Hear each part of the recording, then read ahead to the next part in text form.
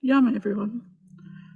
As the festival draws to a close, I just wanted to take some time just to say a special thank you to my Aboriginal brothers and sisters for their wonderful and insightful contributions throughout the festival. Thanks to Marciella Duncan, Andrew Saunders, Bill Duncan, Bradley Mogridge, Ellie Davidson, Virginia Marshall, Jacinta Tobin, Chris Lawrence, and Corey Tutt. And I also want to make a special thank you to Arnie Ann Walden for her wonderful Welcome to Country to kick off the festival.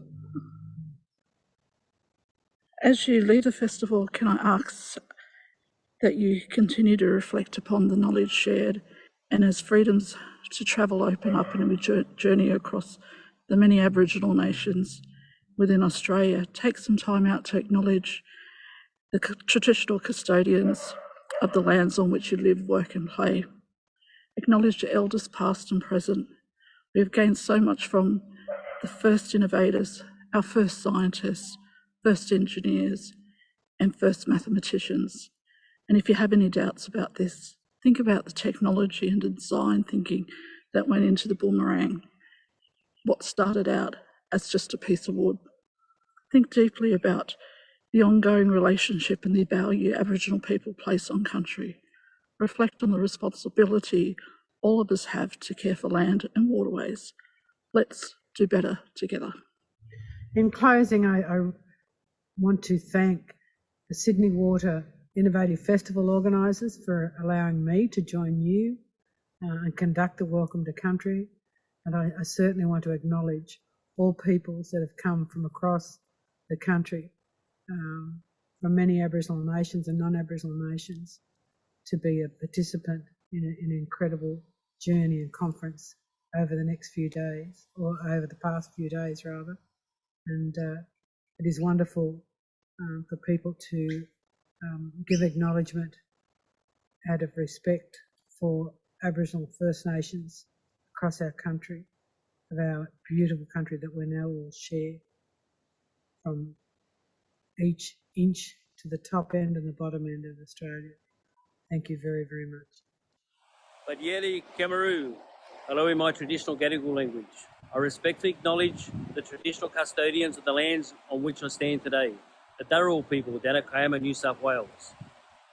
I want to pay my respects to the elders, both past, present and the emerging, for they hold the stories, the memories, the customs and traditions for all Aboriginal and Torres Strait Islander people. Always was, always will be.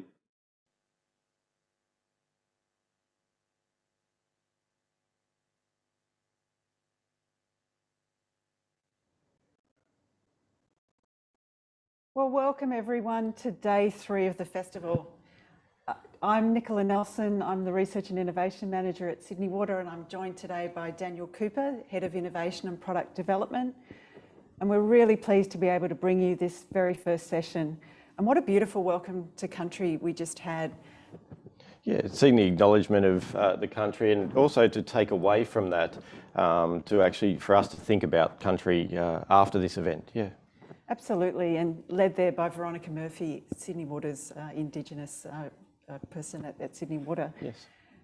Look, we've got a jam-packed day ahead, but we just thought we'd reflect a little bit on what we saw yesterday. Some real highlights, Dan. What were your sort of big moments from yesterday? Well, I was really surprised to see that, out of the brilliant debate, that we ended up with a draw. After all of that work, all that effort, and there we go again. Another outcome that we see from not just the splashes but also the ashes. So. But look, we have the trophy here too, just to share with you again. Look, we did our own poll, Dan, as you know, and look, it came out at 88% of people actually said that Australia was the winner. Yep. Now, we won't mention the fact that it was probably Australians that largely voted, but we'll take it anyway, and very happy to hold on to this very special little trophy that we've got here.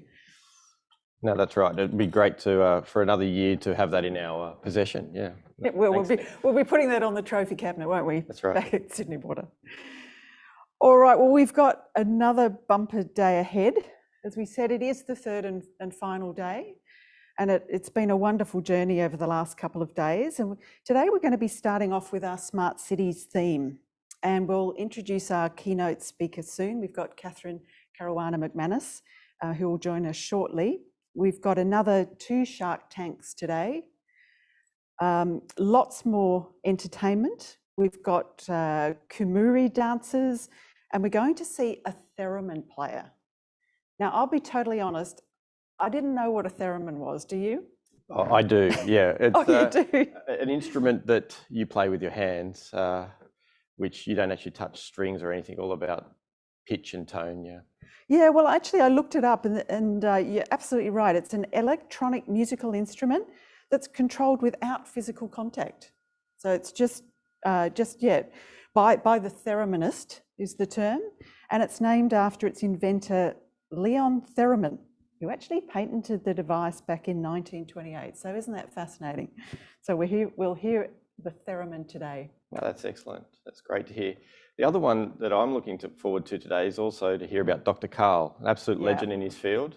A lot's been learnt in my family from Dr. Karl. The kids sitting in the car, they're listening to Dr. Karl's sessions on the radio. It's really good to hear from him and to also hear about techs that we haven't invented yet. So that's what we've got on for this session, and to see what that might and what we might get out of that for the water utilities.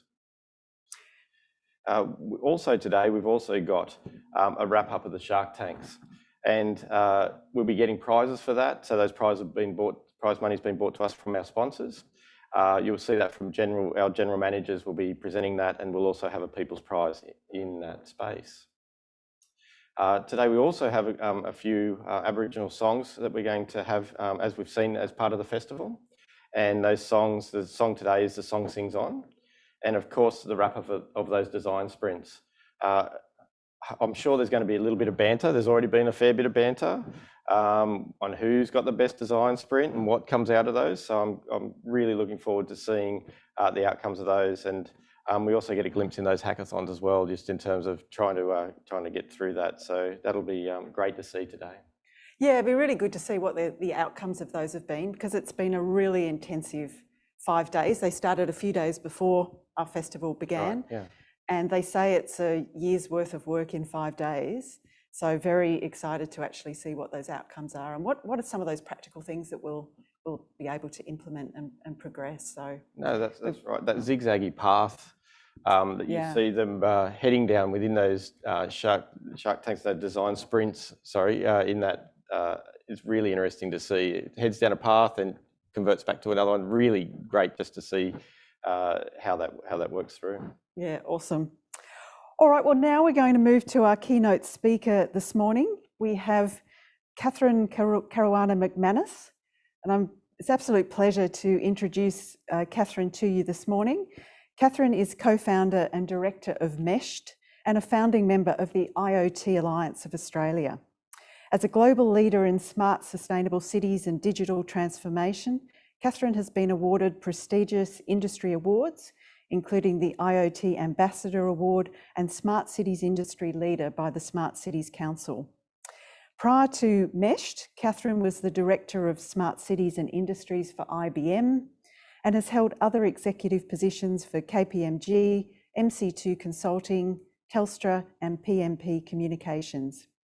Earlier in her career, Catherine was a strategic planner for a major local government authority, and Catherine holds university qualifications in urban planning, economics, telecommunications, management, and applied finance. So before Catherine actually begins, we're going to have a quick message from our sponsor, Gemina, and then we'll be hearing from Catherine. So thank you. See you soon.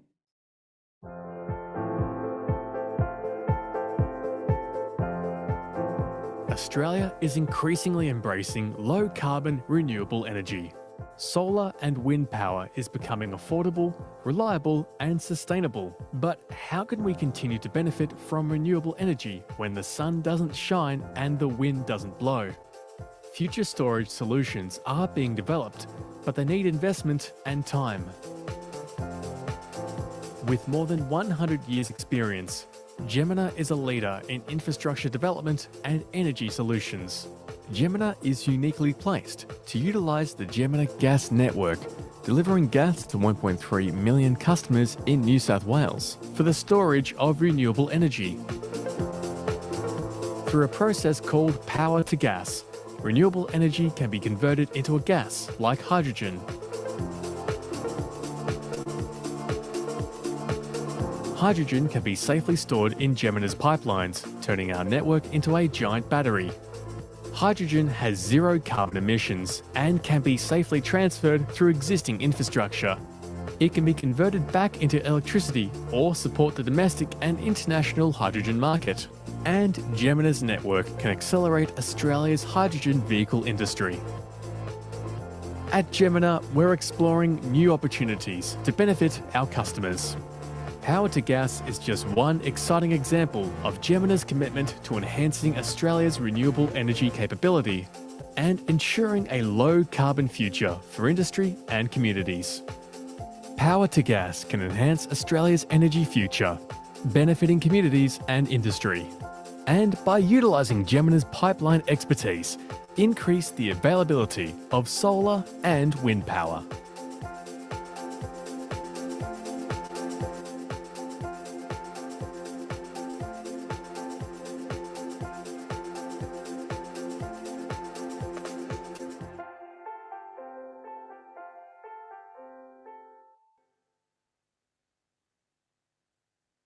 I'm Caruana-McManus, and I am delighted to be here with you today to share with you my perspectives on connected communities and industries for sustainable futures. So I would like to begin today by acknowledging the traditional custodians of the land on which we meet today and pay my respects to their elders past and present. I just love this quote. And it is just so true. Planning for the future is important more than ever. The pace of economic, environmental, social, and cultural shifts is accelerating. By adopting a digital mindset, there will not only be significant benefits realised by your organisation and customers, but also the wider industry and the community we serve. The keys to success are, however, to embrace collaboration within and outside of your organisation. In the area of connected cities and sustainability, it's about reaching out to city leaders, local businesses, startups, and innovators in other industries. It's also about engaging with trusted partners who are also committed to the smart cities and sustainability movement. Having a vision is also very important. The beautiful backdrop of this slide is the award-winning One Central Park development in Chippendale in Sydney, a true testament of being ambitious and pushing the boundaries to create sustainable and affordable places for people and setting a benchmark for future generations.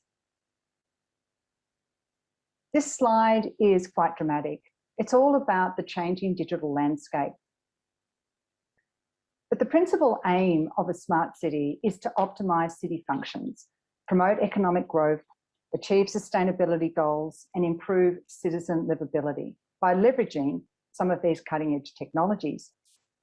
Whether you're applying artificial intelligence or machine learning, or blockchain with smart contracts in your processes, or using robotics for safety and compliance, these technologies, to be of true value, must support the principles of open standards, interoperability, and best practice in security and data use.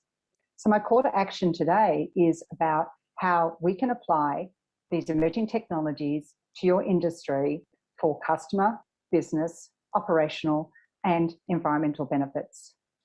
COVID-19 has greatly accelerated the adoption of digital technologies by several years. McKinsey in October last year surveyed global executives and found they have accelerated the digitisation of their customer and supply chain interactions by 3 to 4 years. This is great news for the water industry, which is seeking to digitise their water and sewer networks, as well as launch digital metering as a service for better customer outcomes. The Sustainable Cities and Sustainable Futures movement has a home under the United Nations Sustainable Development Goals. The SDGs seek to reach net zero carbon emissions by 2050, or if not even sooner. Building sustainable cities and communities is a defined goal. However, it is interconnected with other smart cities goals, being ensuring good health and well-being, affordable clean energy, water security, environment protection, and of course, climate action. Given cities consume over 2/3 of the world's energy and account for more than 70% of global CO2 emissions. With the C40 movements, cities are setting aggressive targets for decarbonisation. And there is a push in more advanced economies for a 20-minute city. The idea that people can get everything they need, work, livability within their own local community. And these ideas, as well as others, will be shared at the upcoming COP conference in Glasgow at the end of the month. Smarter infrastructure is an area that I've been passionate for 30 years. I started off my career as an urban planner, then worked for the likes of Telstra and IBM. And for me, it's always been about how can we converge the physical with the digital world and get the benefits out of that. Essentially, smart infrastructure is based on the notion that our city assets are highly intelligent and responsive. It's about making better use of existing assets and increasing their performance, utilisation and productivity. Smart infrastructure can only happen if it is fully enabled with reliable and secure digital backbone, which is embedded into the fabric of the asset. So it can support innovative solutions, such as real-time data processing, remote condition monitoring, autonomous systems, and proactive maintenance. And great tools such as building information modelling and digital twins enable a digital representation of the physical asset, which can be updated in real time, as well as shared amongst the different stakeholders responsible for the viability of the asset. And with a global focus on divestment from fossil fuels, amazing new opportunities are strongly emerging in the next generation energy economy. In Australia, there is a very excited push for renewable hydrogen, with water being the raw material and solar energy providing the processing power. To make this happen, innovative technologies and processes are being rapidly applied, opening up a new whole ecosystem across supply chain and logistics, as well as the creation of new jobs. This presents very exciting times for the water industry, not just in Australia, but globally. The Internet of Things is a really progressive shift in thinking. It's about fit-for-purpose technology. And essentially, it's the story of collecting real-time data from sensor arrays and then doing something really purposeful and meaningful with it. It's come to the fore in recent years due to miniaturization and the massive scalability of cloud services and data platforms being powered by artificial intelligence and machine learning processes. This is the world that I have personally absorbed myself deeply in over the past 5 years. I founded the Internet Alliance for Australia in partnership with a few others, as well as set up my own technology company specifically focused on helping cities and industries to get the benefits of the Internet of Things and marry that with intelligent data solutions. If we go outside, we now have the platform for smart cities, the public realm. The street light is now the smart node, enabling feature lighting and LED energy saving, public access Wi-Fi, 4G, 5G small cells, EV charging. It's even a great coat hanger for all of the environmental sensors, such as air quality and noise, that can provide information to citizens about what's happening at the hyper-localized level. Pedestrian counters are showing heat maps of tourism hotspots, combined with CCTV ensuring public safety. The time you're even spending with your children at the playground is not being wasted, as councils are getting data on how often each of the equipment is being used, as well as whether repairs need to be actioned. Smart bus stops are now being used as cooling zones with vertical gardens and urban heat monitoring. There's a great example of that in Sydney with the City of Ryde, where they've converted their bus stops into green bus stops. And the reason for that is because of the depletion of tree canopy in the urban environment. We're also seeing smart parking and wayfinding coming to life using digital street signage. So why are cities investing in IoT? Well, when I was at IBM leading smart cities, at the time, smart cities was very much focused on large capital spend projects, things like intelligent transport systems. But with the Internet of Things, smart cities has really come to life. And cities are actually deploying smart city solutions largely for the same reasons major corporations and industries are applying the Internet of Things with artificial intelligence. With lower costs of connectivity using low power wide area networks, such as narrowband IoT and LoRaWAN, cities can gain real-time data insights at much lower cost. This is helping them with customer service delivery and support, as well as enabling better coordination across different parts of the business. They're able to think ahead. They can move from reactive to predictive and proactive measures.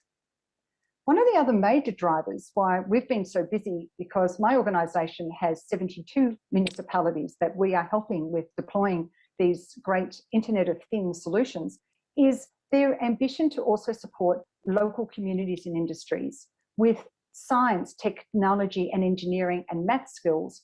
And this is about the creation of new jobs in the services, technology and creative industries. But essentially, data and technology working together are the enabler and the foundation of a smart city. And it's all about making that data, making sense of that data, and then applying informed decisions and actions around that data. We've seen in the last couple of years a really strong focus around the democratization of data. Smart cities and the Internet of Things is becoming extremely accessible. And this is about putting the power back in the hands of the citizens and city leaders to get the data and to focus on localized outcomes for their livability, their work in the industries. And this is being realized very much by things such as open data and portals, as well as smart apps. As someone who has been passionate about open source and interoperability for a very long time now, the Things Network is the most amazing story. Founded in Amsterdam at the end of 2015, within 3 weeks, the Things Network had covered the entire city of Amsterdam with an array of public access LoRaWAN gateways, enabling anybody within access of a gateway to connect their device for free. So the Things Network is all around the democratization of smart cities and the Internet of Things. Today, the Things Network has a developer community of over 150,000, and it has reached 141 countries. My company, Meshed, has deployed very large public access networks across Australia in all major populations in partnership with councils, major government agencies and universities. But the network itself is really just the transport layer. It's what you actually do with the Internet of Things that is important. So one of the first major use cases that was applied around the concept of public access Internet of Things was air quality monitoring. The Technology for Urban Livability project was formed in early 2016 in partnership with the University of Sydney, the Things Network and Meshed. The aim was to provide hyper-localised air quality data in central Sydney. Tulip is now the largest Tier 2 air quality monitoring network in Australia and has expanded to the Hunter region north of Sydney. It was very timely in light of the 2019, 2020 and 2020 bushfires, which detrimentally affected quality of life, with people forced to wear masks well before we had even the COVID pandemic. The good news was that we had lots of baseline data, prior to the bushfires. So by enabling the Internet of Things and getting this data, it was invaluable insights in being able to compare and understand the extent of deterioration of air quality in the urban environment. When we think about cities and how they work, Australia is unique because our cities are very large and they are quite distributed. And so therefore, it's not as simple to provide large-scale sensor networks given just the size and the scale that's required. But the Western Sydney Sensor Network is a great example through collaboration with organisations such as Sydney Water and the Western Sydney Regional Councils, whereby pooling their talents and their resources together, they're able to achieve amazing things. And they've actually deployed a very large public access LoRaWAN network across Western Sydney. And the network is supporting many smart cities, environmental and asset management use cases, such as water quality and water levels, particularly for those municipalities who are keen to encourage cooling and recreational facilities for their citizens, wanting to understand the quality of that environment as a safe recreational environment as well. Weather stations, environmental monitoring such as air quality and urban heat, people counting in tourism hotspots such as the beautiful Blue Mountains, sports ground monitoring, which is being linked to smart irrigation systems, smart waste and bin level sensing. And of course, these data sets are now being ingested into the council's own internal systems, as well as their open data portals or websites, with some of the data being ingested into the New South Wales Government digital twin. So when we think about sustainable futures, the reality is that it's all about the planning up front. So at the beginning of my presentation, I spoke about planning and the importance to think about digital in the planning and design phase. Well, the Sydney Science Park is a great example where, as part of the Sydney Aerotropolis, it's a $5 billion planned smart city, and it's incorporating residential, industry, retail, and research precincts. Blue and green infrastructure is being embedded into the design to support sustainable futures. Key features include the platform of the Urban Living Lab. There's going to be an advanced water treatment plant that will produce 2.4 million litres of recycled water a day. This water will be used for cooling through waterways and features throughout the precinct, with the aim to reduce urban temperatures by as much as 10 degrees Celsius. The water is also going to be used to sustain mass green plantings and vertical gardens. And underpinning the smart city will be the digital twin. Already, we have deployed a number of water and environmental sensors, which are being used as part of the baseline assessment to understand and inform further planning and design of the precinct. Speaking of precincts, cities are very now able to use these accessible tools to create smart places. And in the city of Melbourne, they used the 5G and IoT Test Lab project to create the Argyle Square Smart Precinct. Precinct saw a wide range of sensors installed across the precinct. The benefits to the citizens was an augmented reality app, which informed people about events, the history of the precinct, as well as the information coming off the weather sensors and that sort of information being played out. What you're seeing here is the smart tram stop, this beautiful illuminated poles, which are actually the tram stop. And so people could interact with understanding schedules and lead times in terms of catching the tram.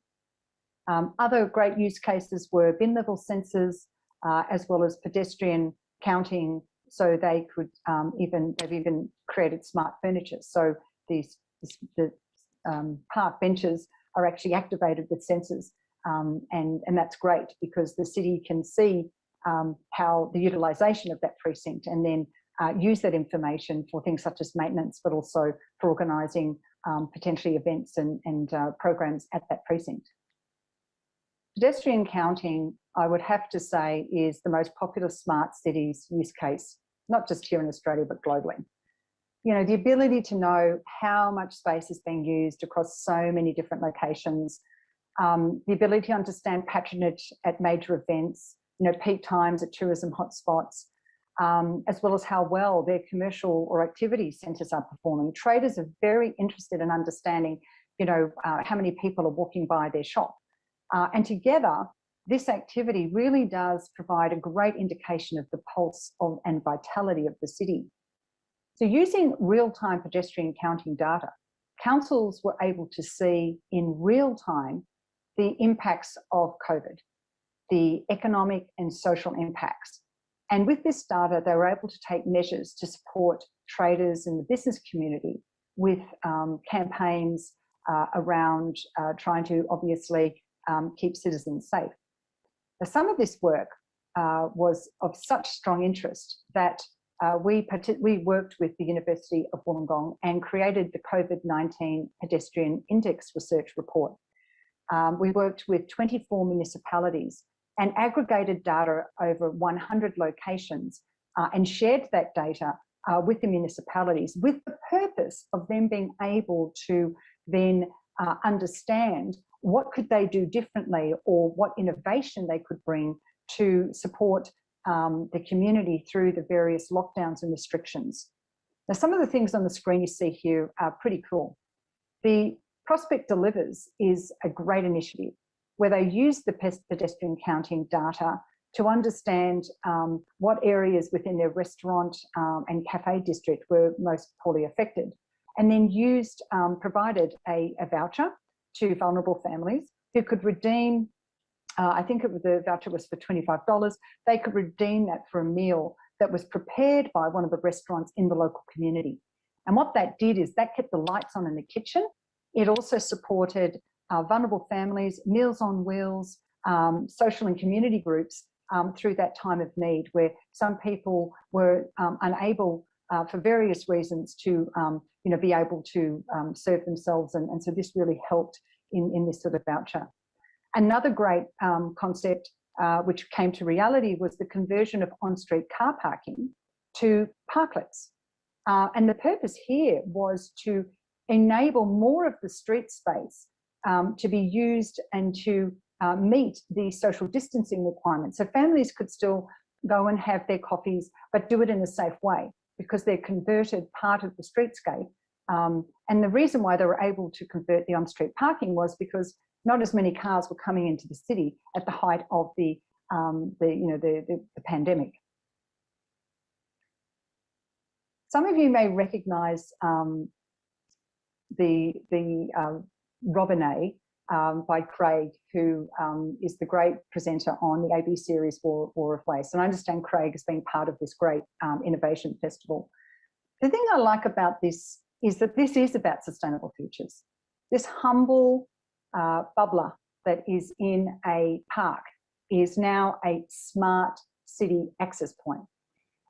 It is completely enabled by smart meters. It's a one-hand bottle refill. It's fully wheelchair accessible. And the thing I like about it, it's small steps. So this is around behavioural change in terms of encouraging people, obviously, to bring their own bottle and fill it up themselves. And there's also a really great, cute example with this one here too, where, how do we make a difference to drive behavioural change for a more sustainable future? I really love this initiative by the Lighthouse Innovation Project, where they installed very small self-powered water meters in showers at student hotels. And they originally did this in Rotterdam. And they ran the meters for 12 months. Over the 12-month period, there were water savings of between 20 to 30%. But the point here was, how did they make that happen? Well, as you're having your shower, the longer you took to have your shower, the poor polar bears' environment started to melt. And so people felt this guilt, around the fact that this has a direct effect on me, on the environment. If I have this long shower, this poor polar bear, which we're all very well aware of global sea rises and obviously, that the whole focus around climate change. So the project was very successful. It proved its point, and now these sensors are being deployed in hotels in Italy, which I think is absolutely fantastic. So who would have ever thought that the reality is we now have a great platform for smart cities and sustainable futures, and it's the Olympic Games. So the Olympic Games is now a platform for this. Tokyo was named as the Hydrogen Games, and they were really focused on pushing, ideas to demonstrate smart living and transport powered by hydrogen fuel. So with the planning for the 2032 Olympics now well underway, the Queensland Government is actively developing a digital roadmap for the world's smartest games, and is engaging with innovators and leaders to be part of this process, with smart cities a key priority. So the concept here is around the opportunity to create an exceptional experience, not just for the athletes, but for all those involved, with a focus on sustainable mobility, affordable housing, digital inclusion, and creation of new industries. And I think the key point here is about legacy. So when we build out, the preparation for the 2032 Olympic Games in Brisbane, and we're looking at obviously investment in new infrastructure, it's also embedding that smart infrastructure thinking and mindset into that process, and being ready now today with getting baseline data so that that can inform the planning and design for the Games. Well, I hope you really enjoyed this presentation, and we're able to see from the case studies the benefits for cities, industries and communities that can be realised by a digital mindset, and technology and data sharing are really important, collaboration and working with others, and I would be absolutely delighted to take questions. Thank you, Catherine, and welcome. Hello. Great to have you online, live from Brisbane this morning. Catherine, look, we've probably got time for about three questions. Wonderful presentation and just so many opportunities. It's really exciting just sort of thinking about what these sort of smart cities are going to kind of look like. I'm going to kick off with a question. And please, if other people do have questions, if we can't answer them now, we're very much happy to kind of get back to you at a later stage. I think, Catherine, there's a question around, obviously, that ability to sort of fully censor our cities, and so I guess there's some ethics around that, and who watches the watchers. So what are your thoughts, or what's your response to, I guess, how people can sort of not feel like it's kind of Big Brother, yet still get all those fantastic benefits that having a censored city can bring? Oh, look, that's a terrific question. And in fact, through the course of the case studies I just provided, all of those case studies are actually focused on non-personalised data. So essentially the sensors are low-powered sensors. They're only able to take small amounts of data, and the data being collected cannot be attributed back to a person. So one of the challenges, though, for cities is that, in recent years, there's been a really strong push for CCTV. And in some ways, that's actually fueled the interest in these low-power, long-range networks such as LoRaWAN, because what they can do is they can supplement that data with completely non-personalised data. I mean, we're sensing things such as urban heat, even the pedestrian counting. That's whilst that's actually sensing smart devices, it's not actually taking any information from the smart device. It's just stating that there's a smart device within zone. There's algorithms written around that so that it can't detect, that particular person. But it's a really great question. And I think one of the challenges in the past for smart cities was that it really was, when the industry pushed this 10, 12, 15 years ago, it was very big. This was about central operations centres, big transport, intelligent transport systems. But I think today it's really about trying to keep it simple and looking into your community and saying, how can we respectfully look at the way that we can use technology and data to understand what's happening in our community? And I think that's a really positive thing. Having said that, at the opening of my presentation, I did make it very clear that when we are deploying smart technologies, it's really important that we embrace best practice in data privacy and use. And the great thing is governments, not just in Australia, but globally, have actually come up with standards around data privacy and use.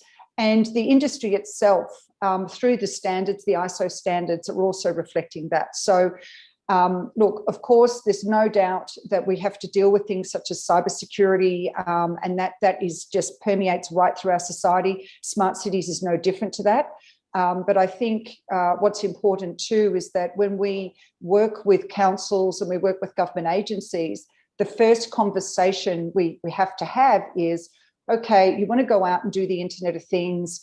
Who is actually thinking about the data management strategy? So before we launch into that sort of, sensing project, there is a discussion about, well, how are we going to manage this data? And that doesn't have to be a negative thing, because organisations like the Smart Cities Council of Australia have actually published, as well as the Internet of Things Alliance, have actually published guidelines to help cities and equip them with those sorts of conversations. Thanks, Catherine. Fantastic. Dan? So, Catherine, another question that we've got coming up here is you mentioned the network is a transport layer. It's what you do with the data that matters. How do we get the most out of driving that change from the plethora of devices and interactions between them? You're right. The data layer is really the important layer. And I think one of the biggest challenges is at the moment when we look into an organisation, one part of the organisation could be from, for example, smart parks and placemaking. So they're looking at through the angle of their particular need. The other side of the organisation could be from assets and operations. And so they're looking at the way that they can get the value of the data to help them with their maintenance schedules and costs. So the best way to get the value out of the data is to make it accessible. And by having standards around, the data platforms that enable this. And look, there's some really good examples of this. I mean, we know, for example, there are platforms delivered by, the large players such as, AWS and Microsoft and IBM. But there's also really great accessible things like open data platforms such as Open Data Soft, where you can actually look at this data. And so the different parts of the organisation can use the data, because one sensor can be very powerful. Just collecting temperature and humidity data could actually, trigger an action from someone within the organisation about how they potentially could use that data. So, I think it comes down to just being open to the conversation about, well, how can we use this data? How do we best, incorporate the standards and the guidelines, within the organisation? And once you've had that discussion internally, then you make the decision as to whether or not you want to publish some of this data externally. And that's where, people like, Sydney Water and others are starting to think about, could water consumption data be relevant to maybe change some behaviour? And they're thinking about working with city councils about that. So that's those conversations that happen between people, not between data systems. Yeah, I think we've got time just for one final question, Catherine. I'm afraid we're running a little bit behind, but we're curious about the applications of blockchain. Can you give us some examples in a smart city context of how that could be applied? Because we've thought of it in terms of potentially water trading or sort of energy trading, but what other sorts of applications might we see in the future? Well, that's a great question, and something that I've actually been quite interested in. So in the spatial world, we have a thing called GPS spoofing. So this is the ability for GPS systems to actually be hacked. How do we know actually that a location is the said location? So the Internet of Things is actually being used through these distributed LP WANs to actually verify proof of location. And the verification process by things such as triangulation. So if you get enough feedback that a physical point is at that point by using a number of these different networks, then that is actually verified using blockchain or smart contracts. That's just one example. Another great example, I really like how you said about the energy and water. So as we move into the new energy economy and we start to look at distributed energy networks using renewables such as solar and wind, right today, for example, in New York City, they're using blockchain as the mechanism for the smart contract for people to actually purchase solar power from other apartments and buildings that are offering it. So there's a really tangible example. And in Queensland, in Australia, there is a project underway looking at water contracts and using blockchain as a ledger, particularly where there's contestability in that water provision. So there's this, on that side. And the other thought is just smart transactions. The ability to use blockchain for things such as business registrations, property registrations, rate payments. And the City of Dubai have really advanced that thinking around smart cities, what they call e-services or e-government. Oh, thank you. That's some great examples. I hadn't actually thought about those sorts of applications. Look, thank you so much, Catherine, for joining us this morning. That was a wonderful presentation. Really appreciate your time and your support for the festival. And yeah, look forward to catching up, hopefully in person sometime soon. Oh, that would be delightful. And as I said, thank you so much for having me, and have a great rest of the festival. Thank you. Catherine. And now we're going to have a little bit of some light entertainment, a little bit of music on the way before we move into our next Shark Tank. See you soon.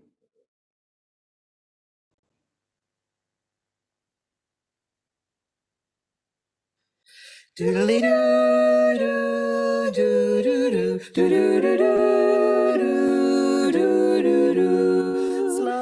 down, you move too fast. You gotta make the morning last. Just kicking down the cobblestones, looking for fun and feeling groovy.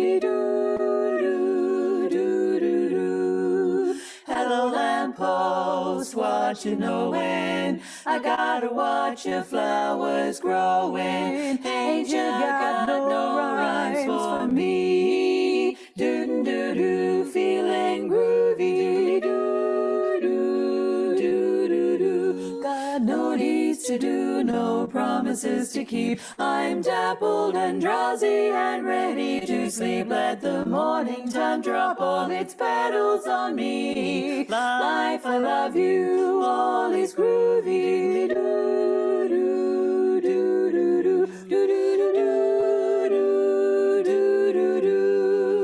Hello, lamppost, what you knowin'? I gotta watch your flowers growing. Ain't you got no rhymes for me? Do-do-do, feeling groovy. Do-do-do-do-do. Got no deeds to do, no promises to keep. I'm dappled and drowsy and ready to sleep. Let the morning time drop all its petals on me. Life, I love you, all is groovy.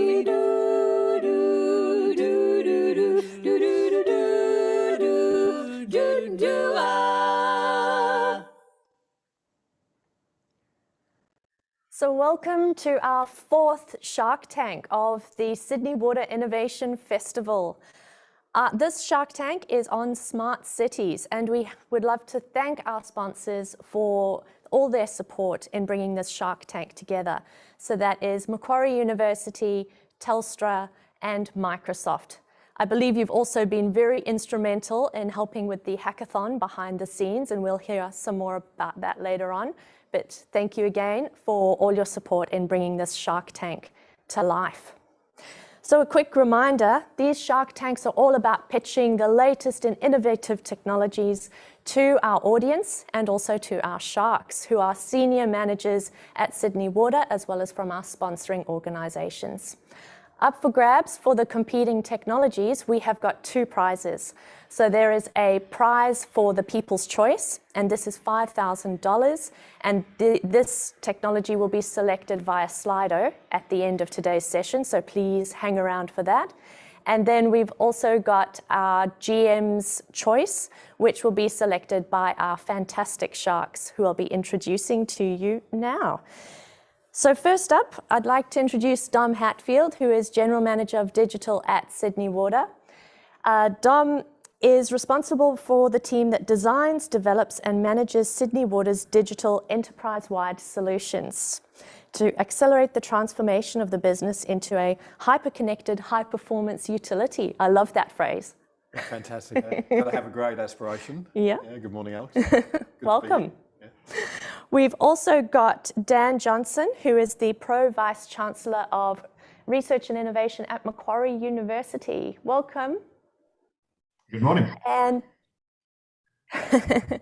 And we've also joined by Charles Ridler, who is an accomplished technology and business leader and is currently the head of enterprise IoT at Telstra, whilst also serving as chairman of Telstra's electronic security business, Sapio.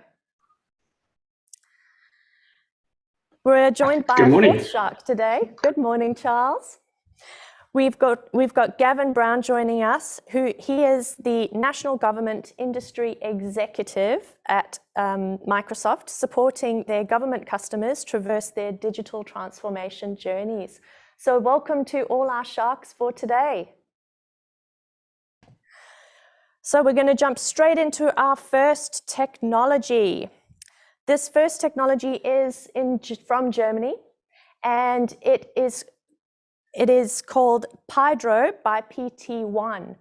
This technology has a TRL, so that's a technology readiness level, which tells you how well developed it is, of 7, which means it's got a working prototype and it's underway in some operational testing.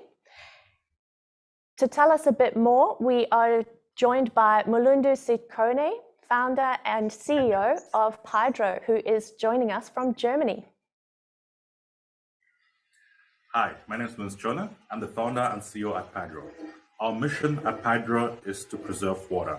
And this is why we're developing our end-to-end sensor solution that provide better visibility into the operation of smart water networks. Water utilities face different kinds of challenges, from aging infrastructure, urbanization, water scarcity, and also water losses. Pipes remain unmonitored and lose a lot of water through leakages and pipe bursts which are undetected. Water monitoring is nowadays done through a mix of vendor solutions which are costly wired, and limitation with the power supply limit the amount of data that can be sent. So this is why we wanted to provide a solution for these challenges, and we developed our self-powered sense solution, which is the PT1, you can see here. One is a self-powered sensor that can measure pressure, it can measure flow and temperature. It also has got a vibration sensor integrated into it. In the future, we want to also integrate things like quality measurement and so on. But what we offer here is a service, meaning the data behind that. And we also offer things like replacement of the sensor. And the business model we are going for is the so-called sensing as a service business model, where the customer pays a monthly data plan for the sensor data that he gets. Also, we're going to sell the system at break even. So mainly creating revenue through the data which is created. Nowadays, there are some solutions out there. Some of them are battery powered. There are also some grid connection solution out there. Or there are some solutions which are solar or wind powered. But what we offer is an water to data end-to-end sensor solution. And this is something that makes us unique. We are looking for potential investors for our Series A round for next year. We're also launching the product for the pilot phase. So looking for potential clients that can help us make our product even better. Thank you, Mulundu, and welcome to Sydney Water's Innovation Festival. Thank you. It Thank you must very be much. pretty early in the morning or pretty late at night for you. What time is it there? It's midnight, actually. Okay. Felix from Germany. Yeah, thank you for staying up late for us. We're going to, so you've stayed up late for us, but we're still going to throw you to the sharks. Hopefully they're more like dolphins this morning, but we'll see what the mood is. I'm going to ask Gavin if you'd like to submit the first question. Sure, yeah, look, thanks for staying up. It's fantastic, really cool idea. Prototype, you're at TRL 7 at the moment, which is awesome. I understand where that is at. Have you done any cost analysis on it and what the cost would be to develop this product and actually get it into market? Yes, so basically, long term, the system should cost about 2,000 euros, and we'll be charging about 55 euros per month. So in comparison to battery-powered solutions, what we provide is a system that can send data in real time. That means you don't have to change the batteries. This is costs we would save, for the battery replacements. Okay. Next. I think we throw to Charles. Hi, thank you. It was a really great presentation. I love the product. So what market are you actually going after? Are you going global, and do you see this as an opportunity to tackle in a scalable way every geography, or are you going to focus on one geography first? Definitely. So basically, we are targeting global. That means our approach is water to data, and the system should be as simple as possible to be installed. So we're looking at, of course, Europe and also other countries, around the world. I'm just going to follow and have you? Sorry, just yeah. Okay, you go, Gavin. I was just going to ask, have distribution into other countries. How are you managing that? Well, we're looking for partners actually. So basically, we have one installation in Norway, in Oslo, and we also had another installation in Altus, and we're still looking for partners in different countries. And the goal also is to have a system that can be sent to the customer and he can install it himself. All right, Dan, the floor is yours.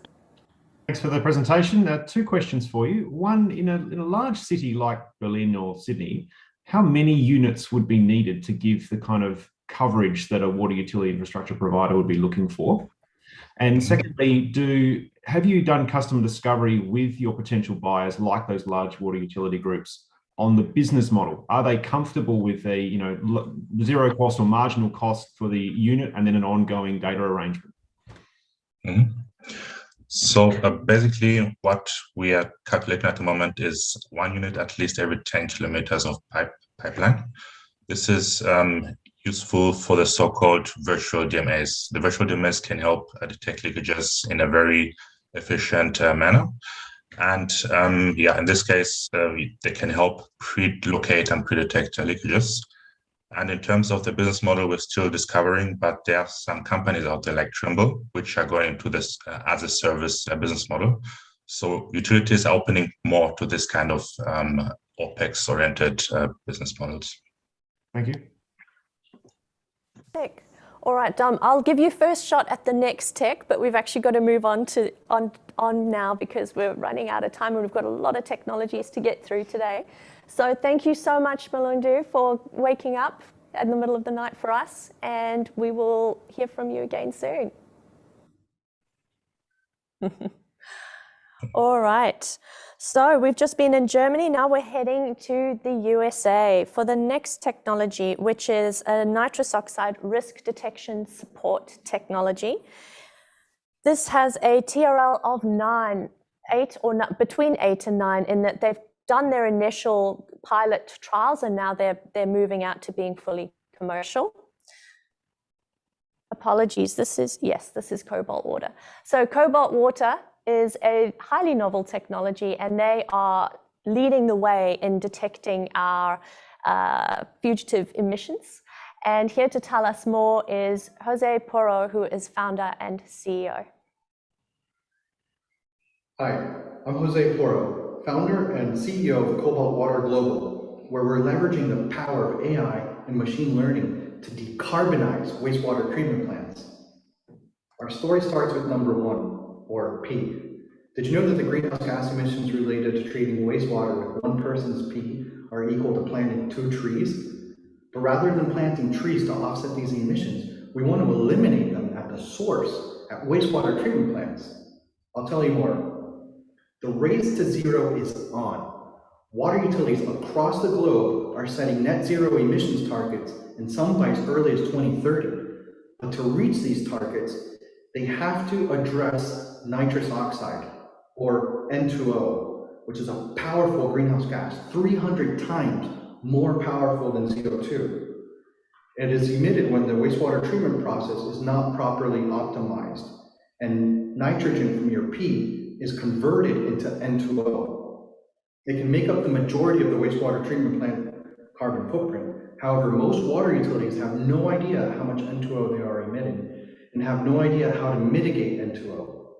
But this no longer has to be the case because we have the solution and we can stop N2O emissions. Our secret weapon is the N2O Risk Decision Support System, or DSS. The N2O Risk DSS uses AI to combine expert knowledge on N2O with machine learning to quickly quantify emissions, optimize the treatment process, and eliminate N2O. It is a tech product that allows us to scale our knowledge and impact.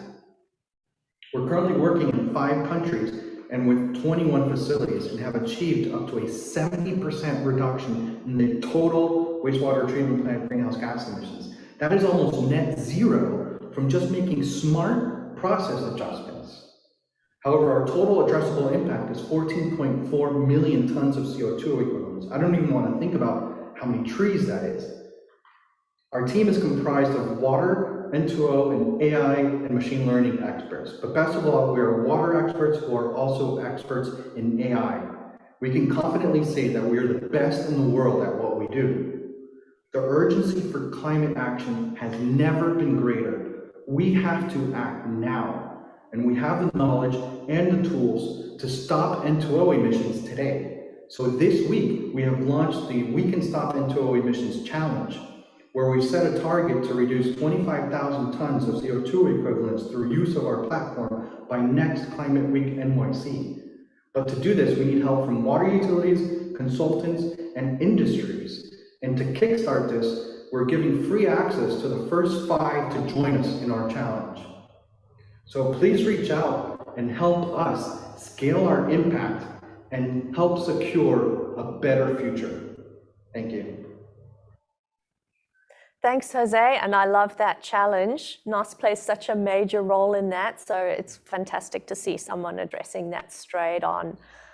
I'm going to throw to Dom for the first question. Yeah, thanks, Alex. Thanks, Jose. Really interesting product. I love to see the passion that came through that pitch as well. I'm interested in the total cost of ownership of this solution, especially the scale that someone would need to deploy at to be effective. Can you talk a bit about what that looks like? Sure.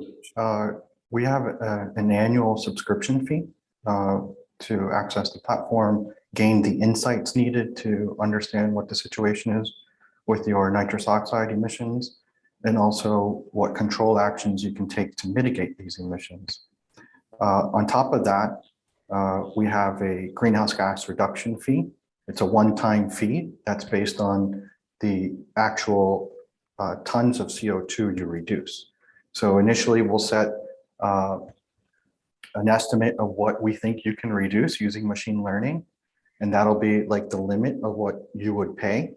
So if you reduce more, you actually don't pay more. If you don't reduce anything, you don't pay anything. And if you reduce something in between, you pay for what you reduce. And the subscription fee is pretty modest, as well as the greenhouse gas reduction fee. It's competitive to what you would see in the voluntary carbon markets in terms of purchasing offsets. Thank you. Do you have can you quantify the fees?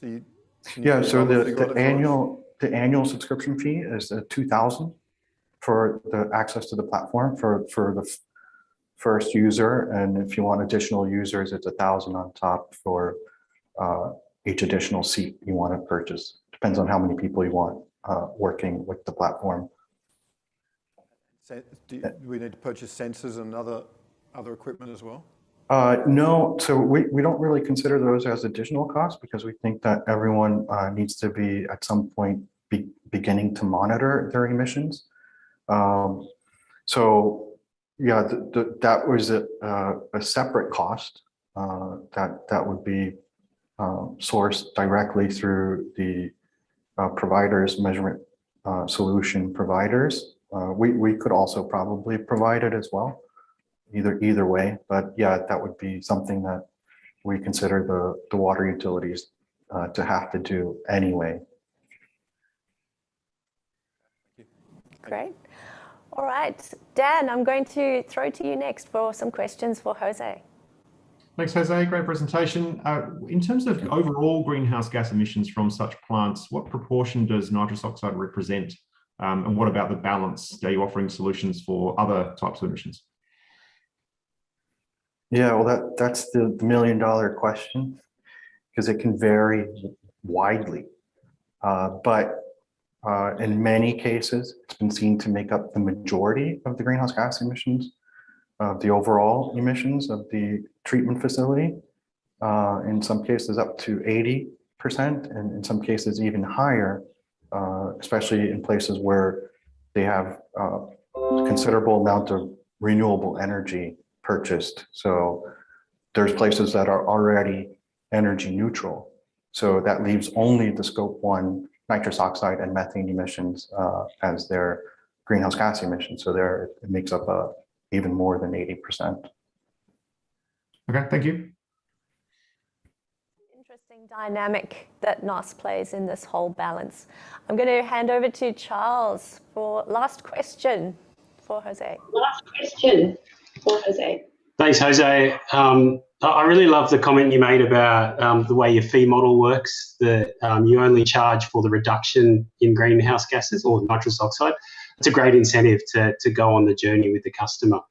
My question, though, is you mentioned, so your product helps quantify the emissions. Then the next step is to take action to actually make change. Does your solution actually help take that action? Or is it just an alerting tool and then it's on the water authority to develop an action plan? So we recommend what control actions can be taken. So for example, a DO set point, you see that directly from the platform where you should be operating, and you can see where you're operating currently versus where you should be. But we leave it up to the operators to actually make that change. I think that we can also do it automatically, but we like to start first with the operators, the process engineers, first feeling comfortable with the recommended changes and doing that manually. And then if there's interest, we could take it further. Okay, great. Thanks, Jose. Thanks, Jose. Such a refreshing technology, especially given there's so much attention being given to emissions at the moment, especially leading into COP26 later on this year. So thank you very much for being on the front end of actually helping us tackle this big challenge. Thank you. Now going to move. My pleasure. Thanks, Jose. We're now going to move on to our next technology, which is the Leakster. This technology has a TRL of 6, which means it's post-R&D with a working prototype. Leakster has developed a unique water distribution condition monitoring solution, both hardware and software, that detects, classifies, and pinpoints water disruption pipeline leaks. So it's been demonstrated in a small scale and is currently being trialled at urban utilities in Queensland. So I'm thrilled to be able to introduce Sarah Richardson, Director and Founder of Leakster. Hi, I'm Sarah from Leakster. Between 2017 and 2020, Sydney Water's dams declined at the fastest rate on record. We are entering an unprecedented era of climate change. The planning that you do for today drives the water security of our future. To make decisions, however, you need accurate information about the water network. How do you understand what is happening in your assets that were installed 50 years ago and are underground? Challenging decisions are being made on imperfect and often blind information. Where exactly are my leaks and which one should I repair first? When do I maintain an asset or augment it? Are the valves shown as open on my SCADA really partially closed? We set out to build a solution that assists utilities in decision making and provides an intelligent digital twin of the water network.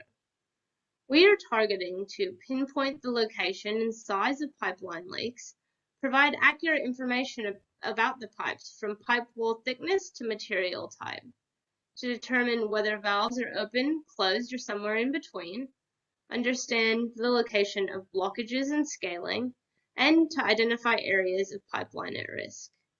Now, how does this work, you might ask? We have a sensor that is installed. It sends a signal into the pipe non-invasively. The sensor then reads the return signal and sends it up to the cloud. For a field survey, the results are aggregated and automatically emailed to the utility. We are in the process of moving towards a permanent in-ground solution, providing continuous and real-time monitoring of the network, similar to the image on the right. Our long-term goal is to provide the monitoring as a service, allowing the hardware to be paid off over the whole regulatory cycle. We are well on our way, but we're not there yet. We're working really closely with urban utilities in Queensland to validate our technology and test and trial it in their network. We also have a relationship with United Utilities through their Innovation Lab program. Our first iteration is focused on leak detection, and we've achieved some really exciting preliminary results, pinpointing the location of leaks up to 700 meters away from the sensor. We have taken our first steps towards identifying points of interest on the network, including changes in pipe material and pipe wall thickness. For many of you, this is the first time you have heard of us, as we are a startup out of Queensland. However, after much research and development and testing, we are finally able to demonstrate the technology and would love the opportunity to run a trial in your network. My email is below, and we would love to hear from you. Please reach out. Thanks, Sarah, and welcome to the Innovation Festival. Hi, thank you for having me. You're in our time zone. Fantastic. Whereabouts are you in Queensland? I'm at the Sunshine Coast. Okay, so living the dream. Yeah, it's nice and sunny today. Fantastic. All right, I'm going to throw you to the sharks. You should be pretty familiar with them, seeing as though you live on the Sunshine Coast. Gavin, do you have a couple of questions for Sarah? Yeah, always go around the commercial model. So what are you thinking around that? You're a startup. How have you costed it? How have you got, what do these modules look like? What's the data ingress, egress cost, and lots of stuff, and the actual software in the cloud and the like. So talk us through that. Yep, so we're looking at doing sensing as a service. So our long-term goal is to roll these out across the network. They'll have their own standalone boxes. We're wrapping the cost of the hardware into the servicing fee.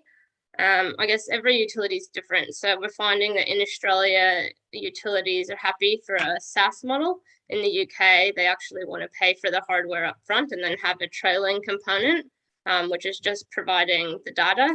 We're looking at doing an API into the utility. We've been told that utilities don't actually want another screen. They have too many screens with information. So we're pushing the data directly back to the utility through an API. But our business model is to work with every utility individually to make sure we're developing a solution fit for their requirements. I'm not sure if that answered your question. Well, it sort of does, but I'm going to be a tough one here. That's all right. It's that means you're bespoke every time, right? So you got to get, for being viable going forward, you got to look at ways in which you can actually make this turnkey almost and roll out. So have you thought about, per unit cost, as a SaaS model, is that a monthly cost? Is it hourly? Yeah, so monthly. So we're trying to make it cheaper than a data logger, charging $100 and $150 per kilometer per month. So we're charging on a per kilometer basis. Okay. So it isn't bespoke in terms of the actual technology per utility. It's just about how we do the business model. And for utilities that want to pay for the hardware up front, that SaaS component falls off significantly. Yeah. And so I'll throw to Dom on this one. Hey, Dom, how many kilometres of pipelines you got, mate? Do the sums. So we've got about 50,000, roughly split 50-50 wastewater and drinking water. So yeah, we're focused on drinking water only. Sarah, if I could take just one of the points you made, have you thought about data integration and open data? So most water utilities have lots of sensors, lots of different manufacturers, lots of sensors, and we need data integration at scale. We need open data standards to be able to achieve that. Have you in your design, have you thought about how you make that integration open and seamless? We're working on it at the moment. That's what most utilities told us. We're not at a stage yet to be rolling it out at scale. So we're just in early stages of that. But in terms of using additional data streams from the utility, I was going to say, in terms of using additional data streams from the utility, we can wrap some of that data into what we're doing as well, because we have an AI backend. So we can take some of the additional data that utility has in order to provide greater insights. That was a great question, though. What's your aspiration? Yeah, I want to hear the answer to that one. It's challenging in terms of open data. So because we're sending a signal and we get a return signal, there's a lot of, I guess, knowledge and IP in what we do with that signal. So we're working with a company in Saudi Arabia who wants access to all the data. So that is fine. We're completely happy to provide that data to the utility. Whether or not it's useful to the utility because the algorithm that we have is bespoke for what we're doing is another question altogether. Does that answer your question? Who do you want to throw to? Does that? Yeah, yep. I think it does, yeah. All right, Charles, we're going to let you jump in here next. Yeah, thanks, Sarah. Hey, so this is like obviously a big problem and something that a lot of people are working on. And it's quite a crowded field with a lot of different companies trying to crack in and do well in this space. What's the secret sauce with your solution? Is there something about the sensor, or is it the software algorithm? Like, where's the IP in your product, and what is it that's different about your solution? There's a lot of people trying to crack leaks specifically. So you have data loggers that listen for leaks. Where they fall over is the economics. So they only work on particular pipe materials because the sound of the leak attenuates very quickly. What we're trying to achieve is distances from one sensor 2 to 3 kilometers for one sensor. And then we also have triangulation that then accurately shows the location of what's happening in the network.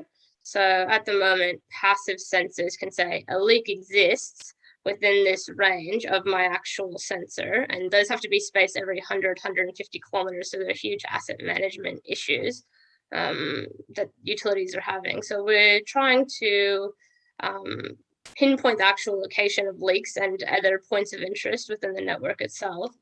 And then also doing it economically at scale. So that's the point of difference. Right. Really? Okay, thanks, Sarah. All right, Dan, we've got time for one more question. Charles asked my question. All good. Thanks. All good. Thank you very much, Sarah. It's wonderful to see technology coming out of Australia, especially in such an important field as fixing the leaks and finding the leaks in our pipelines. Thank you for joining us today. Very much. All right, so up next, we've got a really, really new tech. When I say new, it's got a very low TRL of 2. So this technology is it actually doesn't even have a proper, it's from Macquarie University, but it's got a very new name, Cybentis Critical Water Services, and it's an AI-enabled vulnerability and intrusion detection solution, which is in partnership between Macquarie University and Cybentis. So this technology has a TRL of 2, which means that it's still very much in the conceptual startup phase and is only just about to be developed into a proof of concept. So this is part of an involvement between Defence and CSIRO, and they are trying to develop security mechanisms for smart water systems to stop hackers from disrupting water supply and wastewater systems, as well as recovery programs so that water utilities can return to normal operations as quickly as possible following a breach. This project in particular will develop multi-level security mechanisms to protect water quality monitoring against failures and cyber attacks. So this is a very different one, certainly within the realm of smart cities. So here to tell us some more, we have got Alireza Jolfai and Hainat Sahu Khan. On behalf of Cybentis and Macquarie University, I am pleased to present quality assurance for critical water services.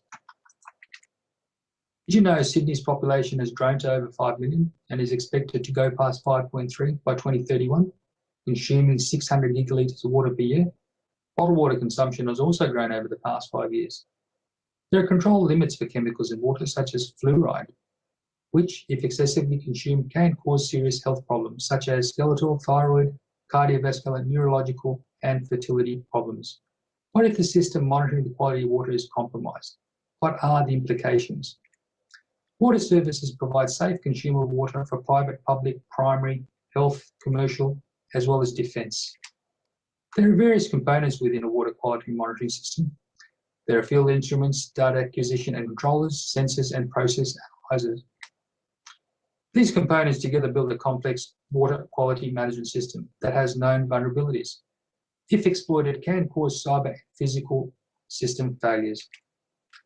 Here is a typical osmosis water purification system that is commonly used in health, hospitals and pharmaceutical companies and so on, also susceptible to attacks. The osmosis water purification system would have monitoring controls. The graph on the left shows desired water quality meeting thresholds. The middle graph shows abnormal quality which is detected and alarms are raised. But what if the system is hacked and the thresholds are moved, like the graph on the right? How long will it take for the attack to be detected and what are the consequences? I want to share some actual events, such as delays in warning consumers of toxins in the water, to well-orchestrated cyber attacks, attempted poisoning in Israel and Florida, the United States. What if a hacker gains access to a water treatment plant, increasing sodium hydroxide levels to poisonous levels, while also hacking the quality assurance sensory system to show the status of green? Can you imagine the enormity of this reality? To protect us from such catastrophic events, Cybentis has produced a next-gen AI-enabled vulnerability and intrusion detection solution using a unique algorithm. Now, it will give you confidence to know the team has over 50 years of combined experience in industry and academia, with over 150 publications, and is ranked #1 in SCADA, and are board members of IEEE and ACM. Cybentis, in partnership, wants to advance the next generation solution, requires appropriate clearances, allowing access to relevant protected information, facility to securely pilot the solution, and funding support from proof of concept pilot to production. We're also working with Macquarie University on co-contribution. Team Cybentis would like to thank you for this opportunity and look forward to working with you in the future. Thank you so much, Hayat, for a lovely presentation. That was really interesting and something, it's a field I'm not very familiar with, but I'm very keen to learn more about. So thank you for joining us this morning. And Alireza as well, thank you for jumping on. You both in Sydney? Yes, we are. We're both in Sydney. So the time zone's not too bad. The weather's not the best. Well, thank you for joining us. I'm going to throw to Charles straight off the bat to ask you some questions. Hey, thanks guys, thanks for the presentation. And we all know that cyber security risk is the #1 problem we're facing in critical infrastructure. So totally aligned and agree with the proposition. My question is, how unique is this to water? So obviously water is a big problem, but is there something unique about your product that only applies to water? And then the second part of that is, how scalable is it? Could you then take this solution and apply it to other utilities like electricity and other government critical infrastructure needs? Sure. So there are competitors trying to develop something similar. We've had a lot of contacts from people pretty much trying to get our IP and not really wanting to buy the product. The questions sort of tell us the tech is something unique to us through our algorithm. We've gone through the process of, as mentioned, labbing and coming up with good results through our exercises. At this stage, the water infrastructure is a very large entity. As we mentioned, critical water supply isn't just drinking water. It's dam water, farm water, bottled water, and so on. And water used for, pharmaceutical, medical purposes as well. So if you look at that entire industry and the scale, our product aims to touch all of them, whether it be domestically or foreign, private, public health, private health, or military. At that point, if we do see the need in other infrastructure, we can scale. But the reality is, within water itself, it's just a very large critical infrastructure that we're trying to base our product on, or we will be basing our product on. Okay, thank you.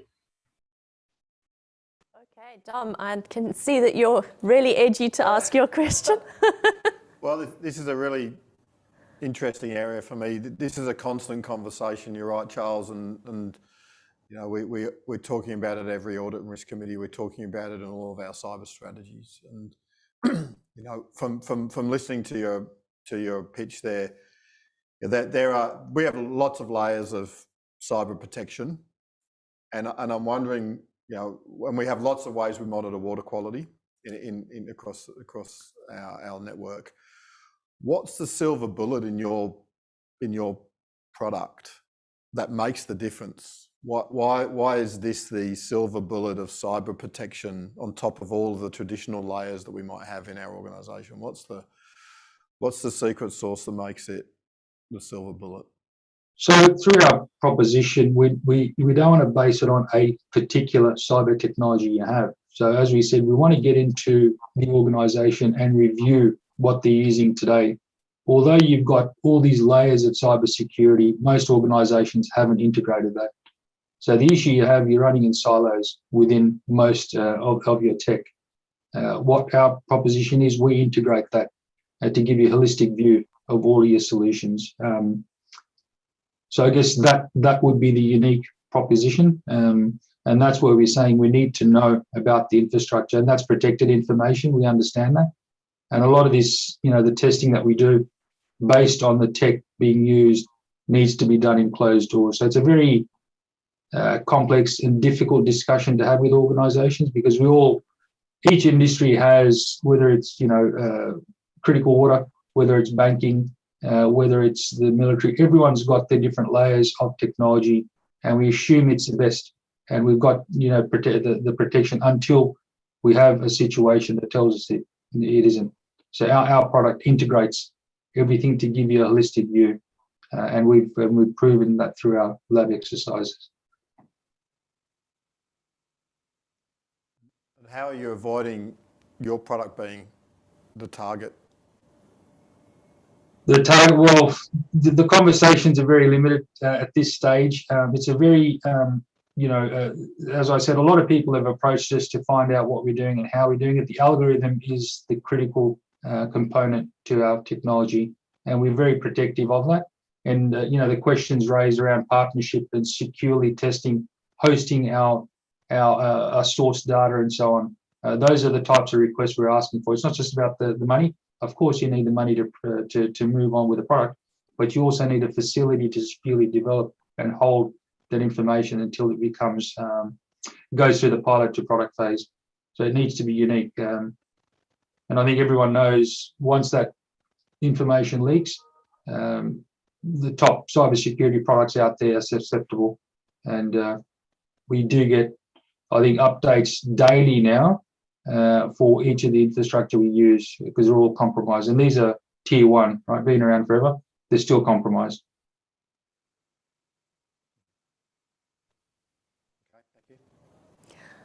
All right, Gavin, I'm keen to hear your questions. I've got 1,000 questions, but yeah, look, you do. and you sort of touched on a few points there, but I'll go back again. You've got to be thinking about how you're going to fund this thing, right, going forward. And I'm going to harp on that funding model. You're thinking about a SaaS model. Is it a pure consultancy? What is it? What are you thinking? Where's your thoughts at? So at this stage, I think we're moving from a consultancy to a SaaS. We'd like to get to a SaaS model. And that's where we're saying we want to move through, a proof of concept to a pilot to a product. We want to do our market research to find out what the providers want. We don't want to add to their existing infrastructure. SaaS does become, I guess, SaaS is generally around cloud, depending on, the organization. They may want to have an appliance within, their controlled environment. So, there can still be a virtual appliance within their environment. So we want to work with each of the vendors to find out what they want, but the code itself can be applied to a SaaS, to a virtual, or to a physical. And that's a type of discussion we want to have depending on the organization's need. And that's what makes us unique. We're willing to work with them, work with the different layers of technology, cybersecurity technology, and monitoring technology, right? Because we want to make sure every component is covered. And we do understand the technology around monitoring, the sensors and so on is evolving as well. And they're becoming targets more and more. IoT is a big thing now, so they're becoming more and more susceptible. So I hope that gives you more of an idea as to our direction. Yeah, and have you thought about, the security market's pretty big. There's a lot of players in that space, and there's a lot of R&D money being spent in that space. Have you thought about being a part of an ecosystem of either one or a number of those software providers? Shameless plug for our organisation here.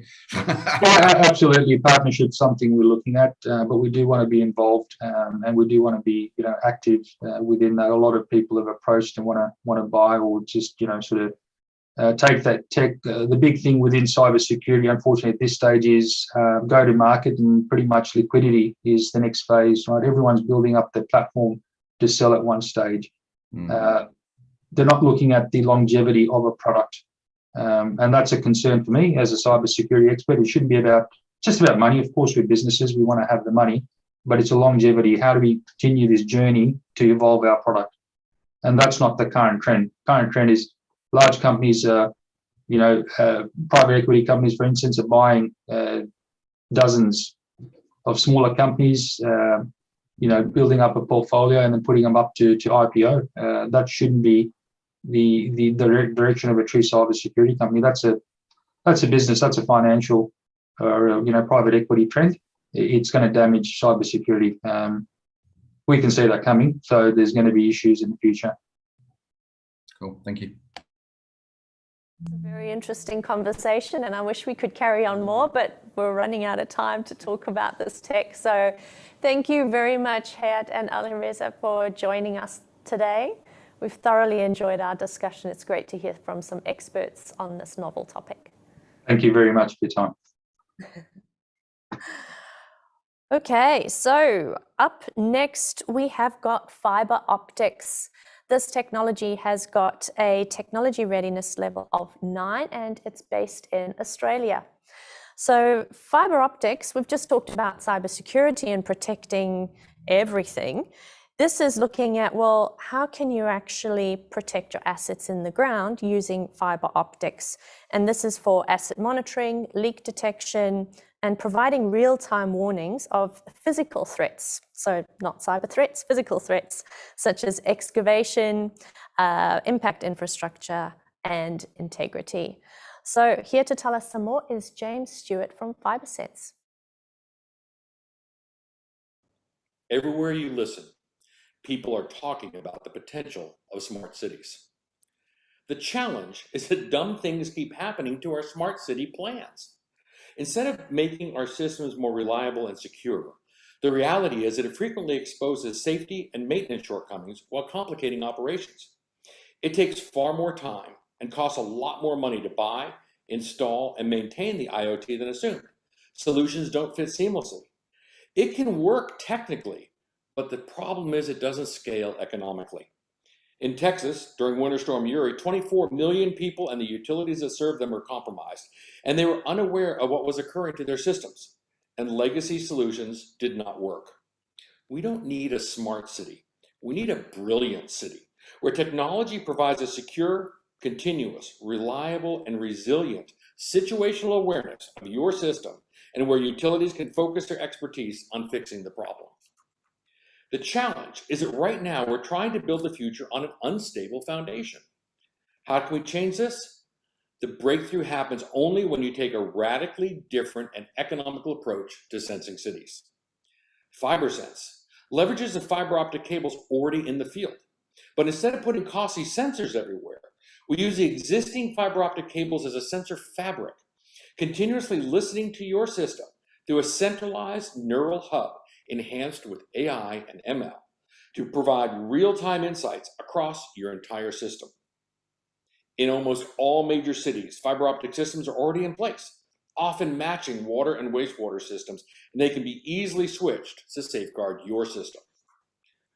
What if you could have situational awareness of your entire system through an independent and secure network in a matter of weeks, not years, that is reliable, resilient, and economical?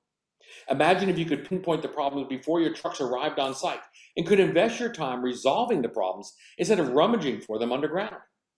What if you could identify and proactively repair a leak when they're minor, instead of reacting after a sinkhole has appeared and eaten a few cars and maybe even a lorry?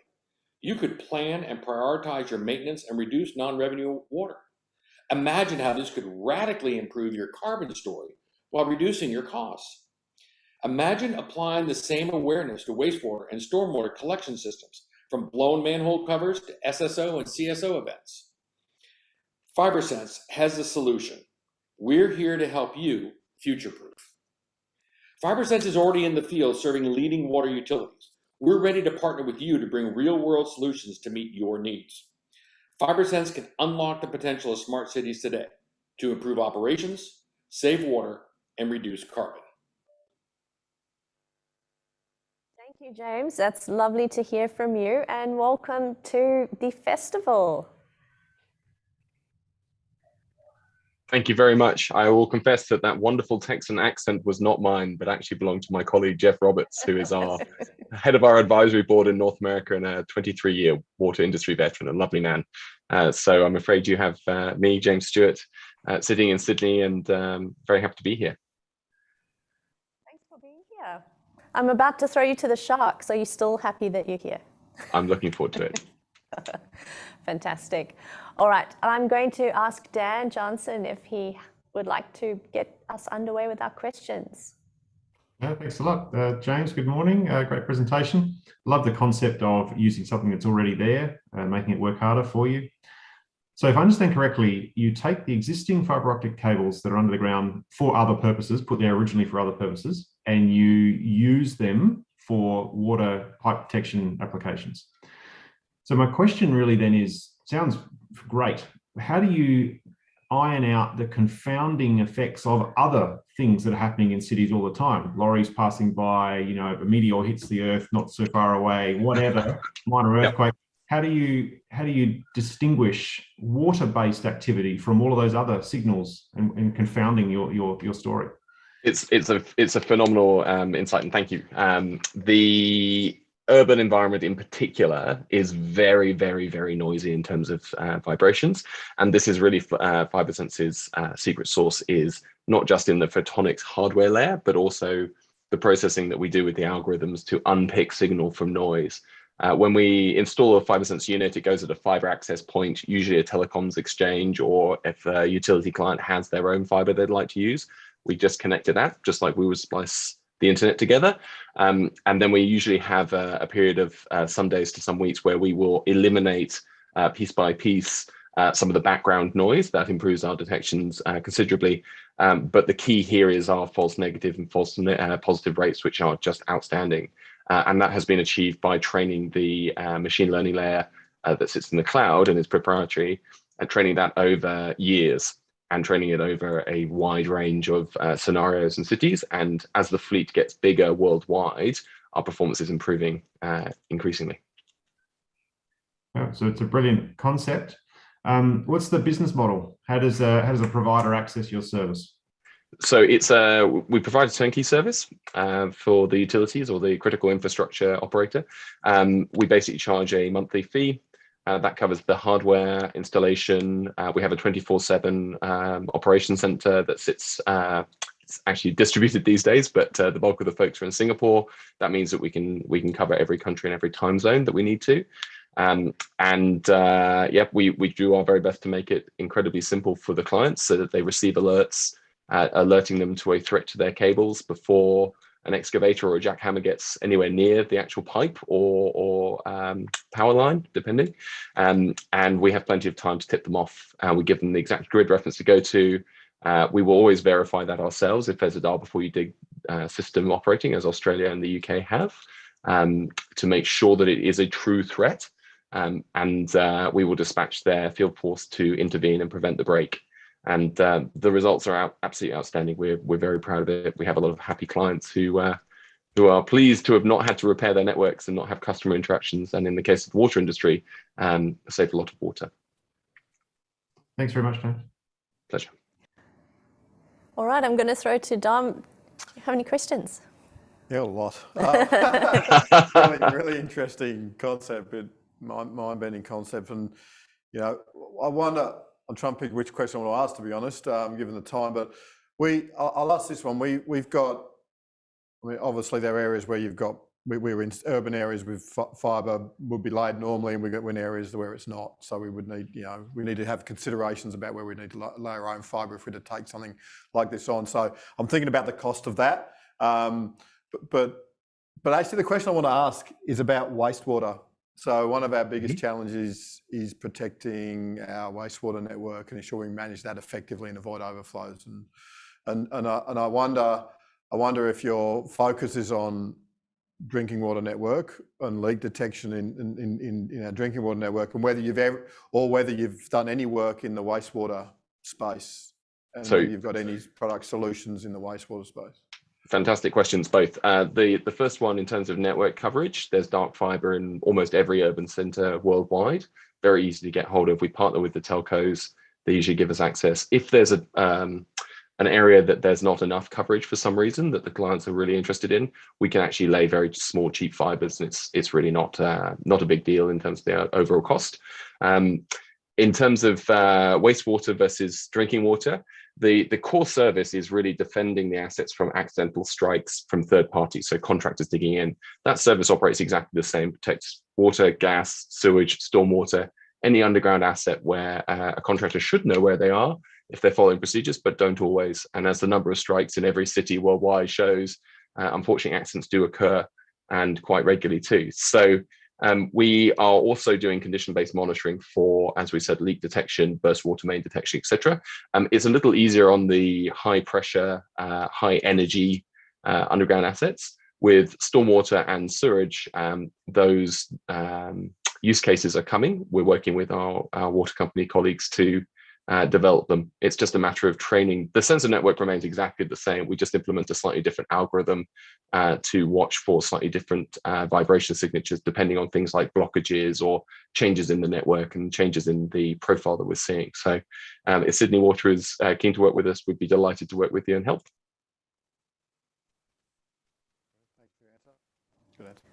Good answer. All right. Charles, we've got some time. We've got 2 minutes for some more questions.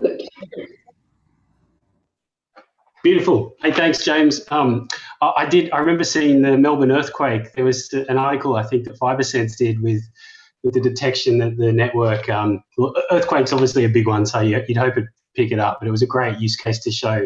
I saw the grid in Melbourne, it looked fantastic. Absolutely. So I love what you guys are doing. My question is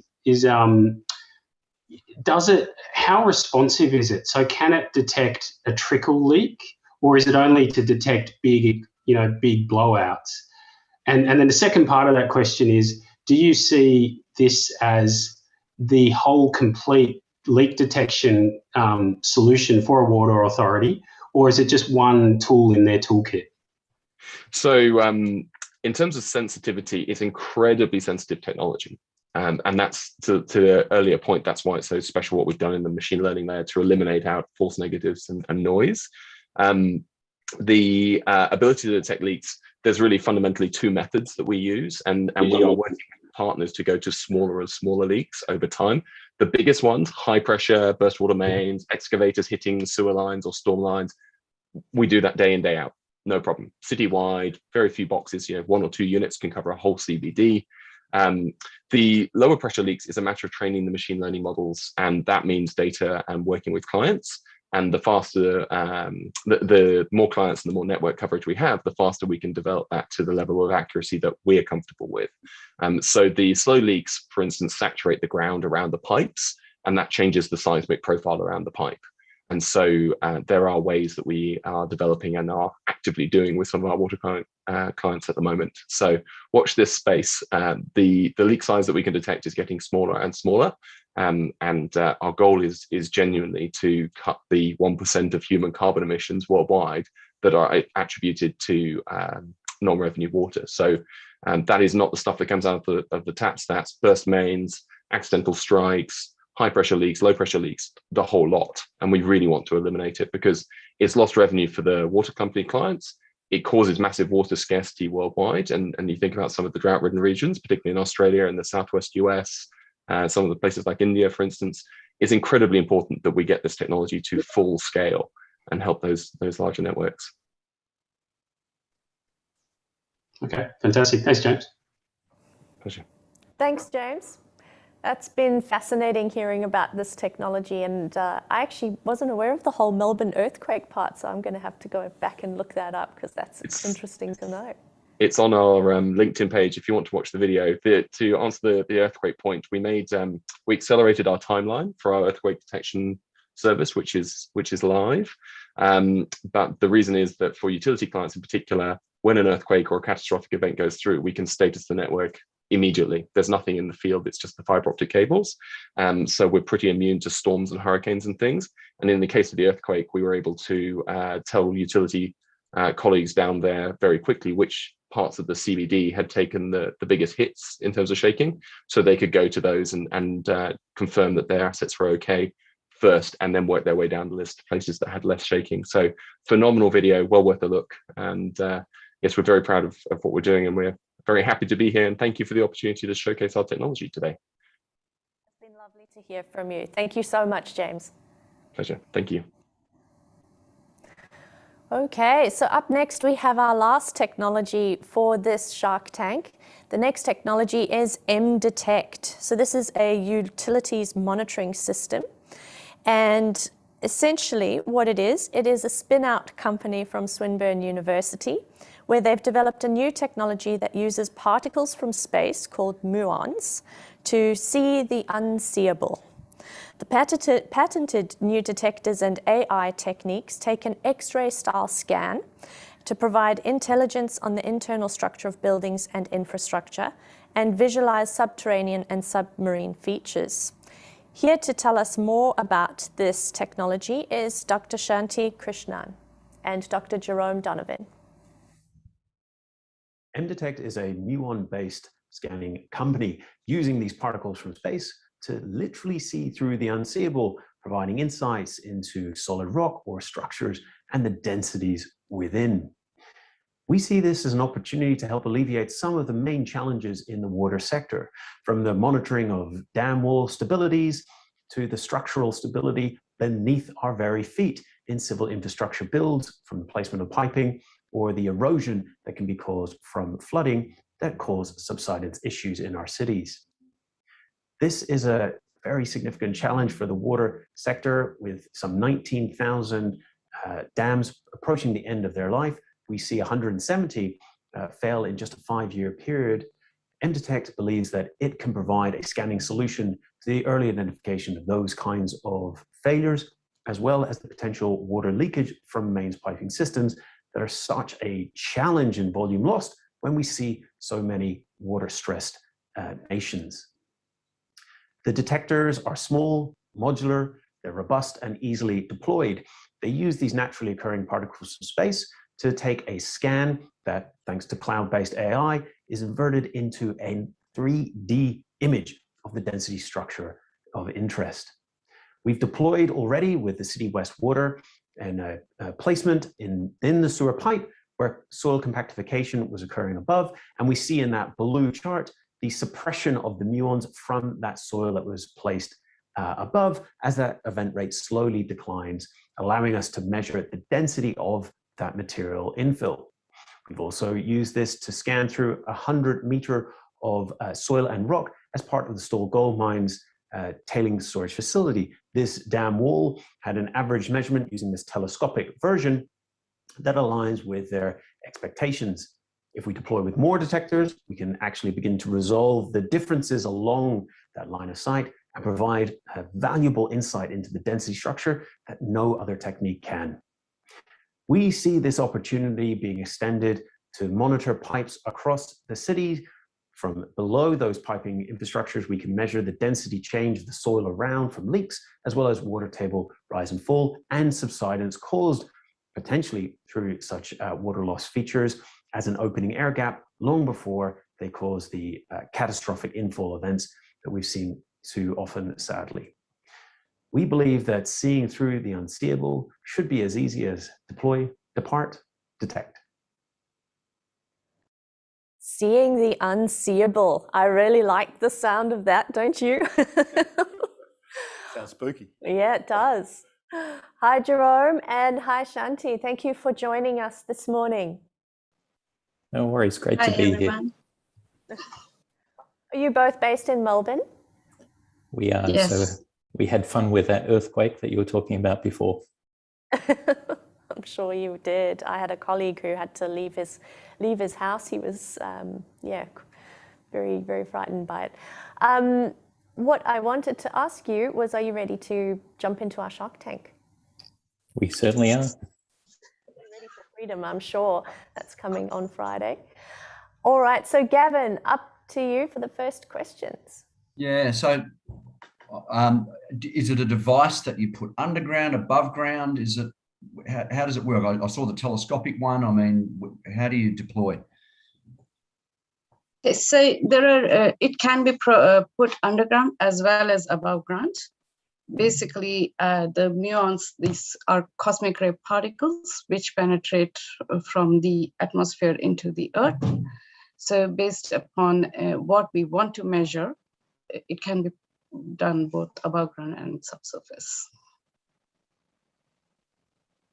I'm trying to get off mute there. And so so how do you buy this thing? Is it a subscription model? What's the business model, commercial model around it? Yeah, good question. So we have a mixed model. We look at a set fee for the devices, and obviously that's scaled depending on the size of the area that we're analyzing, along with a subscription model for the data analysis and reporting. Okay, and have you got it any water utilities at the moment? Who's using it now? We've had a few negotiations. So as you saw in the video, we've deployed in the City West Water utilities context, as well as we've actually deployed within the Stawell Gold Mine in Victoria. We haven't got a partner on board yet, but we are talking with a range of different companies. We have Oz Minerals in the mining context, and we are looking for a water utilities company, specifically within the context of a water dam. Thank you.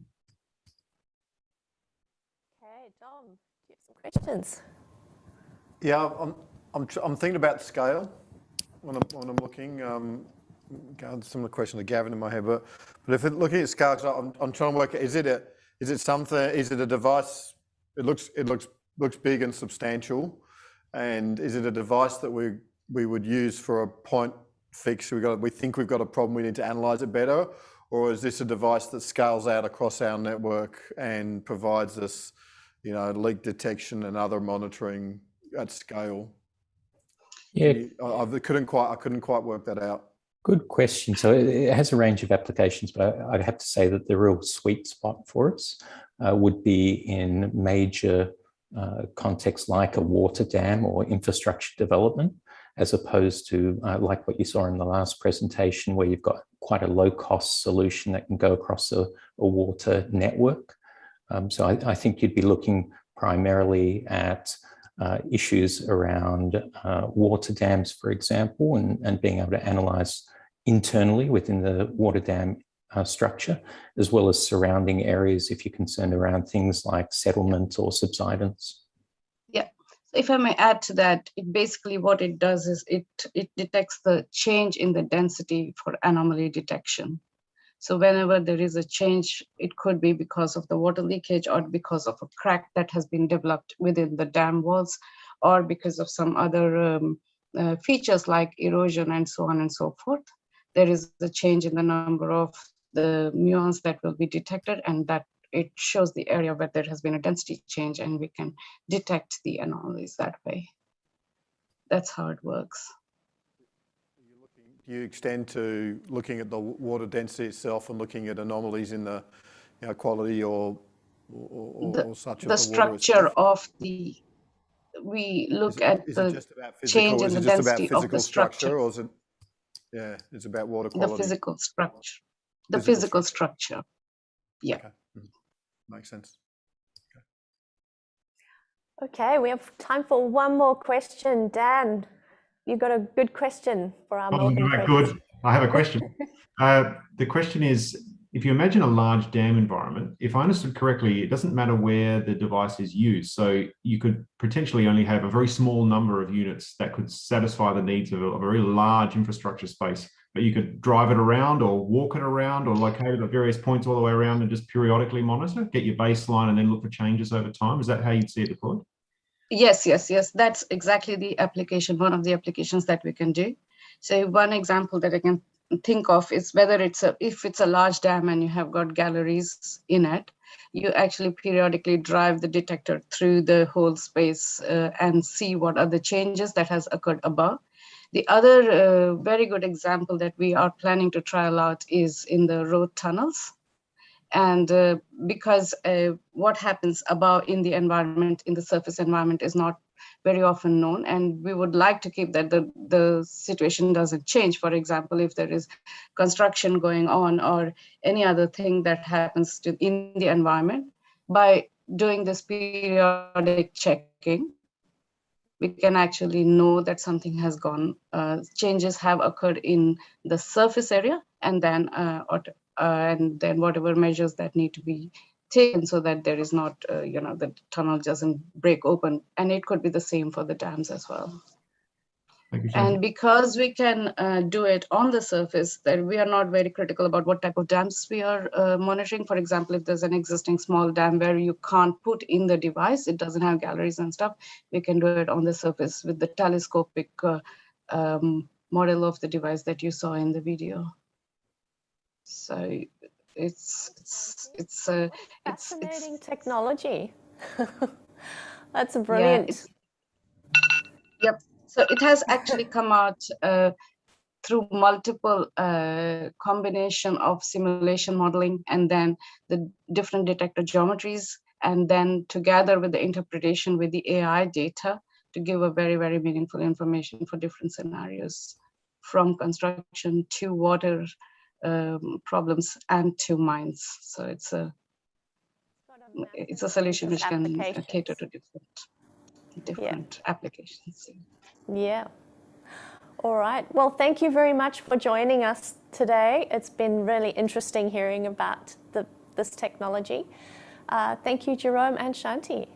Thank you very much. All right, so to our audience on YouTube, it's the exciting time of the morning where you get to vote for your favorite technology. So please head to the Slido via the QR code that's coming up on your screen now. This, if you just scan it with your phone, it'll take you to the Slido website. If you're accessing it via your browser, you head to Slido and you type in hashtag SWIF, and you can also find that link on our YouTube chat page. So please go to Slido and vote for your favorite technology. Whilst we're waiting for you to vote, we'll finish up with some closing comments. So Dom, I'd be very interested to hear what your thoughts were on the technologies today, and also, without giving away the winner, just some highlights. Yeah, I mean, for me, what struck me was the broad range of ideas. It wasn't, there wasn't, pretty much wasn't a consistency. We covered so many dimensions of the challenge statement. I think we saw some that were multi-utility use, and not just water. We saw some that were connected into the ecosystem of cities. We saw some that are really emerging, cosmic capabilities.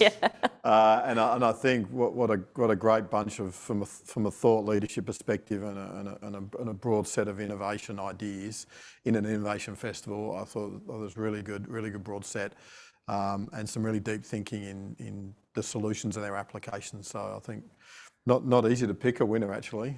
So I couldn't indicate one, because I'm still going through it in my mind from my perspective. So yeah, that was very good. All good. All right. So Gavin, do you have some closing comments you'd like to leave us with? Yeah, look, thank you very much for the opportunity to be a shark on the Shark Tank, right? What a great set of tech, and in Microsoft we have the privilege of seeing lots of technology, and they were some of the best I've seen come through. So, I wish them all best, and see them, hopefully see them in the future as well. And I'd love to be connected up with Jose there. There's certainly some opportunities that Microsoft would love to have a further connection with a number of these. So yeah, great. Thanks very much, and good luck. Happy to facilitate those introductions for you as well, Gavin. Charles, do you have any closing remarks for us? Yeah, look, likewise, thank you for having me. It's fantastic to see all of these great ideas. The thing that I come away from this is it gives me great optimism and hope that we have so many great minds working on some of the biggest problems that face not only the community, but our environment. So it's really exciting to see some great initiatives. I equally would love to talk to a number of these people post the session and see what Telstra and Microsoft can do with these guys. So yeah, very, very excited and very happy to be here. So thank you. And I love just the range of options that, as Dom said, from very small to very large scale. It's fantastic. Thank you. Excellent. Thank you, Charles. Dan, over to you. Thanks, everyone, for your contributions today. I thoroughly enjoyed it. One of the debates happening, really for the last 20 years in Australia, is Australia's really bad on metrics at taking research from the university or CSIRO-style laboratories and taking it into practice.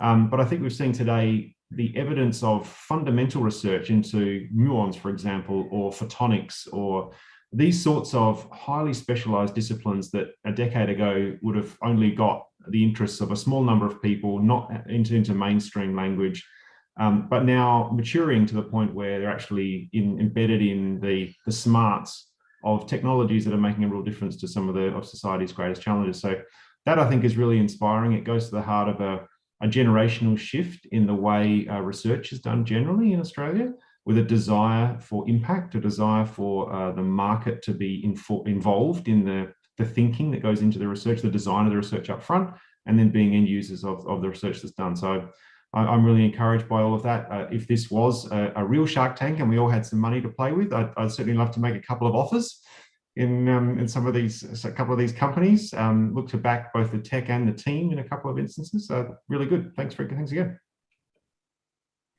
Thanks very much, Dan. And thank you to all of our sponsors for this Shark Tank, making it possible. So thank you to Macquarie University, thank you to Telstra, and thank you to Microsoft for making our Smart Cities Shark Tank a reality.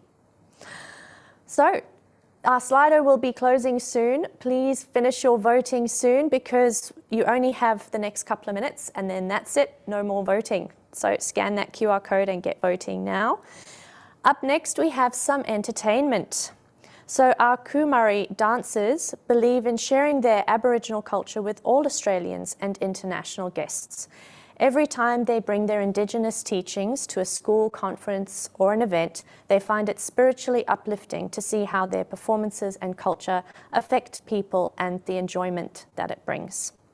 One of the major purposes of traditional Aboriginal dancing was to tell stories, which were passed down through generations. These stories would be about the land, animals, dream time, and Aboriginal people. Today we're going to the Kumari dancers. They are performing the kangaroo dance for us. Thank you. The next dance we're going to perform now is going to be the dance of the kangaroo. In our language for the kangaroo, we say banda. This dance comes from all of New South Wales. Banda, the kangaroo.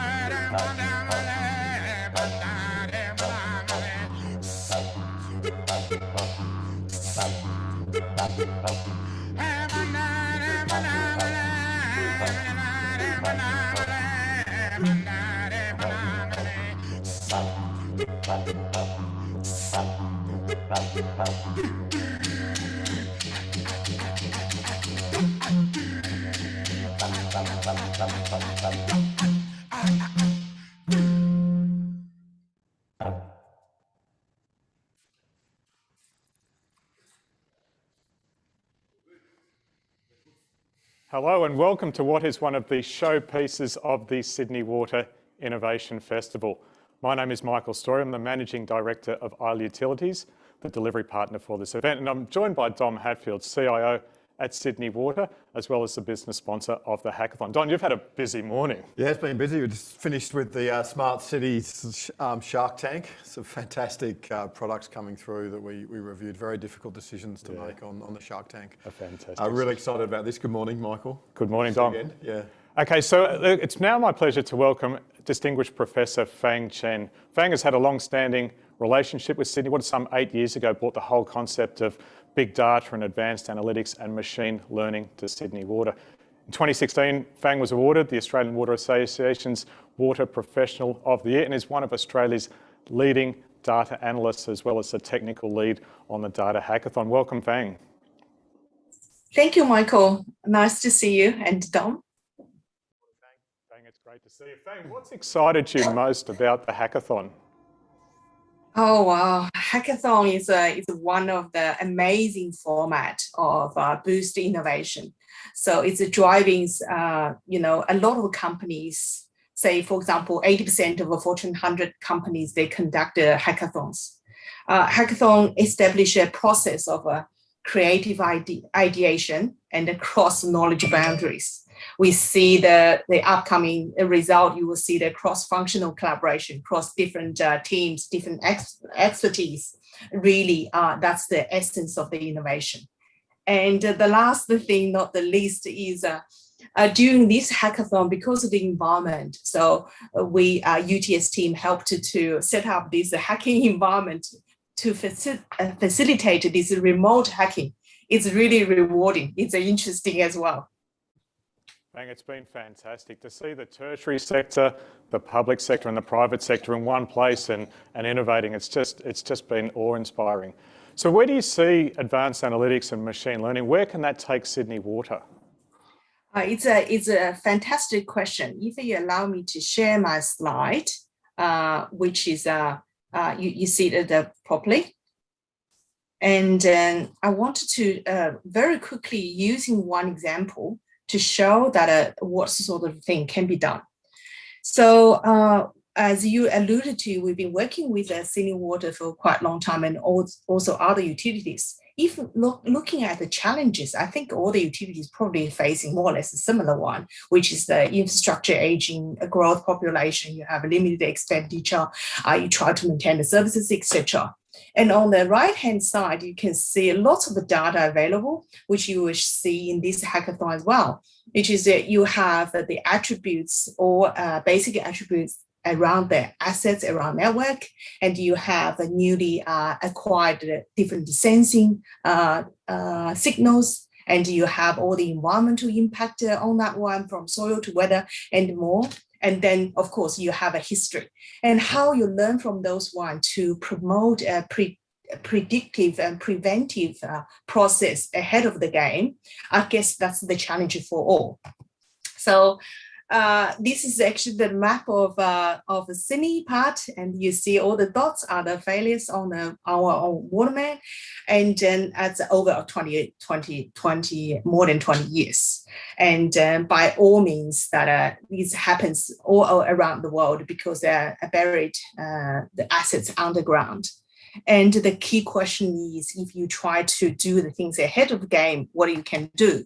Of course, I mean, working with Sydney Water and other utilities, this is some result generated outside the machine learning and outside of utilizing all the data that we can collect it.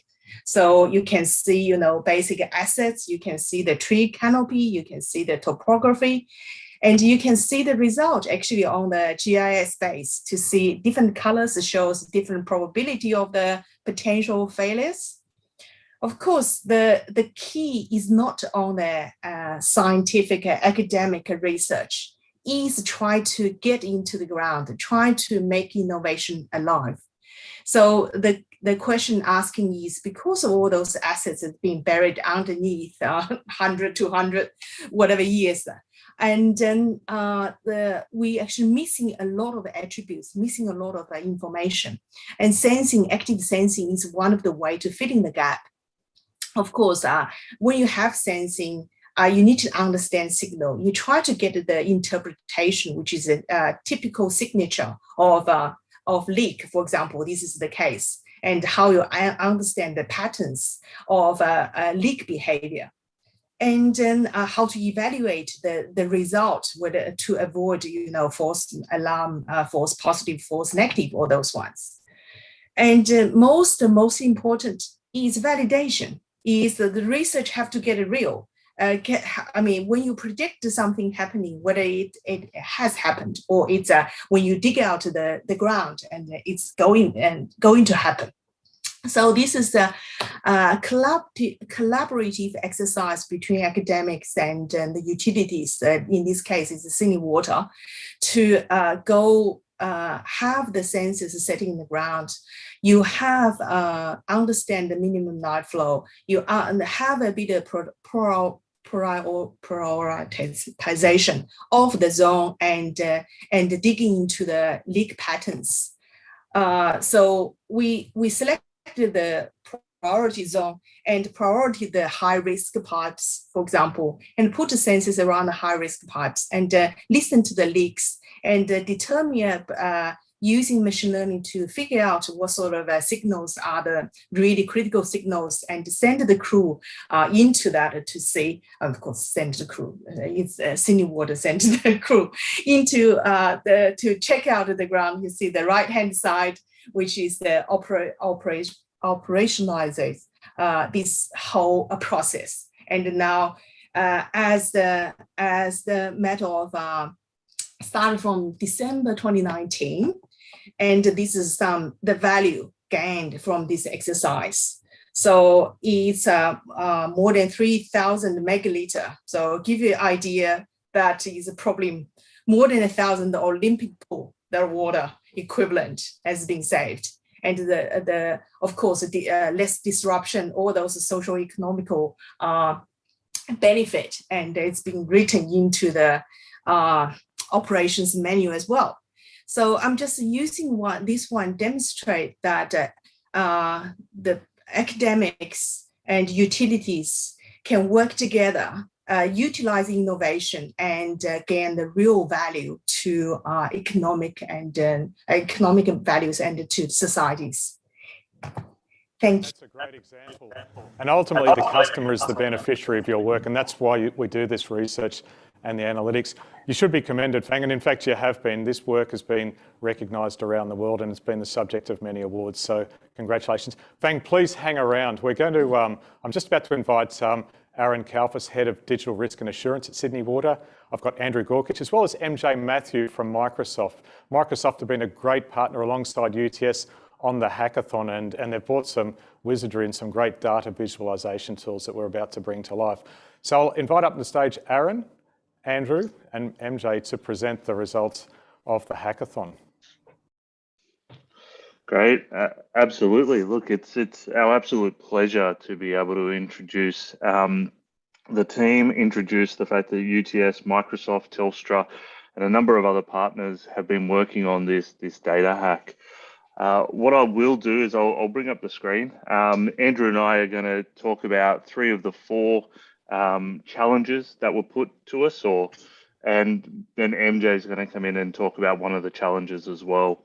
We'll do a little bit of a kind of an introduction to those who are not familiar with what our challenge was, and then we'll jump straight into it. So we had a few problem statements. We started with 2, and the first 2 were around, can we predict dry weather overflow potentials?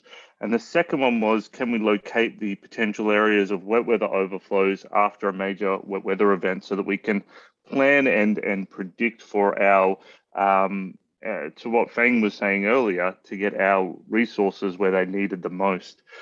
What then happened was the data hack team, because they're so engaged in this data hack, they thought, actually, there's some more things we can do. There's some more things we can achieve.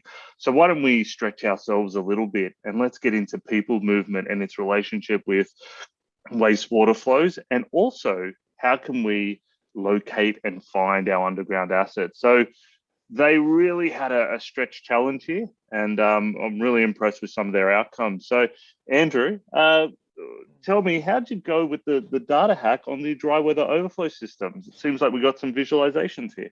Yeah, so we were able to successfully develop a deep learning algorithm to detect anomalies on our sewer sensors.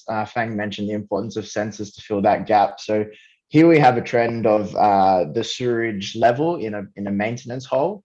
And we've got a few events that the algorithm has detected. So you can see there's a spike there. The second spike is related to a wet weather event. So this would be possibly related to a wet weather anomaly. So this is something that the detection algorithm has been able to pick up. But then also you can see at the end there, the flat lining and where the sensor doesn't look to be performing as expected. The detection algorithm has also been able to detect a sensor fault.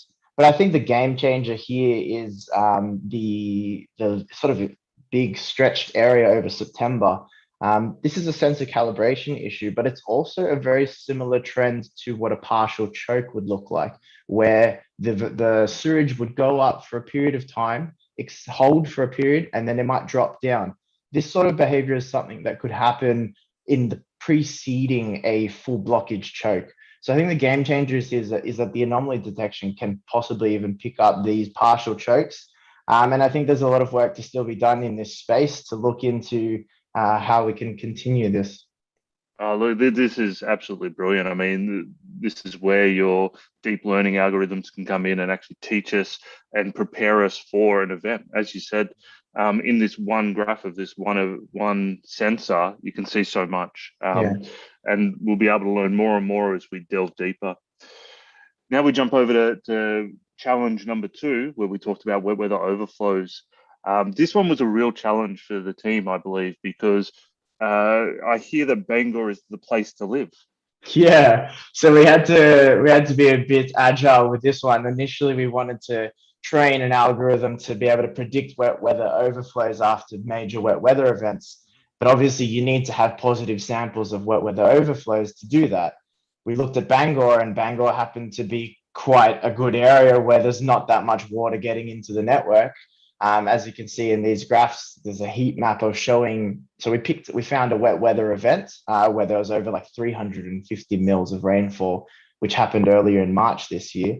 And you can see that all those red dots around Sydney is other IoT sensors that have flagged in an alarm state. So the network is full of water essentially. But the Bangor area, there's not that much going on there. So it was really a good find that Bangor is quite a stable area of our network. But then it posed some problems for us to be able to develop an algorithm to detect that.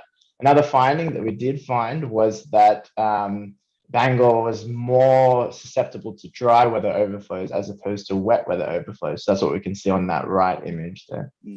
It's quite good because, you know, who would have thought that thinking about wastewater and your customers would also lead to figuring out what the best real estate events would be as well. So who knows how data can kind of interact. But this was a really, really amazing finding. And also the fact that we stretched ourselves to look at our whole landscape of IoT, not just a single point, which actually came through as well. Now, people movement. So we worked with our colleagues at Telstra, and we found, and they helped us with understanding people movement information and connecting that to wastewater. What did we find, Andrew? What did the team find?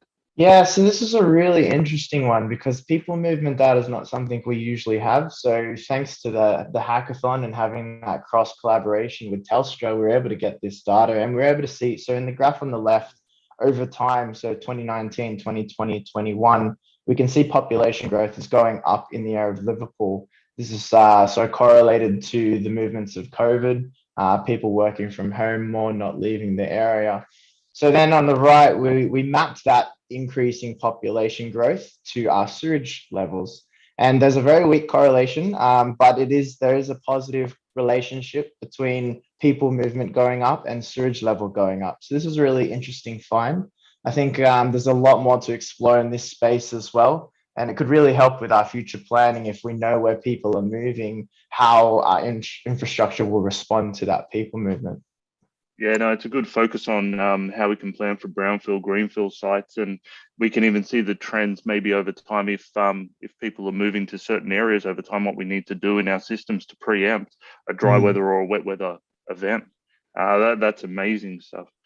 I'm just going to stop sharing for the moment. I want to introduce MJ Matthews. He's the CTO for Energy and Utilities at Microsoft. Him and his team have been helping with the fourth question on the hackathon, which we thought we would put a stretch target to the team and we would say, can you actually visualize our data? So MJ, you and I are about to go on an adventure. We're about to do this live. So there will be probably some machinations where I have to pause things while you talk. So yep, fingers crossed it will happen. But just before we do, did you want to introduce yourself and introduce what we're about to see? Yeah, 100%. Aaron, thanks for this. Live is always nervous, but who doesn't love a stretch target, right? So before we go any further, I need a scene set what we're trying to do here, right? The focus that we did was help water utilities worldwide and the local teams on locating and managing underground assets. So that's where the focus was. And we try to use whatever technology is at our disposal in a proactive manner for people. So it's all about bringing power to the people. It's fleet management, field management crew, and so on and so forth.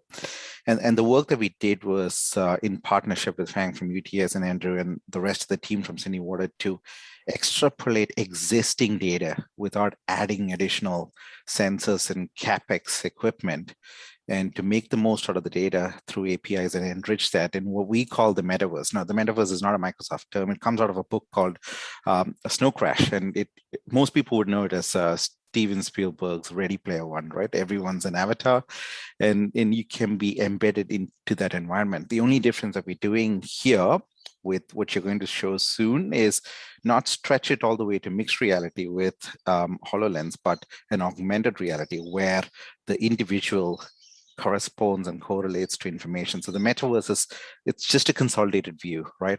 Multiple joint identities, sending connectors. So let's get into it, and we can sort of show how we try to bring value B2B and B2B to C as well. So both from the Sydney Water employees standpoint, but also to the end customers. That's where the beauty is. All right, Aaron.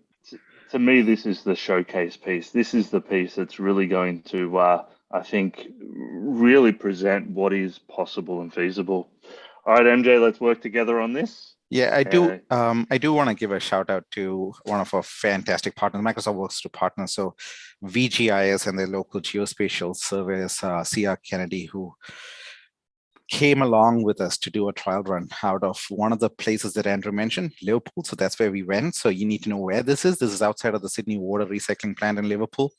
And if you click play, what you can see here is all that 2D data, which was put together by Sydney Water, has been brought into that data hack platform.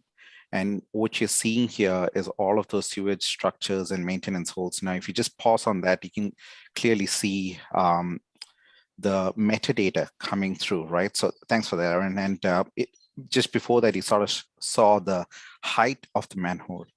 And none of that was physically exposed by data. So it's a strong privacy network which underpins that entire metaverse environment.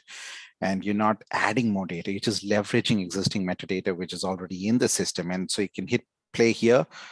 You can see that it goes down, it shows the location, it shows the device ID, where this is at, what sort of asset it is. And as the device hovers over, you have the ability to tag that particular asset, but you can hit play, let it keep going. And now you're scanning the asset. And that's not assets that's been graphically engineered by CR Kennedy or by us. It's actually that entire asset dimension. And at this point, if there is a fleet team or a field engineer who's visually seen a fracture, he or she has the ability to tag that live and record a voiceover. In this case, we preempt that engineer to say there's a fracture, right? It could be a level 1 contract, a level 2, level 3, based on the severity of that incident, which sort of saves time and money for a lot of the utilities as well. You've recorded that incident. You can do a voiceover, you can do a video, and it live sends across. And what we're trying to do here, just a pause right there, is to see dependencies. And Aaron, this comes out of a random coffee chat you and I had at the Microsoft Technology Center about maybe a year back, where you said, wouldn't it be nice if we could empower some of our field engineers to actually know dependencies when they make changes to certain assets on a random 10 p.m. Tuesday, right? Without rocking up with physical maps and saying, I am at the location, you're not sure what I see.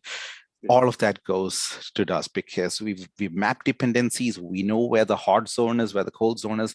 We can extrapolate weather data on it. We can extrapolate no-go zones. So those field engineers won't travel there. So if you hit play again at this point, you can see that I tagged information. We've added the asset description, which is a fracture. And if we fixed it, which might be 1 day, 2 day, or 18 minutes later, for all you know, you can actually amend that. And all of this gets recorded onto the work order platform. So it goes back to the customer head end, or whichever entity that water utilities would want to use. And now that's a tick. All right, stop right here. And so that was a big deal, because what we've done is give value back to, well, we don't like to say it, but it's the back end, right? It's the people who don't have much of the glory hour, but they do a lot of work. And that was part of the data hack. And now we stretched the stretch target, which said, wouldn't it be nice if we actually gave power to the end consumer? So think a Mary Ann or a Bob who has some sort of construction happening, or someone's backed up into their pipes, and there's flooding happening, and they get out and they call Sydney Water and they say, now this is a serious problem, and the engineer at the other end would like to assess that situation. Now, what we've done here, and you can hit play, is the ability to give that end consumer or that end customer of a water utility the ability to take out any device of their own and start clicking and showcasing on where the problem is. And this particular imagery through the metaverse can now go back, connect through the customer hub, and it sits back on the work order platform. So it's bi-directional flow of information, not just from Sydney Water's front end through this data hack onto the data visualization bit, but we're thinking, wouldn't it be nice if Mary Ann or Bob could actually send information back to the customer hub? So you create that entire value chain, what Microsoft calls a digital feedback loop. So welcome to the metaverse. That's it. This is absolutely fantastic. Like, I don't know how else to explain it. We did have that conversation a little, 12 months ago, where you and I were having a cup of coffee. Like, imagine what the possibilities will be. 12 months later, we did a hackathon over a period of a couple of days, and we're able to show this. And this is using the data that we had in our hands. This isn't augmented data. This isn't added data. This is data that we already had. This is quite incredible.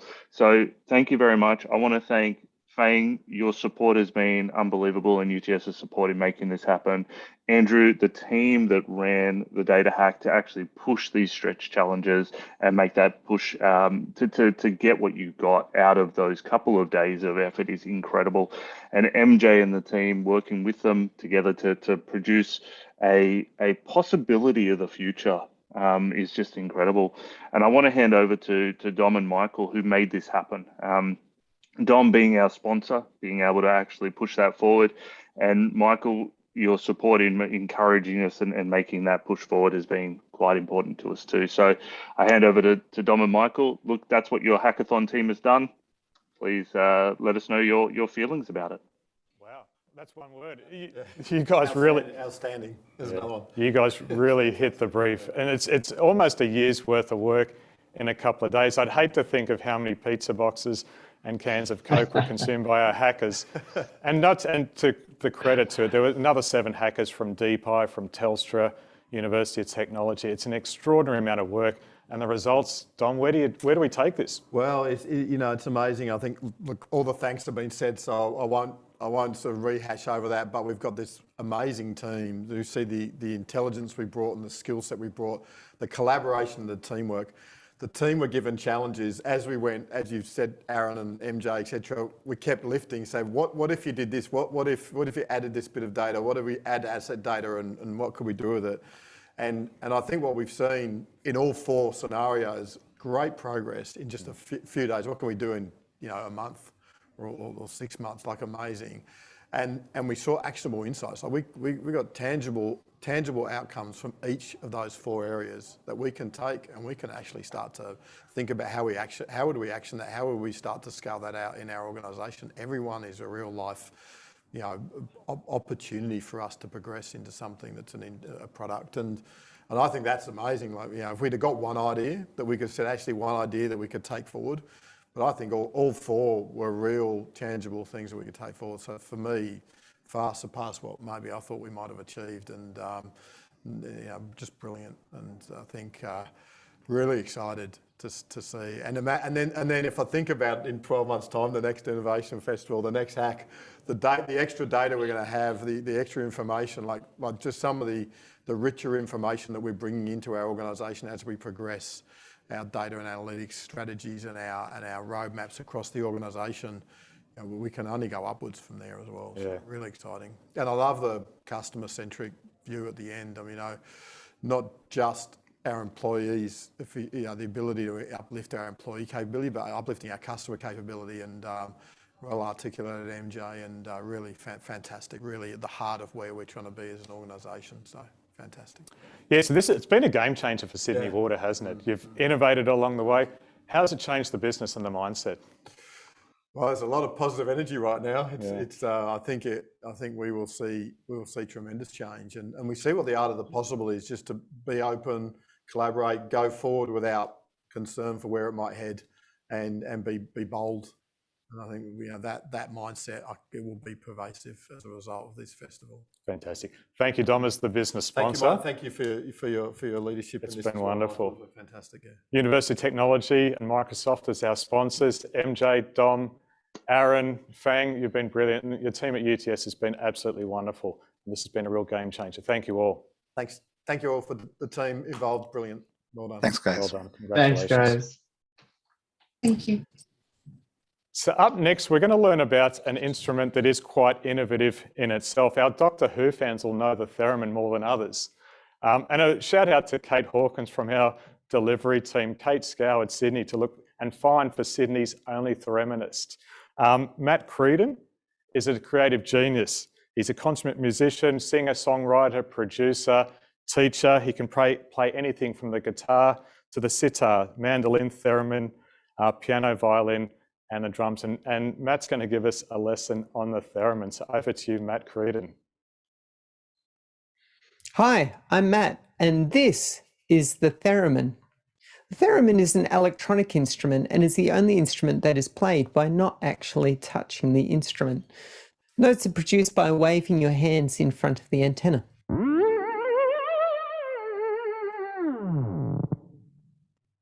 It has two antennas, one for pitch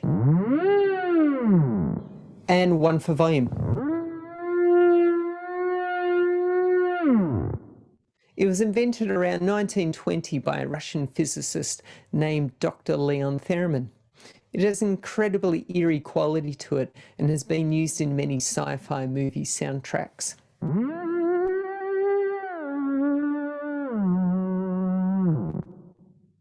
This theremin, which is made by the company Moog, is monophonic, which means you can only play one note at a time. So if you're into playing chords, you're going to have to look at a guitar or a piano. It also has an impressive 6-octave range, similar to that of a large keyboard or synthesizer. So you might wonder, how does the theremin work? As the theremin is an electronic instrument, it needs to be plugged into an amplifier to be heard, the same way a synthesizer or an electric guitar needs to be plugged into an amplifier. Sound is produced by disrupting the magnetic field around the antennas. It works the same way as a light sensor in your home. Once the sensor picks up a disturbance in the field, the light will turn on. Let's have a look at how to play the theremin. The theremin is controlled by two antennas. You control the pitch antenna by moving your hand towards the antenna and away. The closer you get to the pitch antenna, the higher the pitch.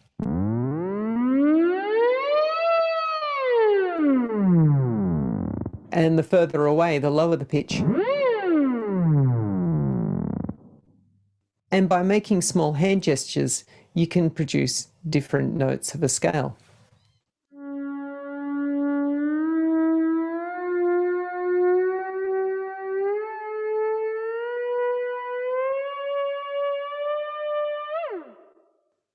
The volume antenna works in a similar way to the pitch antenna. The closer you get, the quieter the sound, and the further away, the louder.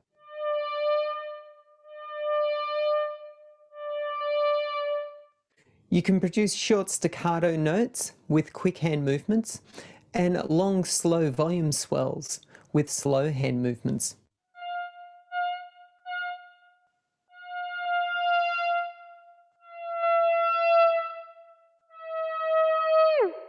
Because the notes of the theremin seamlessly glide into each other, it has a similar sound to that of a violin or a human voice.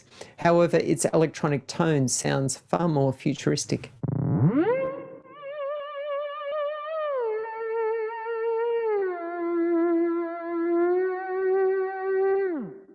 It's also very easy to produce a vibrato, which makes it incredibly expressive.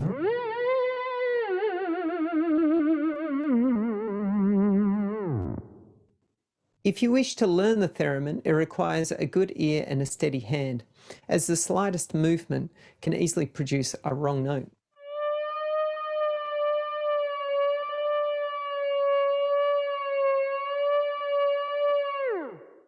However, the theremin is also great if you only wish to make wildly expressive sounds.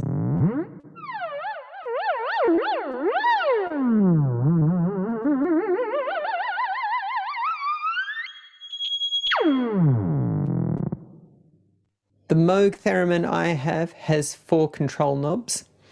It has a pitch knob, which increases and decreases the radius of the electromagnetic field, which makes it easier for the player to adjust the distance between notes. This means if you have a large hand, you can make the notes further apart.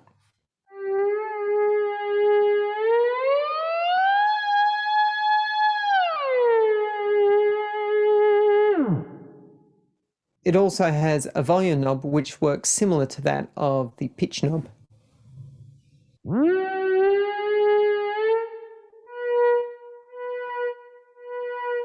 The waveform knob changes which harmonics are strong and which harmonics are weak.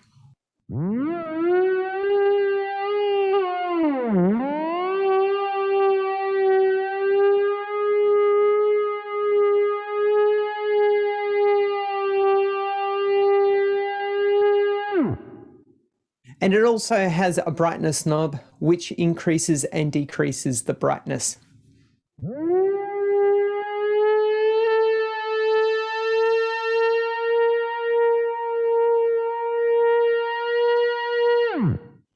The theremin I'm using is made by the company Moog and is similar to that of the original Dr. Leon theremin. Thanks for watching and stick around, I'll be playing a song after this. Catch you soon. Thanks, Matt. That was a very interesting presentation. We were just saying that it's a great instrument, but probably not one you buy for your kids for Christmas. Definitely. But I love that. That was really interesting. So thank you very much.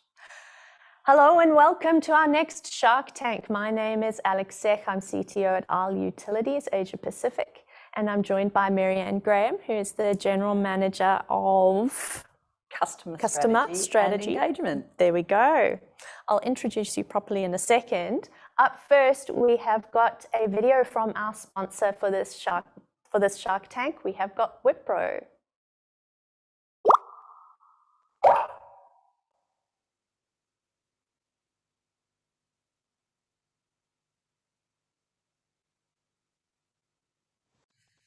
Hi everyone, it's Sarah Adam-Gedge speaking. I'm the Managing Director of Wipro here in Australia and New Zealand. It's lovely to see everyone. And we are very excited to be an inaugural sponsor of the Sydney Water Innovation Festival. And I know we've been involved in the design sprint that's been underway for the last few days and also sponsoring the Shark Tank around customer experience. It's very exciting. I'd love to actually be participating in that. Innovation, of course, is very, very dear to Wipro's hearts and, or heart, I should say. And it's great that Sydney Water is holding this inaugural festival around innovation. Customer experience is also dear to our heart, and a lot of the work that we do with our clients has actually got the end customer in mind as we go about our work. Quite often we're bringing the capabilities of Design-It, which is the design agency which is part of the Wipro business. We're bringing the talents and capabilities to the fore in terms of doing a lot of the actual human-centered design work when we design the tech that might be enabling some of the change that organisations are going through. Another area that's pretty important to us is the utility industry. We've got a lot of clients in that space, over 20 here in Australia, New Zealand, and many globally. So it's a very important industry vertical for us, and it's great to see the ecosystem at play with Northumbrian Water, which is also a client of ours globally, being involved also in the Innovation Festival. So it's wonderful to actually be here with you. Sydney Water's been an amazing client of ours for the last 5 years. It's been a privilege to be involved in a lot of the transformation programs that you've had underway, and we look forward to enjoying a relationship with you over the next 5 or 10 years.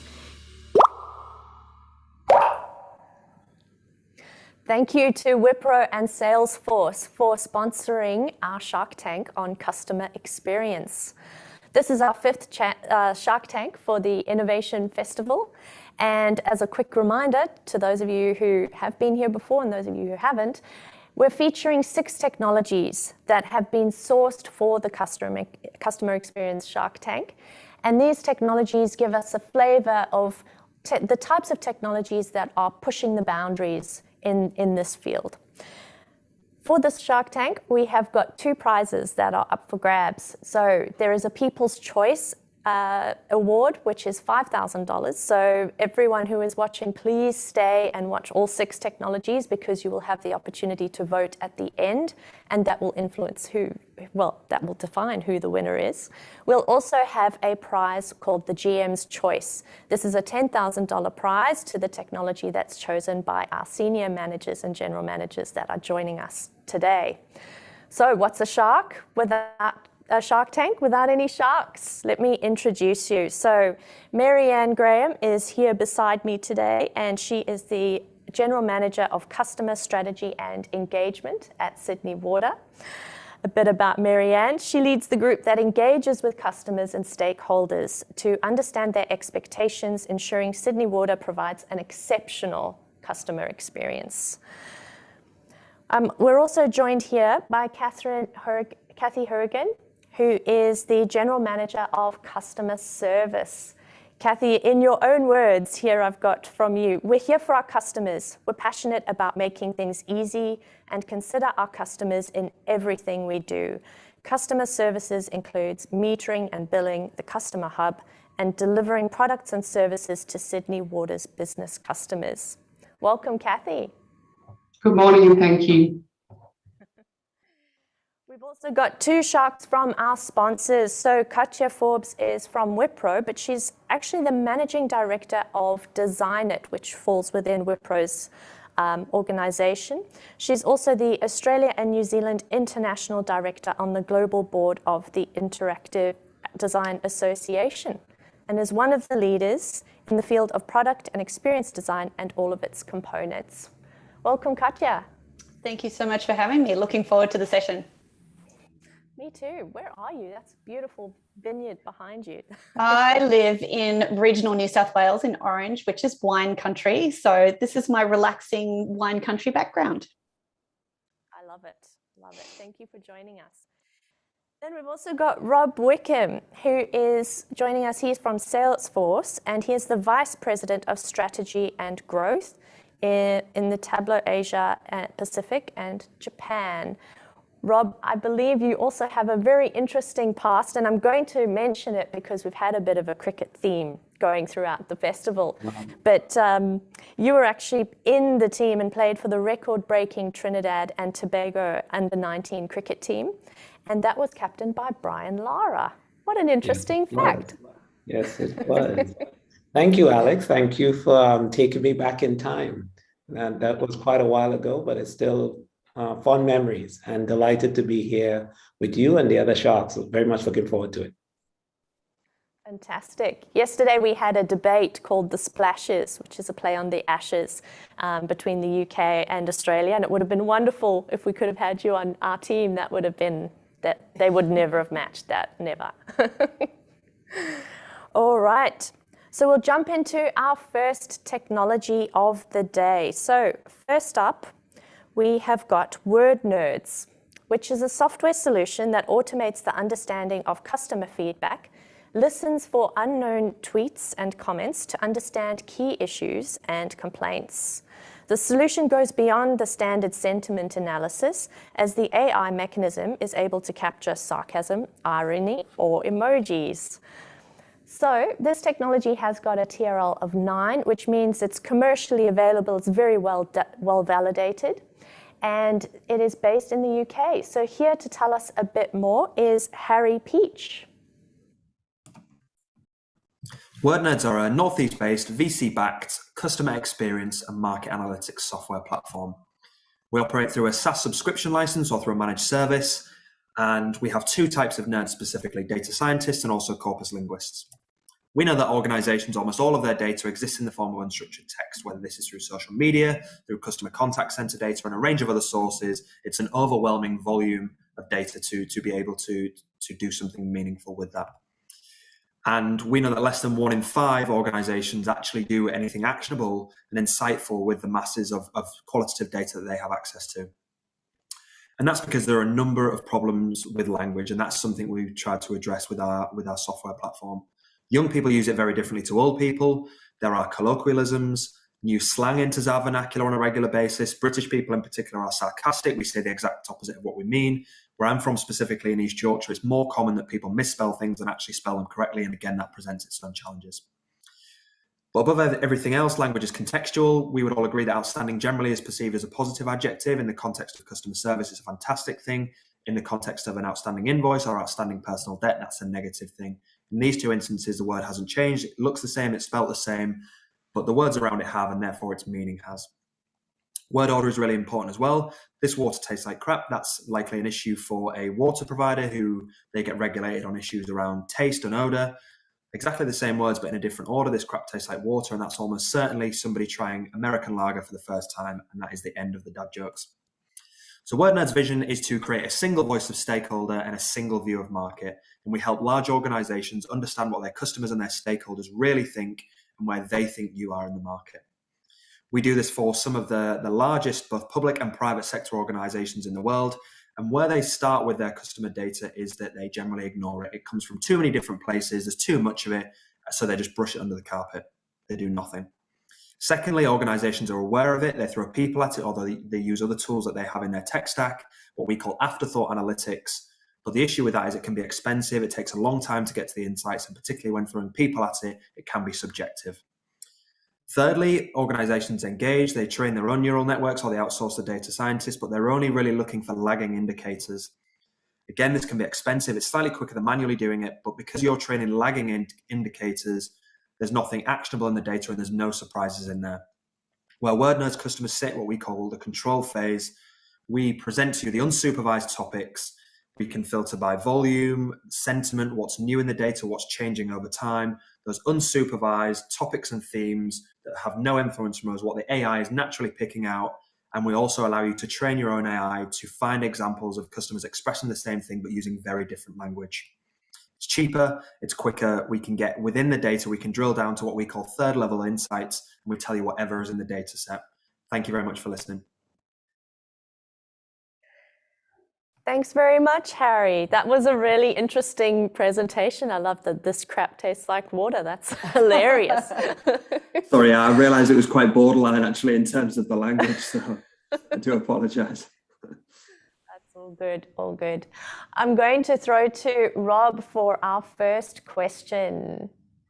So Rob, you've had zero prep, but yes, thank you, Harry, for that presentation, pretty compelling. Quick question, who within the organization is your target customer? Who would you be using it and how do you see them deploying it? It's a great question, Rob. I think especially in the context of customer experience, I feel like the teams that we work with, very much sort of research teams, insights teams, sort of marketing teams, anyone who is responsible for ultimately giving customers a better experience, they can definitely leverage the WordNerds platform to ultimately listen to customers, irrespective of language or irrespective of how they're articulating how they feel, whether it's on social media, whether it's through sort of CRM data, whatever it might be. Anybody who is responsible for being closer to the customer and giving them a better experience can use the WordNerds platform. And I think the beauty is, it can be used across an array of different departments, and a lot of our customers, have sort of footholds within different departments that actually use the platform itself. So anybody who has a responsibility of communicating with customers can use the platform essentially.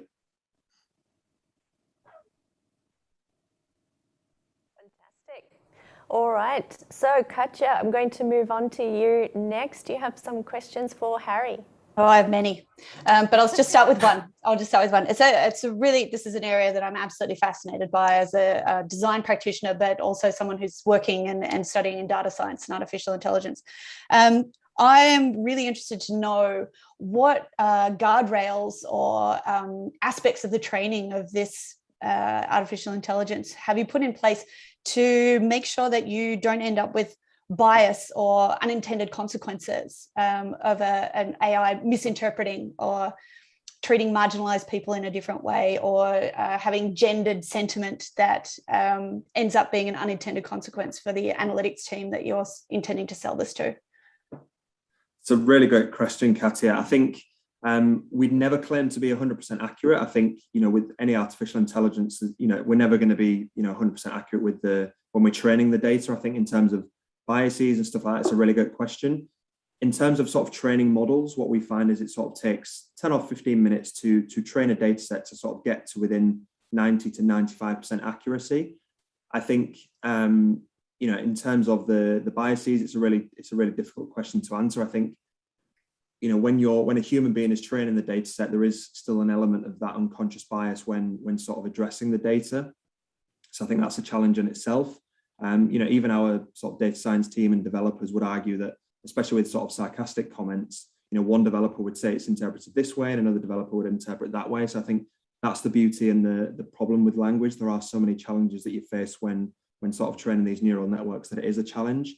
But yeah, I think, as I said, it sort of takes within sort of 10 or 15 minutes to train the data set, to tag examples you're looking for. For example, if you're looking at billing issues, somebody might say, why is my direct debit increased by 300% this month? Somebody might say, why is it so expensive compared to July?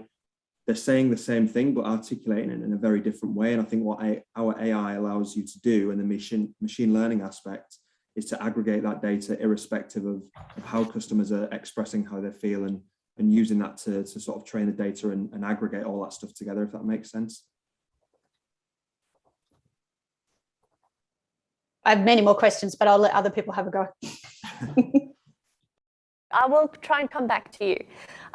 Kathy, over to you. Thank you. Hey, Harry, thanks for the presentation. Quick question from me. What do you think is the single point of difference between your product and the many others out in the market? It's a really good question, Kathy. I think there's probably two, if I can be sneaky and give you two answers. I think the first thing is the unsupervised topics. Language is really messy. From a number of different sources, we can aggregate all that data into the platform, whether it's from social media, whether it's from sort of live chat, any form of unstructured text, we can more or less handle it in the platform. So, from thousands and thousands of data points from different customers, from different demographics, we can pull that into the platform and we can naturally surface what those customers are talking about. There's no influence from us whatsoever. It's naturally pulling out those topics of conversation within the data set. Again, we can show you by volume, we can show you by sentiment, what's new in the data, what's changing. I think the second thing that differentiates us is what we call the context themes feature, the sort of example I explained a little bit earlier. So that piece of customers articulating how they feel, but using very different language to more or less express the same thing. And we can train that system to aggregate those together and actually put a much tighter number on how customers are feeling, whether it's about billing, whether it's about customer service, whatever it might be. We're not just kind of looking for those keyword taxonomies and listening for customer service. We can really start to pull that together, irrespective of the language that customers or stakeholders are using to express how they feel, which I think is a really powerful thing in large data sets particularly. Thanks, Harry. Throw to you for the last question of this session. Thank you very much. Great presentation, Harry. Love the reference to this crap tastes like water. My question to you is, I guess, twofold, but you're in the UK, and as you said, there can be, many, many differences around slang and colloquialisms and so forth. How long does it actually take the team or the system to be able to learn the various nuances of a new language? So out here in Australia, what would be the time frame for the system to actually learn all of those individual nuances that make the data then sing? Yeah, again, a really good question. I think in terms of, I don't really want to give a politician's answer, but I think it depends on the data set, especially with Twitter, because we're enterprise partners with Twitter. We can pull tweets in more or less real time. So there's maybe a lag of sort of 5 or 10 minutes. I think one of the things that, especially with regional differences, we work with, obviously we're Northumbrian Water, a customer of ours in the UK. And we have sort of, in the UK in particular, we have very different regional dialects. People in the Northeast speak very differently to people in the Southwest. And there are sort of colloquialisms, as I was saying. But what we can do is to isolate some of those data sets so we can listen specifically in the Northeast. What is it that's unique in that data set that their customers are talking about that's not being spoken about in other areas of the country? And again, from that machine learning piece, when we isolate data sets, we can start to pick out some of these more nuanced language, some of the more specific topics to customers in those regions, particularly at the moment with issues around COVID. There's a lot of different economic challenges for customers who maybe have a harder time with billing issues, or in the Southwest, there's different challenges with their customers with maybe leaks or issues with smart metering. And again, we can very quickly see what is a specific conversation happening among a really small particular user base. And again, that's a really powerful aspect of what our platform can achieve as well. Great, thanks. Thank you so much, Harry. We really enjoyed hearing about your technology, and wish you all the best with it. It's fascinating what we can do these days. Thanks, guys. Thanks for getting up early for us. Thank you very much. All right, so up next, we have got a technology called Waterfall, which is by Creative EC. This technology is from the UK, and it has got a TRL of 8. Essentially, what is it? It's an extraordinary water meter that creates the value beyond traditional digital metering to influence consumers' behavior and create awareness on how they're using water within their own home. I'm not going to spoil it too much. Here to tell you more is Greg Coughlin. Water scarcity is real in many parts of the world, and it's our mission to do something about that. Hi, I'm David, and our company is called Creative, and we make Waterfall, a new breed of water meter we are calling a water event meter.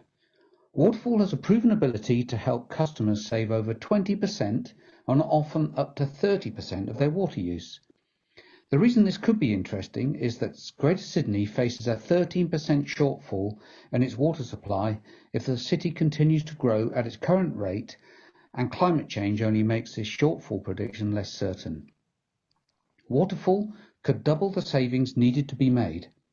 Water companies are faced with a choice of reducing demand or increasing supply. The trouble with reducing demand is that the majority of water company customers are hostage customers. This is a term for a customer that doesn't have an alternative, and apart from air, water is the next most important life-giving necessity, so they have no choice but be a customer. But water is cheap, so it's not a big deal. There's no reason for them to think about it much, so they don't engage well when you ask them to use less. This makes it really hard for water company marketing departments. They don't have customers who select you for your product, quality, or values like a supermarket does. Neither do they have data on the products they've bought, like a supermarket does. So water companies don't and can't know much about their customers or their consumption patterns and reasons for consuming. Waterfall changes this. It engages customers by using nudge theory and messaging, showing them every water event from a toilet flush to a dishwasher, and helps them understand when they are not making the best use of water. But now the water company can also see, with robust data protection, how everyone is using water and what they are using it for in near real time. You set your own targets, incentives, and even tariffs to encourage off-peak use or discourage hose pipes from reservoirs are low.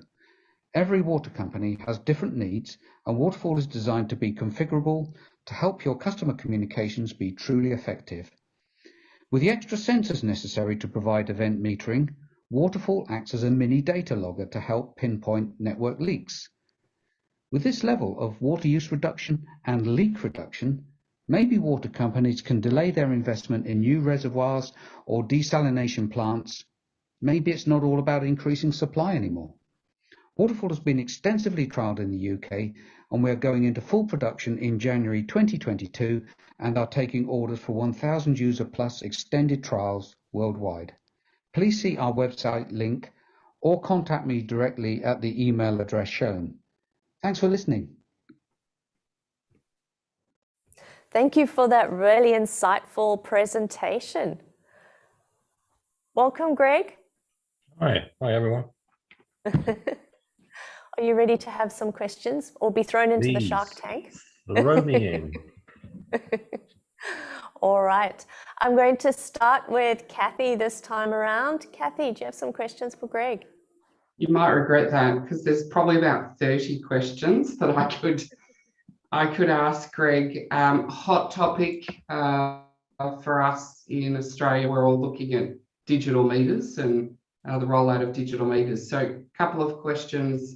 Interested to know the cost of the device.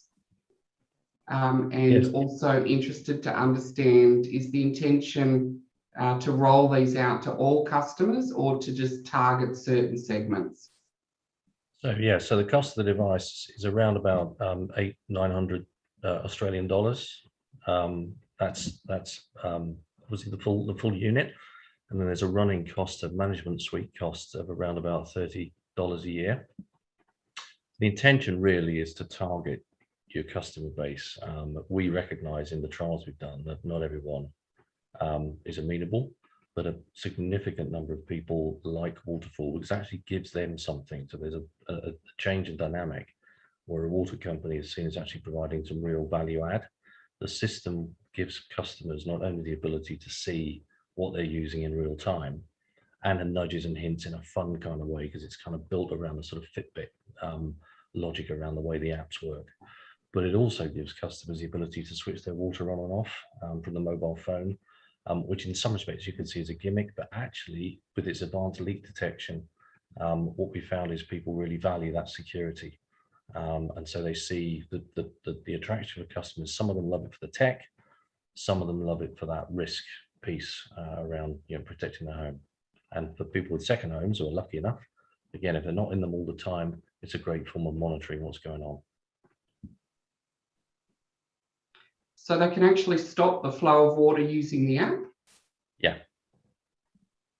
Impressive. Yeah.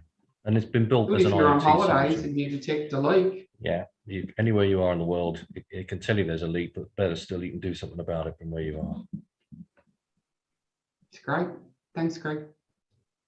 That's really handy when your husband decides to do some home plumbing. I think that's a remarkable thing to have. We've seen that in the trials as well.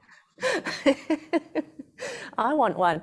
Over to you, Marianne. Thank you, and thanks very much, Greg. As Kathy said, this is a really hot topic for us here at Sydney Water at the moment, and obviously price point is a potential barrier on this one because the affordability issue.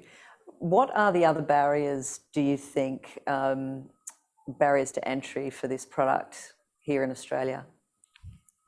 So you've existing metering deployments. I know you've done quite a lot of smart metering work, not just within Sydney, but across Australia. So we're not here to try and tell you or even suggest that that's the wrong answer. What we're here to do is to put some extra layer of capability. So where you don't have metering, this thing can do that job, absolutely. But where you do have it, and where you're targeting people who are higher consumers, because the opportunity to reduce water consumption is lower if you're a really efficient user of water. You can't go much further. You've already got it, just like power consumption. So I think really the only barrier is consumer appetite, because actually it's a very easy install. It's a technology type that people are becoming increasingly familiar with. It's IoT, it's plug and play. And so the barriers really are only in consumer appetite to have this kind of stuff. Some people will not want it. We know that, but a big percentage of people from our research really like the sound of it. And they're the sort of people who use home IoT devices anyway. Thanks. All right, I'm going to throw to Katya now for some questions. Yeah, so I'm interested, you talked about monitoring every water event with data protections in place. I like the sound of data protections. How, from a customer experience perspective, how are you, or what are you seeing in terms of people's sentiment about the surveillance nature of this? How many times do people, like, who knows that I've flushed my toilet this many times? And what does, Sydney Water do with the data about what I do in my home? So how do you manage that? Only the customer knows how many times they flush their toilet. What the water company gets is aggregated data and additional data around it. Within the unit, there's pressure sensors, there's temperature sensors. So actually that uses a lot of cloud analytics to say what's going on in the network as well. But in terms of that personal data, the customer can share that with the water company if they wish, but it's their choice. The app itself is purely the customer's, and the management suite, which is a separate platform, is that the water company gets. And so you can influence the messaging that goes out to customers. You can tailor that messaging. You can even communicate with them individually or collectively if there's an issue, say a drought condition, or you want them to reduce hosepipe usage. You can spot the people who are high consumers and target them. But in terms of knowing how many times they've been at the toilet or how long they've taken the shower, that's their information, unless they wish to share it. So we've built it for both audiences, and that's why it's so different. That's good to know. Oh, indeed. I'm afraid that's all we have time for now, Greg. Rob, I will give you first go at the next technology, I promise. But thank you very much, Greg, for getting up. What must be the middle of the night for you. It is the middle of the night. Thank you very much. You're very sprightly. Thanks, Greg. Bye-bye. Okay, so up next we have got a more, let's just say in terms of level of development, it's at a 9. So it's a technology that's already commercially very well validated and widely commercialized. This technology is called Horizon State. So we were talking a bit earlier about blockchain, and our keynote speaker this morning, Caruana-McManus, was referencing blockchain as well. This is a blockchain technology. It's a platform that allows remote voting, surveying, and engagement at the highest levels with transparency and anonymity. That's a hard word to say very fast. The solution seeks to improve customer engagement and gather honest feedback. So I'm really excited to hear about Horizon State. Here to tell us more is Tim Grogan. Do you want to make better decisions that resonate with your customers and community? It is rare for us to get a say in the way that our community facilities are managed, the way that businesses operate, and the decisions that governments make. And yet these are all things that affect us. As consumers and community members, there is almost no incentive for us to participate in things like customer surveys or to engage with organizations directly, because there is almost no observable accountability when we do. We are almost never shown the results, and when we are, we can't be sure that we're being told the whole story, just so that leaders can continue justifying their own preferences. Without transparency, there is no accountability and no incentive to engage. And this is a huge problem, because an unengaged public means less reliable information for organizations to make decisions. And this leaves them making decisions blind and risking years and millions of dollars on initiatives that don't resonate with the public. My co-founder and I created Horizon State to remedy this problem and ensure that the diverse views of the public are represented. We achieved this by making existing engagement processes for surveys, polling, and voting more transparent, more accessible, and immediate. We send every vote and response that is captured through our platform directly to the blockchain, where it cannot be changed and where the community gets direct access to the results. This direct access enables any organisation to prove to its stakeholders that it is listening and accountable. In turn, their stakeholders feel empowered and become more likely to engage. Implementing our system is incredibly easy, requiring only a question or candidate list, and to use it, you only need widely adopted technologies like an internet connection, smartphone, and computer. Horizon State can deliver cost savings of up to 90% in elections. It can increase community engagement by up to 600%, and it helps organisations make better decisions and earn greater stakeholder trust and confidence. Horizon State has been used in the past by customers, including the governments of South Australia and New Zealand. We enabled them to ensure election security, and that public input, including those from Indigenous peoples, were considered. We were also named by the World Economic Forum as one of their technology pioneers in 2018, joining alumni that includes Google, Spotify, and Airbnb. Today, we're looking for investors to help us scale. We're looking for researchers to work with us. And if your organisation wants to increase its engagement and trust among its stakeholders, we would love to hear from you. Thank you. Thanks very much, Tim. Lovely to hear from you. Hello. It's not the middle of the night for you. You're up in Queensland, aren't you? Whereabouts are you? No, I'm in Melbourne, Victoria. Oh, okay. Most of my colleagues are in Queensland though. Okay, yeah, that makes sense. I think I spoke with Katrina recently and she was up in Queensland. Welcome to our festival. Thank you very much for having me. I'm sure you guys have a few questions. I'm sure they do. I'm going to hand you over to Rob first off. Hi, Tim. Hello from Melbourne as well, which is where I am. Freedom Days are on. Yeah, I was about to say, you can get a lockdown in a couple of days. Yeah, so very exciting. Thank you for sharing that that presentation. I've got a few questions. First off is if you can, the technology seems pretty advanced and mature. Can you share a little bit about the business model, how you're going to market, how you're acquiring customers, how you scale and how you're generating revenue?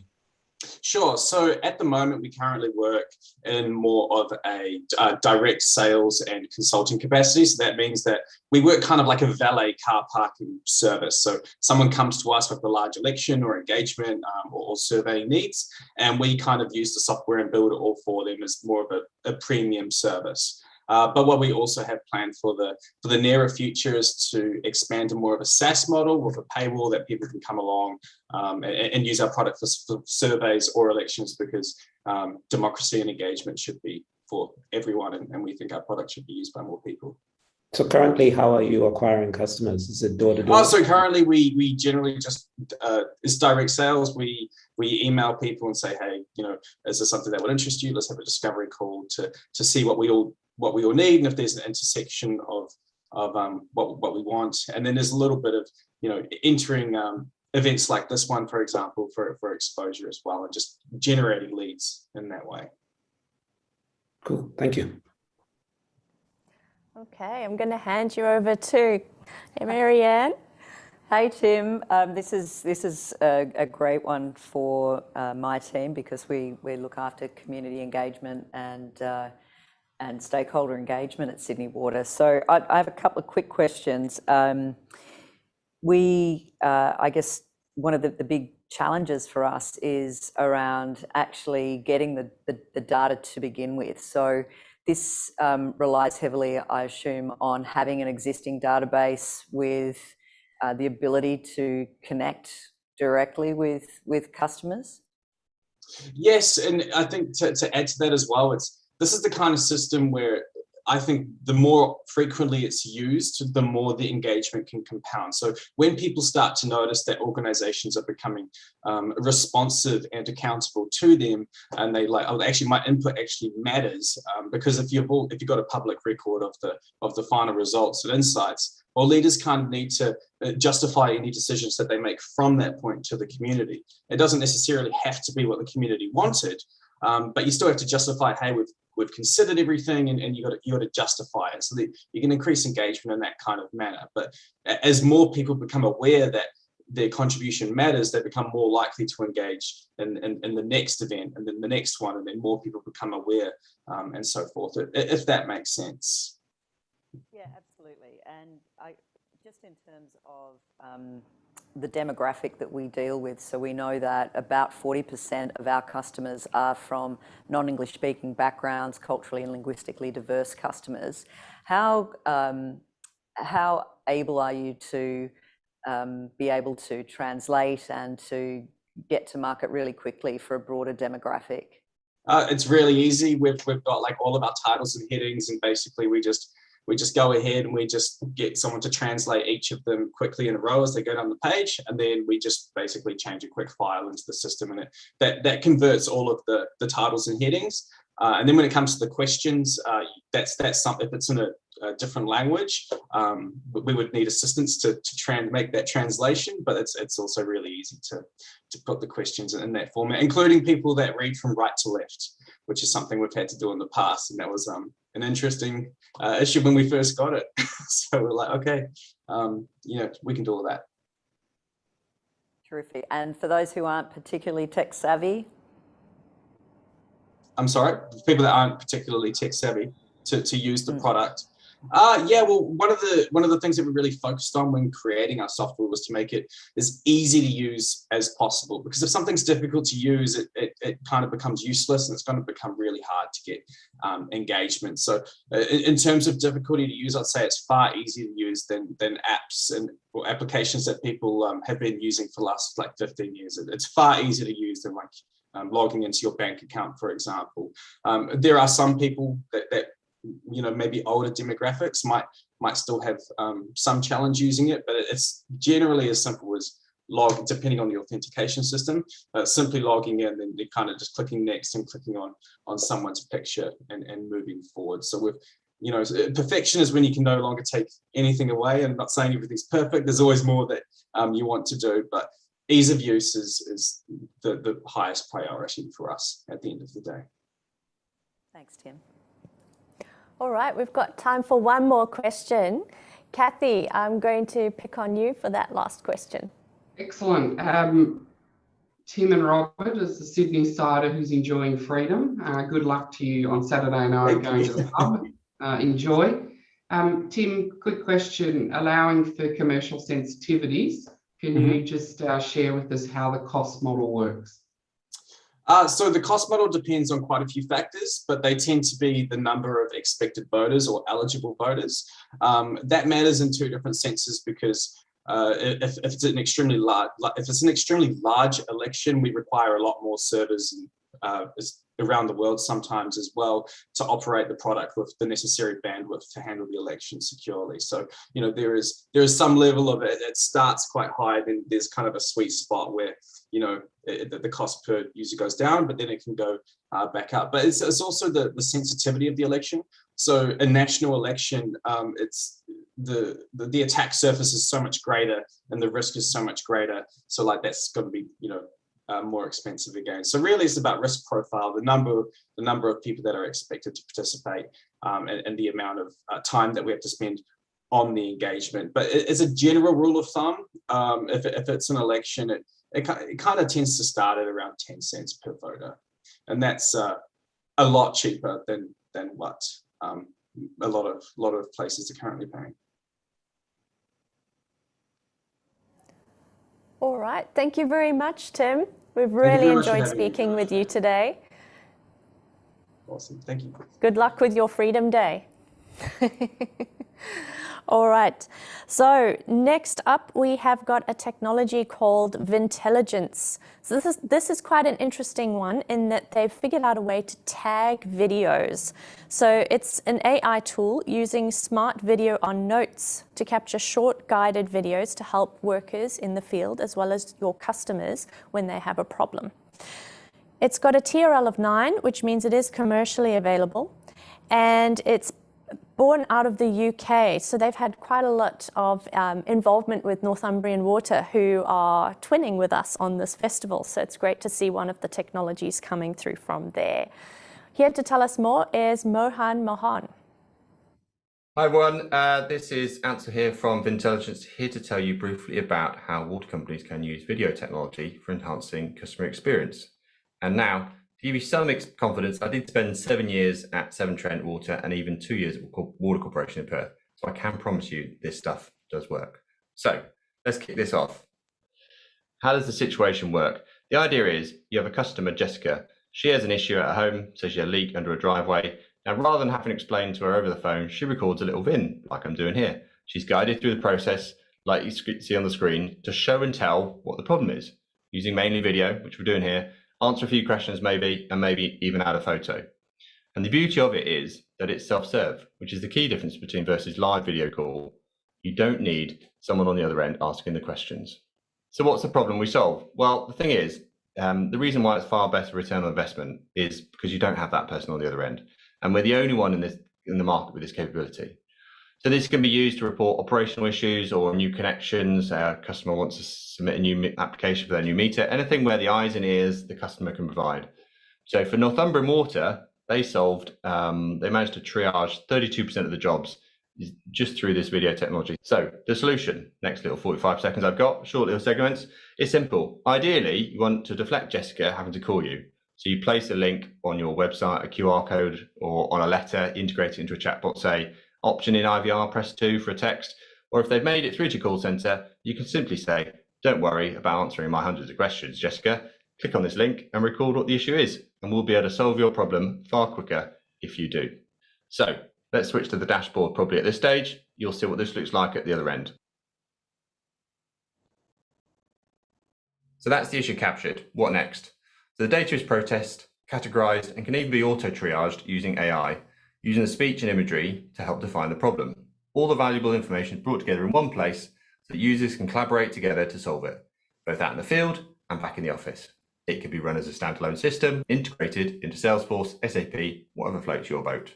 Now, one of the best bits is how we extract the data from the interaction, building a searchable knowledge base. Think of it as your very own YouTube channel. You can learn from this, but also teach or coach others. You can spot objects of interest or concern, PPE compliance, traffic barriers, signing. The options are endless. There's so many opportunities and ways to use VIN. And think about it this way. They say a picture paints 1,000 words, while a video is 1,000 pictures. So there's an overview of the sustainable innovation on offer from Vintelligence. Our technology is currently being deployed in energy, utilities, construction, telecoms, 12 countries across the globe. You'll probably think about some in the UK. You'll probably know Northumbrian Water, Welsh Water, Southern Water, United Utilities, just a few of those you'll know. And remember, it's all delivering up to 10x return on investment. We'd love to hear what you think and invite you to get in touch to trial our technology. Can't wait to talk to you soon and get some good questions. Well, I'm pleased to hear you're looking for some good questions because I've got a room full of sharks, full of questions. Hi, Mohan. Welcome to our festival today. Thank you very much. Thanks for having me here. Whereabouts are you based? Unfortunately, I'm not Ansel Boucher. Ansel is actually our vice president for Europe and manages Northumbrian. So I asked him to record the video because he multiple workflows we do at Northumbrian and he knows this inside out. So I asked him to do that and I said I'll take the questions. Okay, all good, all good. I'm based out of Singapore and manage Asia Pacific. Okay, fantastic. So not the middle of the night for you. No, not really. All right, so I'm going to ask Katja Forbes from Design It at Wipro to ask our first questions. Fantastic. I really like a lot of what you've presented in this. I find this a fascinating use of technology, both from a customer side, but also from the opportunity that it has from an augmented worker side. What my question is for you is how accurate is it, especially from the customer side, where you might have, was it Jessica, I think the customer, going, well, the thing over here is like got some water coming out of it there and I'm not quite sure what's going on. And then, not actually being able to describe it in a way that artificial intelligence could triage the actual problem. So how much human intervention do you actually need to do that triaging? How much is actually capable of by the AI? Yeah, well, let me answer this, and I'll put it in context. Let's say you forget Jessica for a minute and it's Katja, your house in Sydney, and you call the customer hub of Sydney Water and say, hey, listen, I have a leak at the gate. There are 3 other points in the driveway. And the force of water in my kitchen is pathetic. Okay, so this is your call. So what happens immediately? And this whole workflow was put into our heads by Northumbrian. We went to discuss something else, and it came to this. So what happens is they said, "Can you send?" Now this is the information. So typically, what Northumbrian would do or Sydney Water would do, they would send somebody for inspection to see what exactly is the problem, and then a second visit to complete the repairs and fix the problem. So the CIO of Northumbrian said, when this call comes, I want to save a visit. I just want one visit to fix the problem. The right guy to go there with the right parts, first time right, makes customers happy, and we save on visits, productivity increase.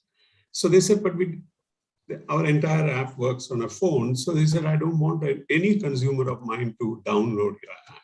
Can you make an appless version? Okay. So what we did here was actually the call center agent would say, hey, Kaja, thanks for calling. I'm just sending you a link. Can you just click the link, shoot a small clip and show us the problem, and show and tell us the problem. Just exactly 60 seconds. You show the front gate, you show where the leakage is, you show that, just upload it. It goes back to the call center, a contact center or customer experience center. And she's able to see, or he's able to see what the problem exactly is. Right?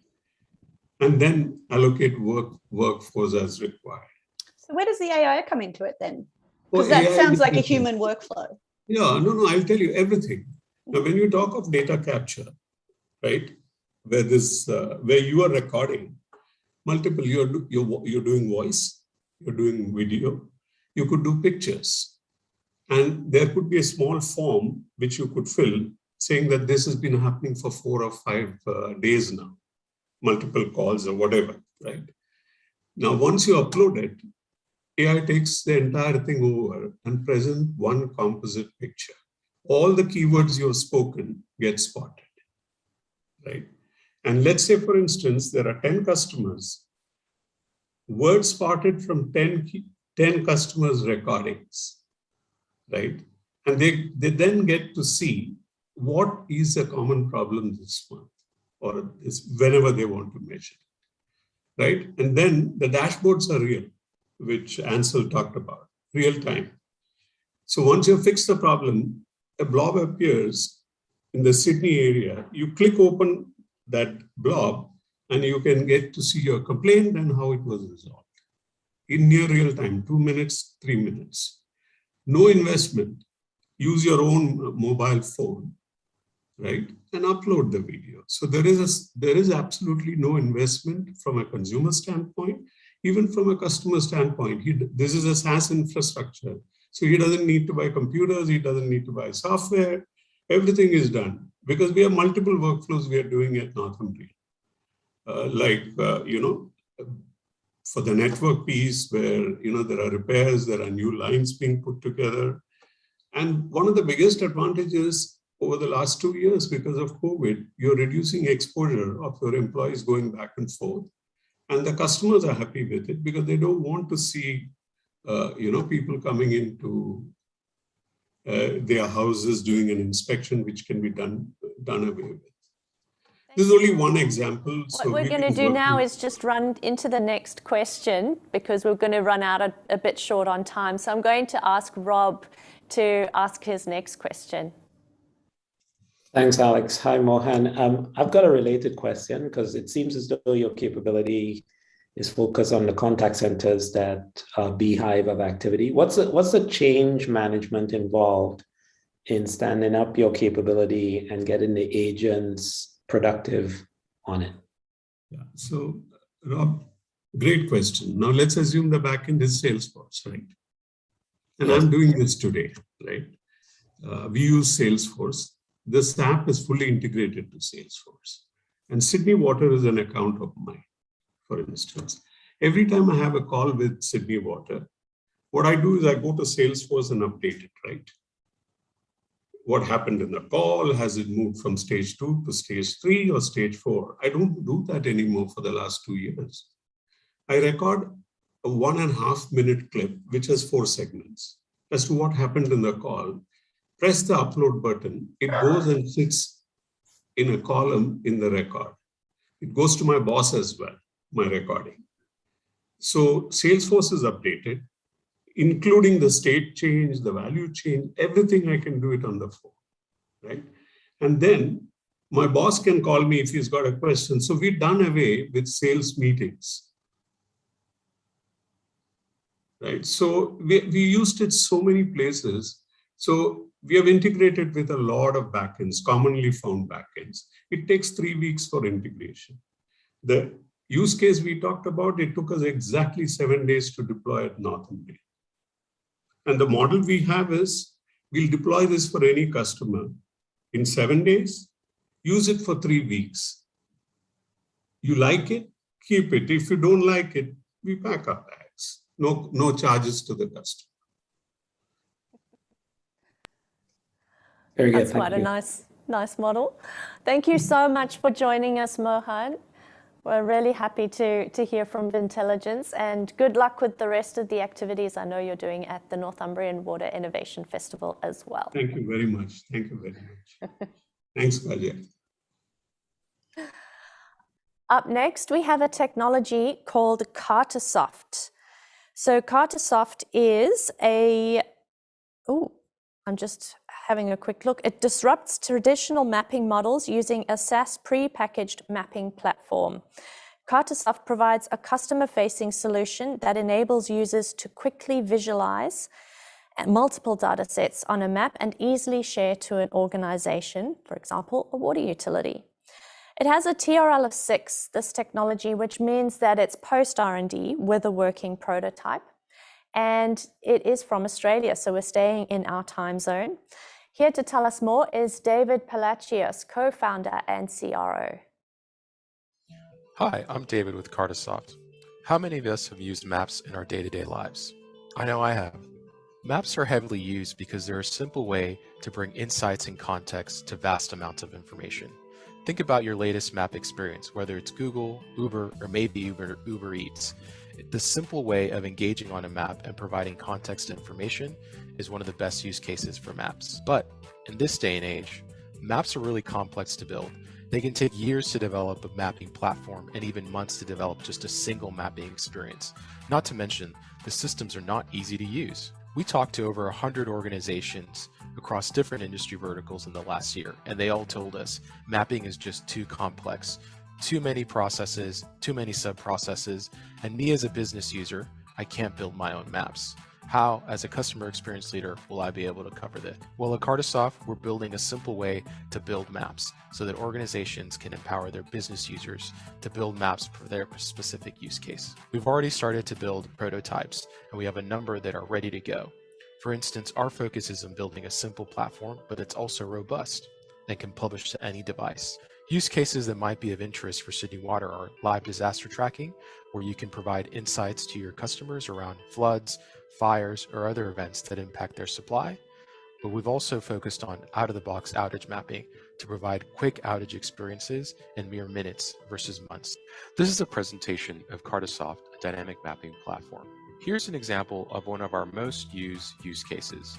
This is emergency data visualization, so organizations can keep their customers and constituents aware of any emergency situations that might be impacting them. What we've done is we actually collated all the emergency data for all the states across Australia and provided that in a very simple, easy to use mapping experience. Here you can get information around air quality, so you can understand the quality of air during a large bushfire event, wind velocity to understand how wind is potentially impacting fires or floods, as well as road incident data and other types of incidents. Here, we also point an individual to the source data provider, and we have information both in bushfire, floods, and other types of incidences. So how do organizations use this data? Well, what we provided is very tailored industry approaches to visualize some of this data. Here, we have our templatized outage experience, where electricity, water, or telecommunications providers can provide their customers up-to-date information about incidences and also planned and unplanned interruptions. The team is very excited and has been working for more than a year to solve this problem. We've engaged with a number of organizations, and we're especially excited to be engaging with Sydney Water. We hope we provided some insights as to how a simplified mapping platform can engage your customers and provide a better experience. Hi, David. Thank you for a wonderful presentation. Where Thanks are you for joining having us me. from today? I'm actually joining from Chippendale, New South Wales, so here in Sydney, but I know the accent might throw some people off. But I've been in Australia now for close to a decade. Fantastic. Are you ready for some fast-paced questioning? Yeah, absolutely. Fire away. Excellent. All right, I'm going to ask Kathy Horgan to kick off proceedings. Hi, David. How are you? I'm doing well, Kathy. How about yourself?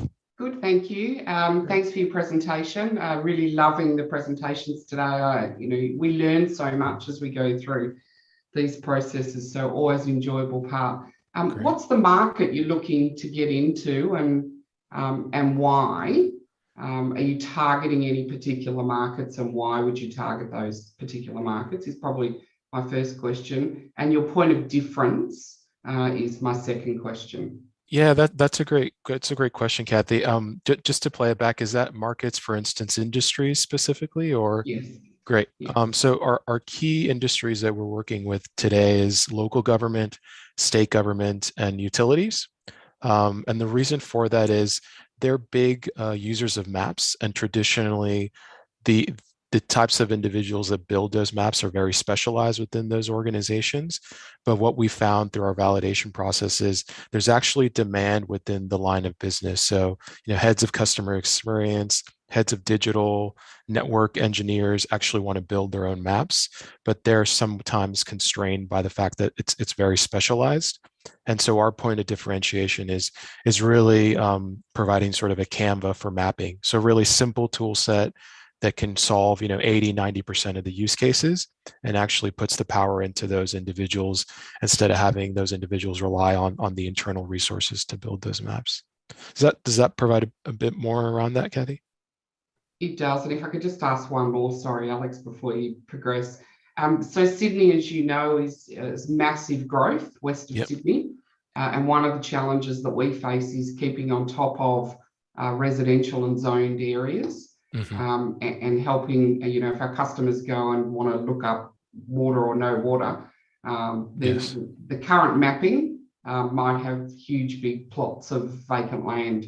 How do you keep on top of making sure that the mapping is reflective of the growth, particularly in areas of Western Sydney? Yeah, that's a great insight, especially it dives into one of the biggest problems around mapping, which is data, right? Which is how do you ensure data is kept up to date? How do you ensure data is, that the point-to-point integrations are working? And what we found is there's no simple answer to that. So we've actually gone out and started to source quite a bit of data on behalf of customers. And also, because it's a cloud-based solution, we're building a library of integrations. So we maintain those integrations.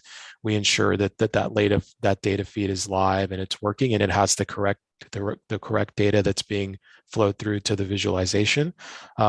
But that's the way that we're solving the problem today. It's very much how can we provide as much data as we can, but also ensure that the source data is as clean as possible. And one of those is just engaging with the data providers. So if you saw my demonstration, we had New South Wales RFS. We have a pretty close relationship with them, and also New South Wales government. Thank you. Yeah, thank you. Great questions. All right, I'm going to ask Katja Forbes from Design It to ask a few questions next. Yeah, data is the absolutely, it's the goal, the thing that fuels this solution. Yeah. And I think what's interesting to me is the way that you're going about solving that is kind of saying to your customers, we'll solve it for you by getting the data or cleansing the data. So in terms of, say, Sydney Water outage data information, what would be the cost for you to make sure that data is going to work in your solution in like the because if you're calling it Canva for maps, Yeah. it seems like you're taking an interstitial step there that generally, if you're using something like Canva, you don't need to do to actually create, wrangle the data. Yeah. So what's the cost, I guess, of that from, if you're doing that for Sydney Water, or what would be the onus on Sydney Water in terms of wrangling their data in a way that it's going to work on your maps? And what do you think, what's the obligation there if you're not necessarily going to take that step for them? Yeah, and I think that those are really good points. And I think Marianne, I think earlier raised a good point around, Sydney Water and where the state of this data is. For us, it's not as complex as you might think. So for instance, the water use, Katya, a lot of that is publicly facing. So some of the outage data is presented on a map today for Sydney Water. So for us, it's quite simple to pick that up. Not to get too technical, but it's a web service, right? So it's pretty simple to pick up, provide.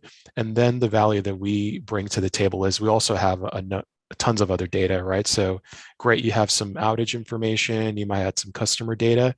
What if we overlay that with some of the data that we have? So we have water pipeline data, transmission network data on the electricity side. So in some cases, it's quite simple because some of that data has been cleansed, is publicly available. And then the value add is making sure that it's maintained and up to date. In other cases, and an internal customer's data might be all over the shop, but we go into that situation and sort of help them and tailor the solution for what state their data might be. And it's about quick wins, right? So we want to sort of start with the low-hanging fruit and deliver those. To answer your question on cost, it's quite low, right? So we don't want to put the onus on the customer to have to pay for, to cleanse their data or to do any of these things. We really want to get them to start to use the platform and start to create customer-facing visualizations. Oh, that's definitely the Canva model. Exactly. So we believe, the more maps you can build to engage the customer, the better. So we want to remove a lot of those barriers. And in most cases, there's no cost to that. In some cases, depending on the data set and the integration, unfortunately there is, but we try to keep that as low as possible because the end game is build a map, see if people want to use it, and if they do, great. Let's continue that journey. Okay, is it like a subscription then? Spot on, yeah. So the platform is a subscription, and as part of the subscription, you get access to the data library, which continues to grow over time. And within that, it's not per user based; it's just pure platform. Build as many maps as you want. As many users can come on board. Fantastic questions there. I'm learning so much through this session. It's really wonderful to have such expertise in the room from both the tech side and the shark side. I'm just blown away. Thank you so much. Thank you, Dave, for a lovely session. We'll let you get back to your life in Sydney. Thanks so much. Pleasure being here. Great questions. Thank you, Dave. Bye-bye. Bye. All right, so we're coming up to our final technology for the day. Up next, we have Deferit. So this technology is a buy now, pay later payment platform dedicated to essential bills and non-discretionary items like energy, water, telco, transport, and council bills. And it helps people to pay their bills on time. So this technology is a TRL of 9, which means it's commercially available, and it is based out of Australia. And here to tell us some more, we have got Blake Watkinson, Sales Manager and Enterprise, and Daniel Katajar, General Manager of Technology and Projects. Hi, my name is Blake Watkinson, and I work for Deferit. Deferit is an ethical buy now, pay later solution that is dedicated to essential bills and non-discretionary spend. For only $5.99 per month, we pay the consumer's bill up front and they pay us back in 4 easy installments. We don't charge late fees and we don't charge interest, and we're a completely free service for our billers. This places Deferit as the only ethical solution in market, and our customers love us for it. We have an NPS rating of 88 and we are rated 4.9 across all major review platforms, including Google, Facebook, and Apple. In terms of our desirability within the water industry, it's quite high. we've paid over $3 million in water bills from over 5,600 customers. Let's dig a little deeper into these customers. There are two segments that are majorly approaching defer it, and these segments have two large needs. Number one, it's convenience. 75% of customers are actively rearranging and rescheduling their bill repayment dates with us. And that's likely because 92% of all customers are using defer it for other billers too. The other segment are the customers that are coming to us who are in a little bit of financial difficulty and might need a bit of help. This is evidenced through 12% of the first bill is overdue, but it's not overdue for long. We're helping over 88% of customers get back on track. In terms of the feasibility of our product, it's quite easy to access and it's quite easy to use. It's a consumer-based product and it's proven in market. Just go and use it for yourself. In terms of the viability, there are three major pillars that we drive value for our billers. Number one, we optimize cash flow. If you think about it, we pay the bill up front. So you're getting those funds immediately. Number two, we engage your customers like never before. As I mentioned before, customers are actively rescheduling payments and we're positively influencing behaviors. And finally, we have some modest cost reductions by engaging defer it. We've saved over $160,000 in transaction fees and we absorb bad debt instead of you. We don't sell on consumer debt and we don't default list either. So we don't provide any extra hardship for your customers. What we want from a partnership is to be placed on your billing communications.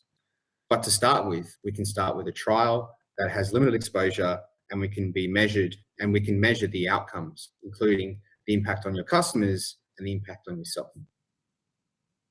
Finally, we would love to integrate down the track and become a full service payment option and payment provider for you, Sydney Water.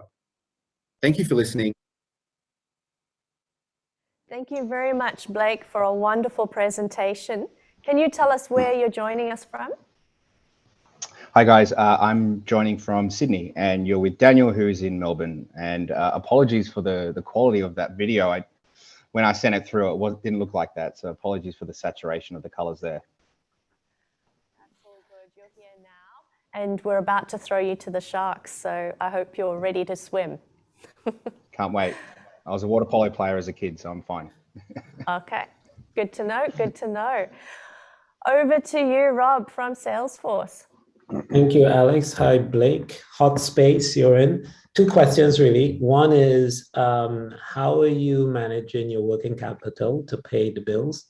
And two is, how are you managing the risk? Because you're taking on quite a bit of risk. And you didn't really talk much about whether you are doing any risk assessment on your customers, and if so, and how you're managing bad debt, etc. Great questions. So firstly, in terms of, we have a lot of credit checks and we have proprietary tools that ensure that we're lending, our lending criteria is robust and we're lending to the right people. And sorry, what was the first part of your question? Working capital to pay the bills on behalf of working capital, yeah. So we have a $300 million loan book underneath us that underwrites the ability to lend to customers, essentially.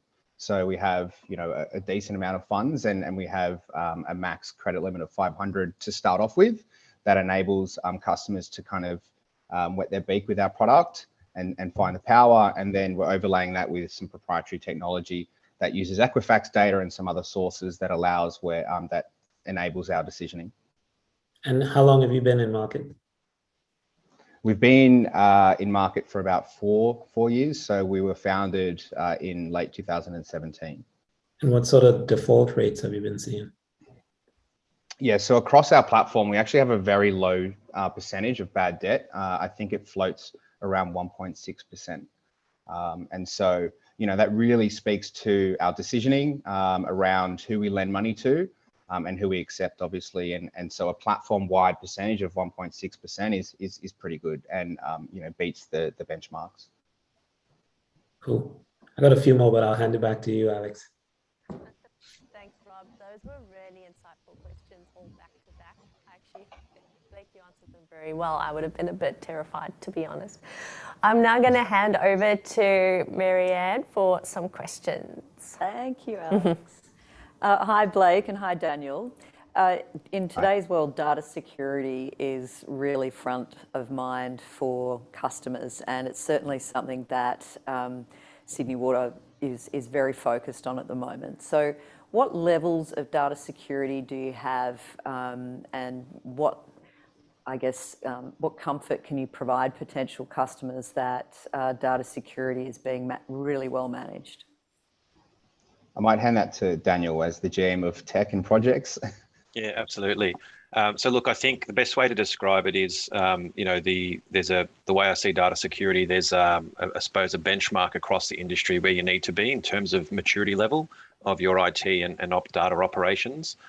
So we certainly take a security first focus and a customer first focus in terms of protecting their data. Our infrastructure layer runs on a modern cloud-based stack. So for those that know it, AWS. And we put in the standard suite of controls that you would expect to protect that. So, you know, latest encryption, strength and algorithms, two-factor authentication for our staff to log into our various systems, things of that nature. You had a breach, Daniel. What's your business continuity planning like? Yeah, so in terms of when you say a breach, are you talking like, for example, things such as ransomware? Or are you talking about a breach of data or? Any of the above, really. Any of the above? Yeah, sure. So look, in terms of I suppose our posture and our stability and business continuity, we leverage built-in mechanisms with AWS. So we have redundancy built in terms of where we store our data.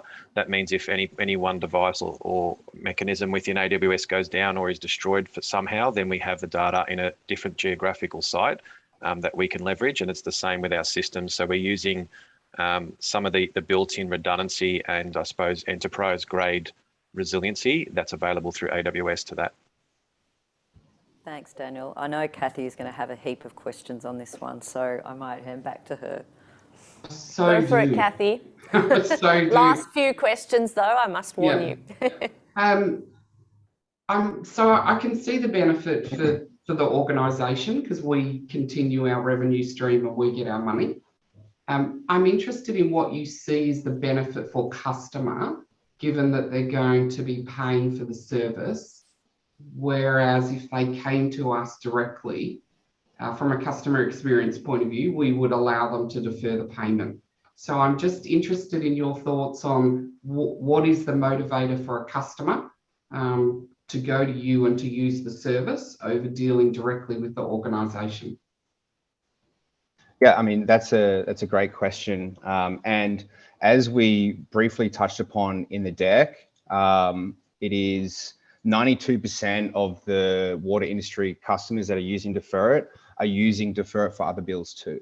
And so as a single platform and as a single product for a single bill, it may not make the most sense. But what we see the majority of our, the significant majority of our customer base doing is using us as a hub for multiple bills. And so the value here is they pay $6 a month, or at least $6 when they have an active unpaid debt in our platform.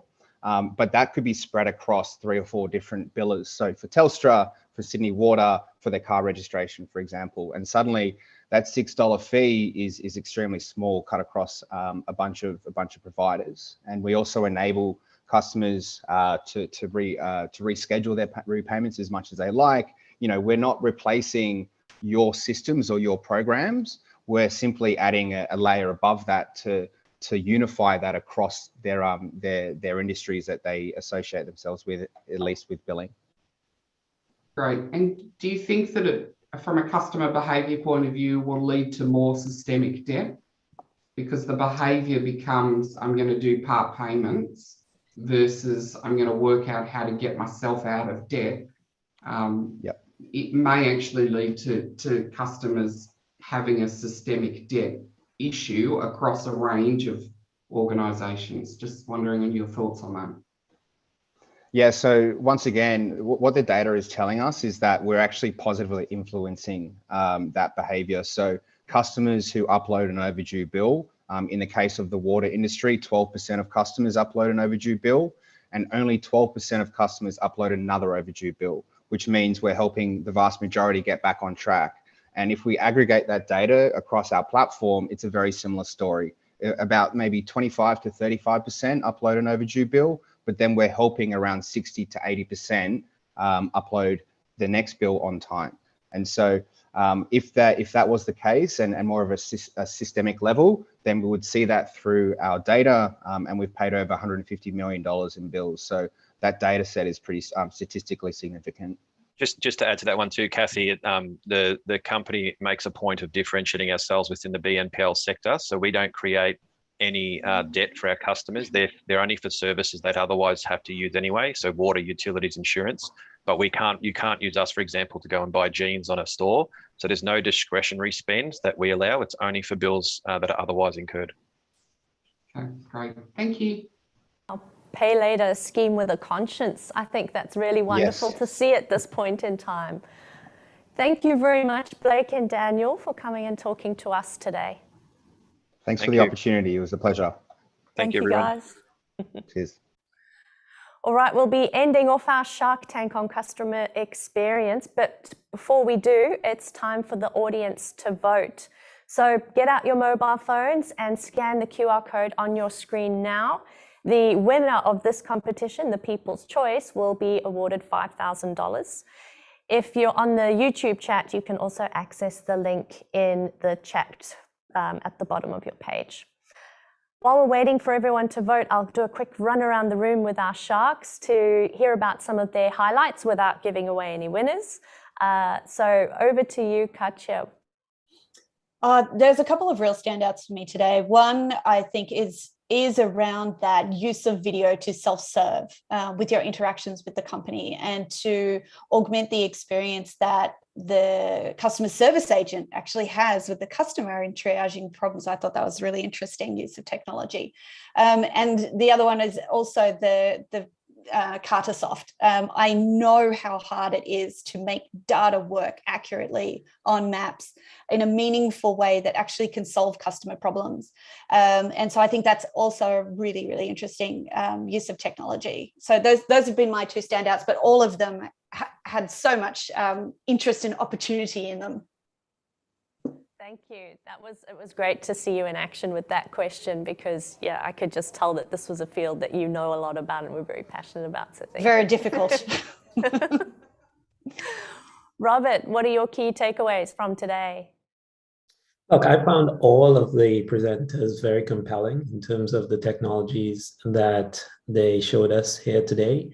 I would have loved to spend more time unpicking their business models because we live in a world right now where technology is not really the challenge, it's really the people and the process and change in behavior and getting traction and all of the things that make the promise of the technology come to life. So if I were to say what we should do differently next time, it's really just spend a little bit more time understanding their traction and their business models. Fantastic. That's great feedback. We probably need more time for these sessions at our next festival. Kathy, what were your key takeaways?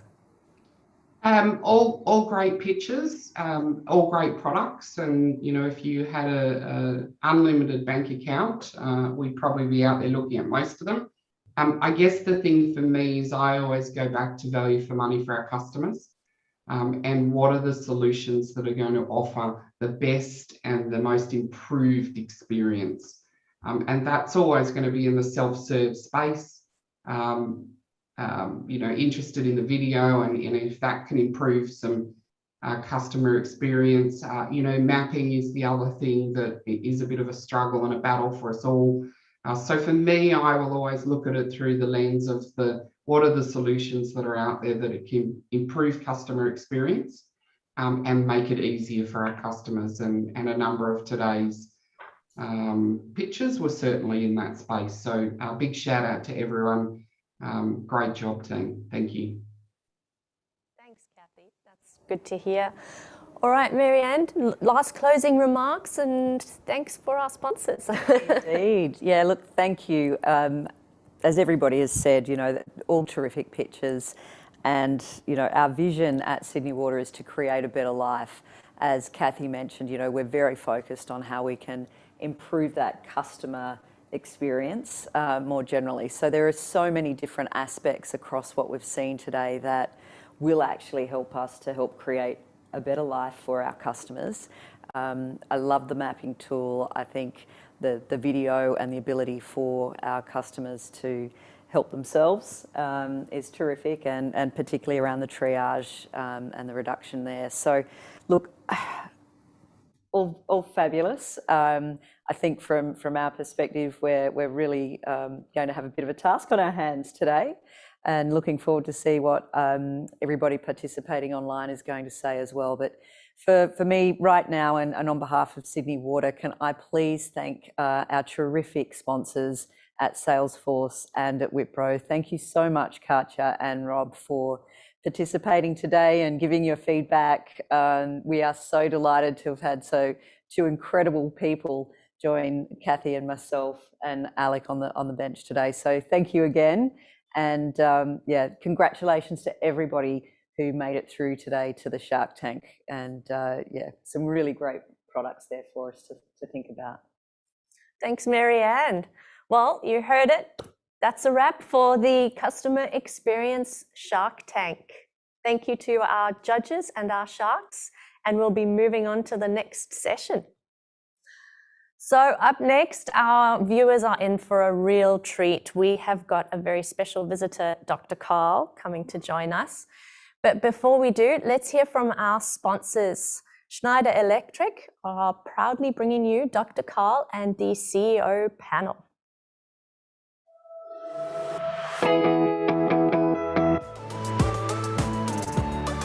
Hi, Brad Yeager from Schneider Electric here. It's amazing to be part of the inaugural Sydney Water Innovation Festival. Innovation has been core to Schneider throughout our 185-year history. And for me personally, having worked in the water industry for over 20 years, to see so many different stakeholders coming together and embracing an innovation mindset is just brilliant. It has been especially exciting to be part of the circular economy sprint, as our purpose at Schneider is to empower all to make the most of our energy and resources. And we need to be continually innovative in order to bridge both progress and sustainability for all. At Schneider, we call this Life is On. In fulfilling this purpose, we see our mission in a clear way. We want to be a digital partner for sustainability and efficiency. And partnering with some of the great thought leaders during this event has been a fantastic part of that ambition. At Schneider, we already have a long history of partnering with the water industry around energy management and industrial automation, not only in Sydney, but across Australia, New Zealand, and the globe. Isn't that right, Richard? It sure is, Brad. I've recently moved to Australia from New Zealand, and I've been involved in the water industry for over 20 years on both sides of the ditch. Having moved, I've now experienced lockdown on both sides as well. I'm super excited to have been part of this festival and looking forward to taking some of the ideas formed here into the future and coupling those with the Schneider Electric innovation from local and global entrepreneurs. We have, through our involvement over the years, shared a journey with Sydney Water, with successful projects delivered through our partnership with our Smart team and other water industry players.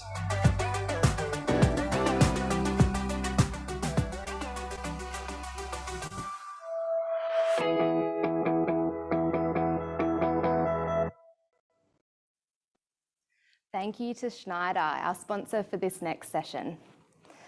Hello again, my name's Anna, and I'm very excited to be introducing our next speaker, Dr. Karl Kruszelnicki. Like most young people in Australia, I've grown up learning about science from Dr. Karl, and I still remember when he came to my high school back in the day. These days, I've heard Karl is quite big on TikTok, so make sure you check him out if you're on there. With weekly radio shows in Australia and the UK, regular television appearances, magazine articles, podcasts, and so far 45 published books, Dr. Karl is constantly in demand by the media and for corporate appearances. In 2002, Dr. Karl was honoured with the prestigious Ig Nobel Prize awarded by Harvard University for his groundbreaking research into belly button lint and why it's almost always blue. In 2019, the United Nations awarded Dr. Karl with the UNESCO Kalinga Prize for the popularisation of science, which is global recognition of Dr. Karl's gift for science communication. Dr. Karl is the first Australian to win this prize.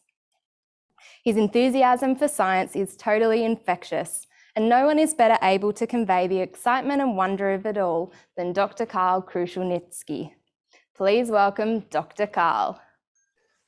Ahoy, hello there, Dr. Anna, and I'll do the sharing screen thing, and I'll give another go at doing the sharing screen thing, and I'll have a third go at sharing the screen, and there it is, sharing away. And with a bit of luck, what you should be seeing, help me on this one, Dr. Anna, you should be seeing a whale shark, is that right?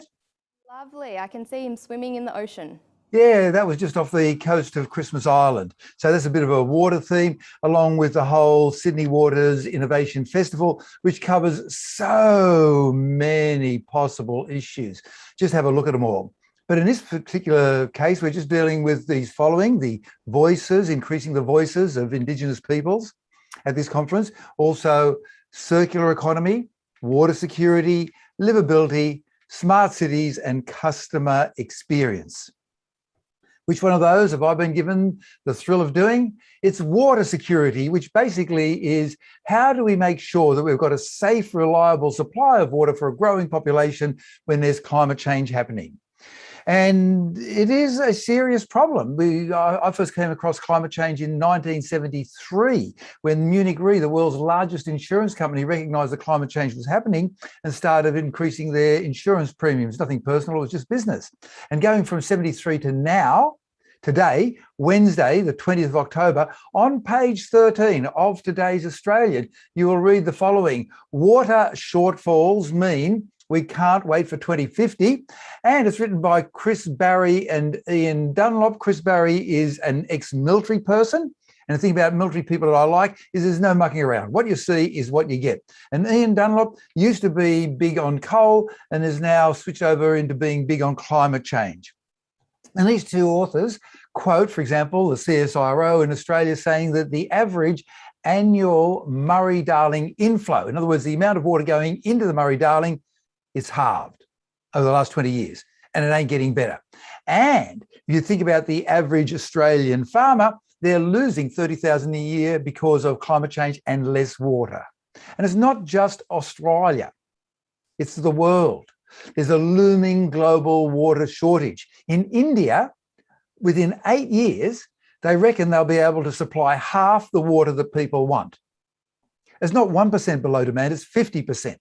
And China, same deal. And what's been going on in their case is a different aspect to water, which is massive overpumping of their underground aquifers. So let's take the big picture and look at the whole world, or at least North America, which counts as the whole world in many cases, and remove all the water. And you'll notice that over here, the Pacific Ocean, where the white dot's going, the Pacific Ocean, which by itself is bigger than all the land mass on Earth put together, the Pacific Ocean is devoid of water. And you'll notice over here, there's a big continental shelf off the coast of the USA. And where's all the water on Earth gone? It's gone into this ball. So if you got all the water on Earth and collected it, it would be a ball this big, salt water and fresh, roughly the distance between Sydney and Melbourne, about 1,500 kilometres with that volume of water. It's smaller than a moon of Jupiter, that ball of water, called Europa, which almost certainly, definitely has oceans of water. And it's about twice the size of another moon, this time of Saturn, called Enceladus. So that ball of water is roughly halfway between Europa in size and Enceladus. That's all the water that we have to play with. Honing down into Australia, we are the driest inhabited continent on Earth. 80% is too dry to grow stuff on. 40% is actually defined as desert under the 200 millimetres of rain per year. 80% of the population lives in the so-called 5 festering sores that we call cities. Western Australia, the largest state, the lowest population density. And people have been thinking about Western Australia in terms of water. Here are the river basins that exist. And people have been thinking, what if we actually start pumping water around the place And how do we pump the water? Well, let's get the energy from geothermal. And what's the temperature 5 kilometres underground? Well, the red bit is 360 degrees, and that's easily enough to get your energy without burning any fossil fuels. So how far are we going down that pathway? It's a number pretty well indistinguishable from zero for various reasons in Australia. So innovation themes, how do we make sure we have reliable water for the future? There's so much in that simple question. For example, in the case of Sydney, now we're diving in, we rely on big dams way out in the sticks, but most of the rain falls closer to the coast. Or people are saying, let's raise the wall of Warragamba, and all the stuff downstream from Warragamba that's defined as flood prone, well, and you can't build on it, well, let's just redefine it and let the insurance companies and the people who get drowned and killed, let them worry about it. Being a bit harsh, I guess I am. Smaller, more local infrastructure, that can work in some cases, and anything that works is good. So in my area, in the Bra, they're actually harvesting the stormwater. But there's another aspect as well, not just of this stormwater, but the rain. Capture the rain where it falls. So here's a lovely, lovely picture of my backyard. You can see it's a really nice backyard there. And we dug a hole and we put in a swimming pool, an underground swimming pool.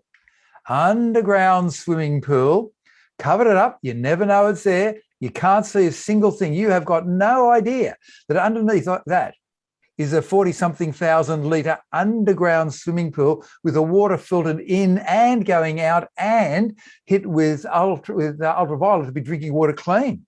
My roof can collect 200,000 litres a year. We use 150. Now, depending on when and how the timing of the rain comes, we could pretty well run on that with our tank.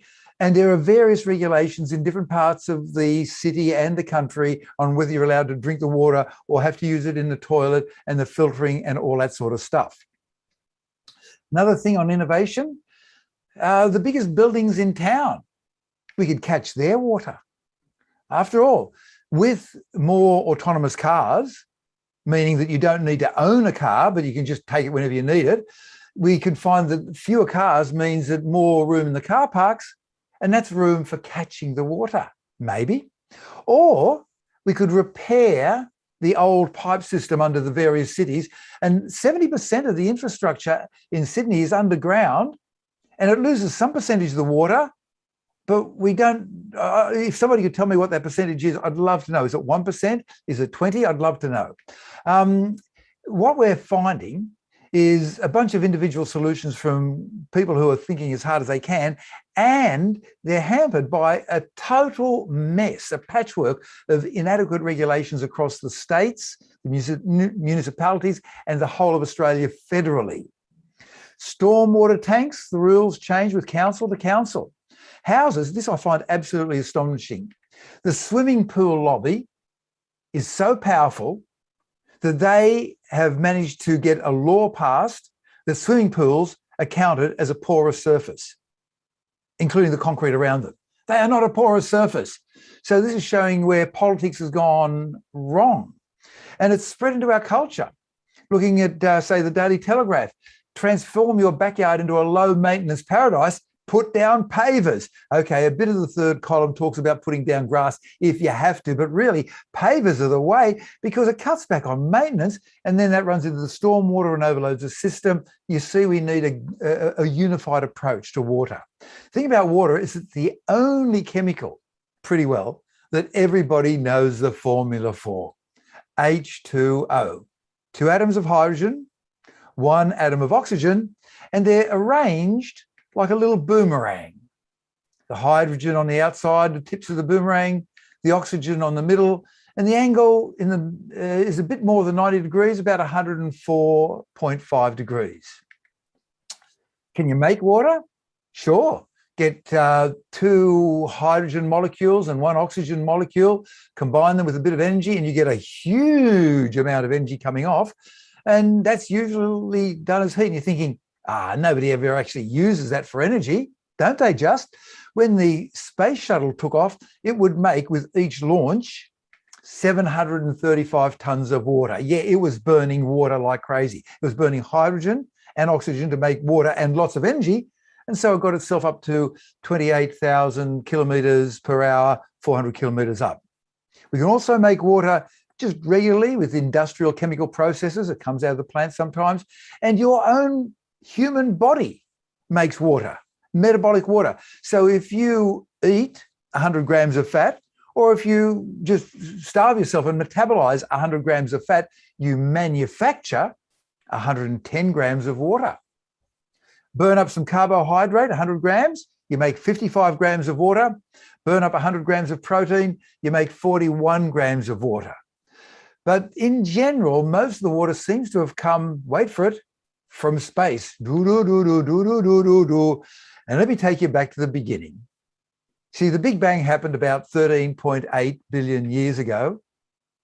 And you had hydrogen atoms they formed about 380,000 years ago. So 380,000 years after the Big Bang.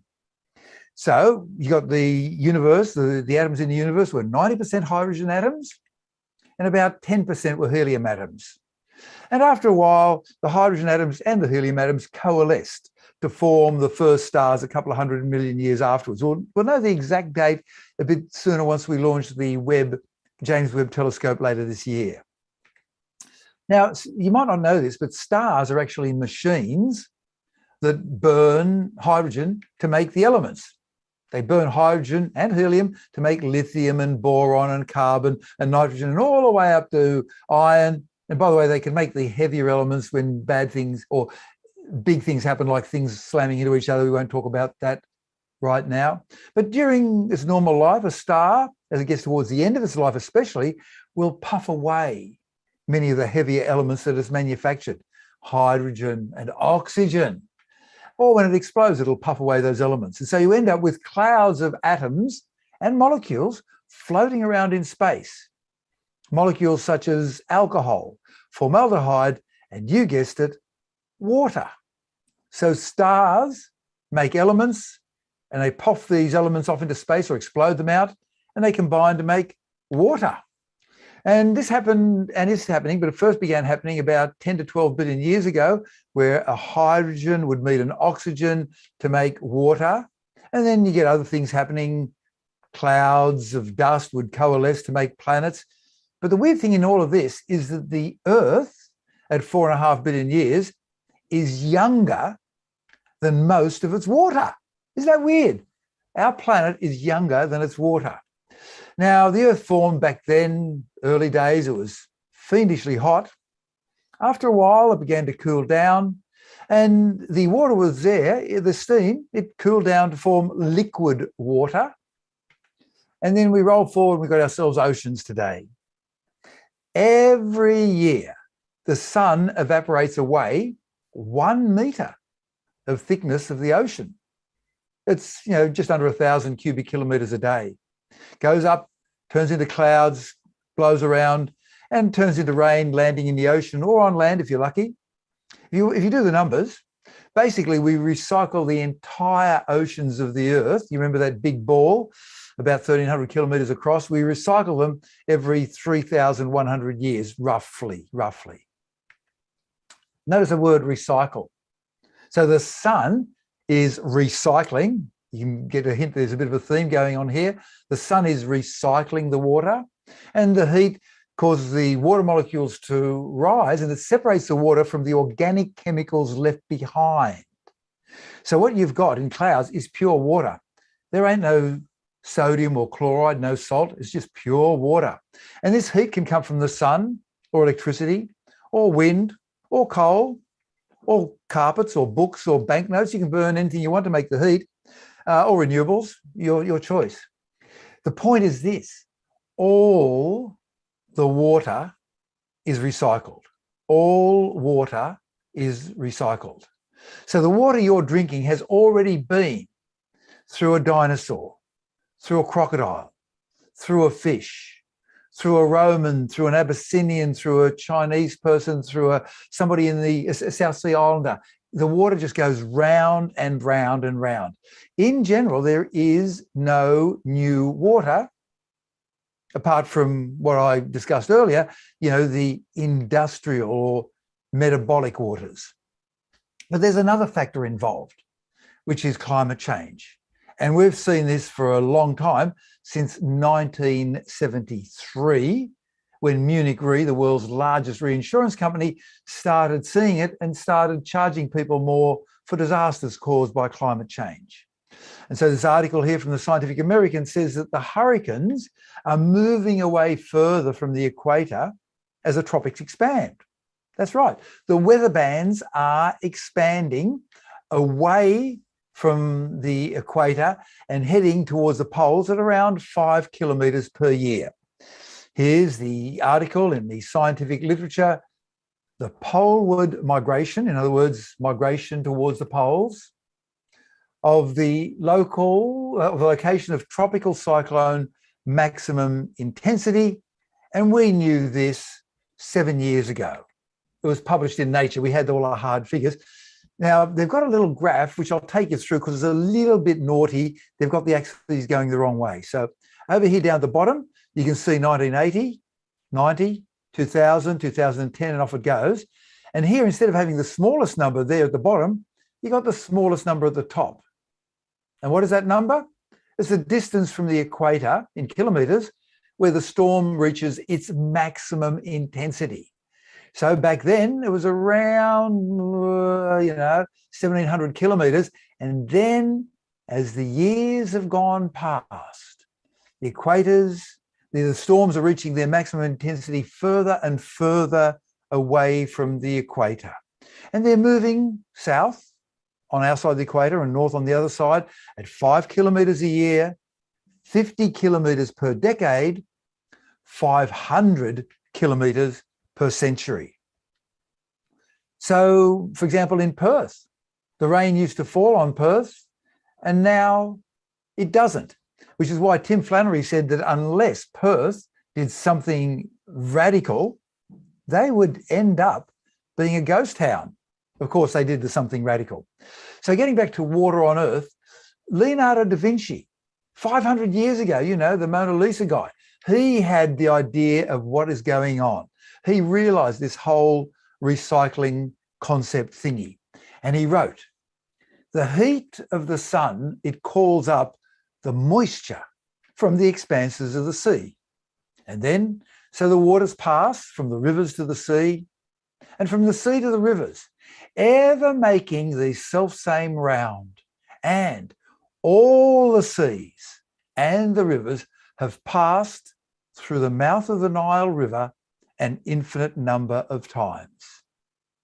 And he realized that when he was stuck in Europe, he could think about things outside his backyard. By the way, a little question. I'll throw this here at Amber. No chasing up. Where was Leonardo da Vinci born? If somebody has the right answer without looking it up, no cheating, we'll give you, I think we're right on this, Amber, we're going to give away a prize of a luxury European car, a block of flats in Tasmania, I think. Yeah, thank you, Amber. Okay. Where was Leonardo da Vinci born? But getting back to the wisdom of what he said and going on today, talking about recycling in the United States, the locations in black are thinking about it, are operating, and the ones in blue are thinking about recycling water. And if you look at the whole globe, and let's dive into the left-hand side over here in the United Kingdom and think about water flowing down the River Thames. So in the upper reaches, a town puts a big straw into the river and goes suck, and it pulls out the water, the drinking water for its population from the River Thames. And then people drink that water and then they squirt it out and it comes out as sewage, and the town then treats the sewage and cleans it and dumps it back, that clean water back into the Thames, where the next town draws it up. Repeat, repeat, repeat. If you dive into another part of the world, like, well, southeast Queensland, Orange, let's have a look at Perth. We talked about Perth. So the situation in Perth is that they rely for their drinking water 40% on desalinated water. I think that's the right number. Please correct me if I'm wrong. I'm just going from memory there. Thank you very much. Now, what they do is they get their sewage water in Perth because, the weather bands have shifted away from Perth and no longer dump rain on Perth. They dump it further south. So they get their sewage water and clean it, which is very expensive. And they get that clean water and then they dump it into an aquifer, which is moderately expensive, just running a few pumps. And they let it wait there for a while. Why? To remove the yuck factor. Oh, God, I can't drink recycled water. And then a bit later, they then pull the aquifer water out. That costs more money to run the electric pumps, and then clean it as though it had never been cleaned. That costs a lot of money.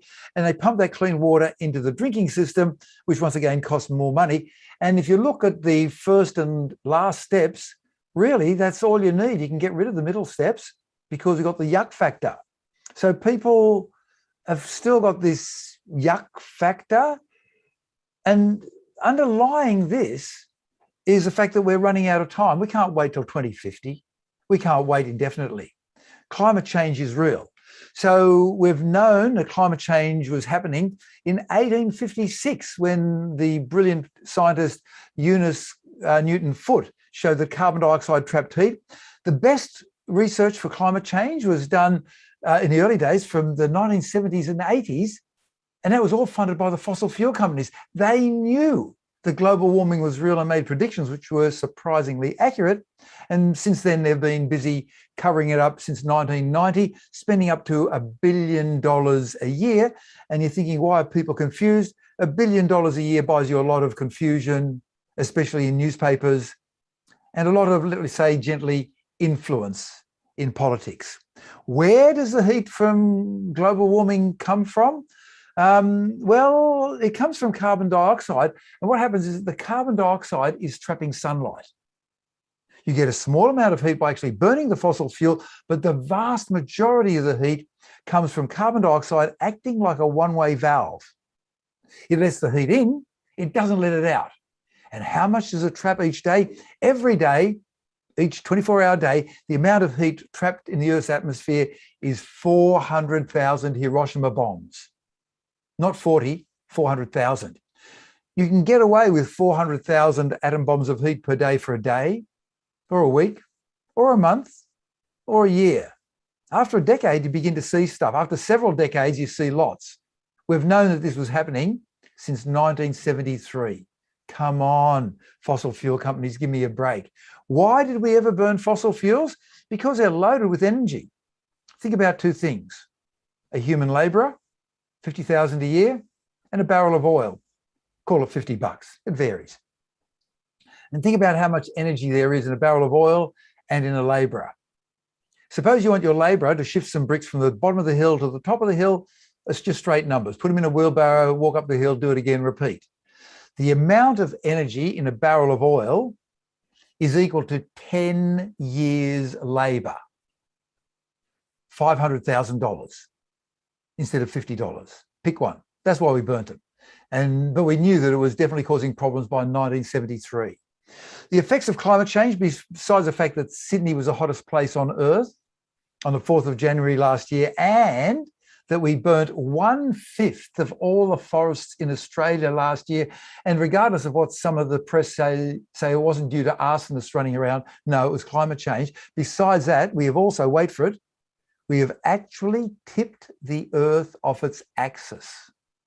Yes. And the science is becoming very solid that we've also made the Earth spin faster. Ask me about that later. And can we fix climate change? And the answer is yes. And it'll be cheaper to fix it than not fix it. So if you want the big picture, the global picture, look up the Drawdown Review at drawdown.org. And it's about 25 meg, and it'll take you a couple of hours to read. And they come up with an analysis and solutions and benefits. And it's a three-part thing. We can bring the emissions to zero.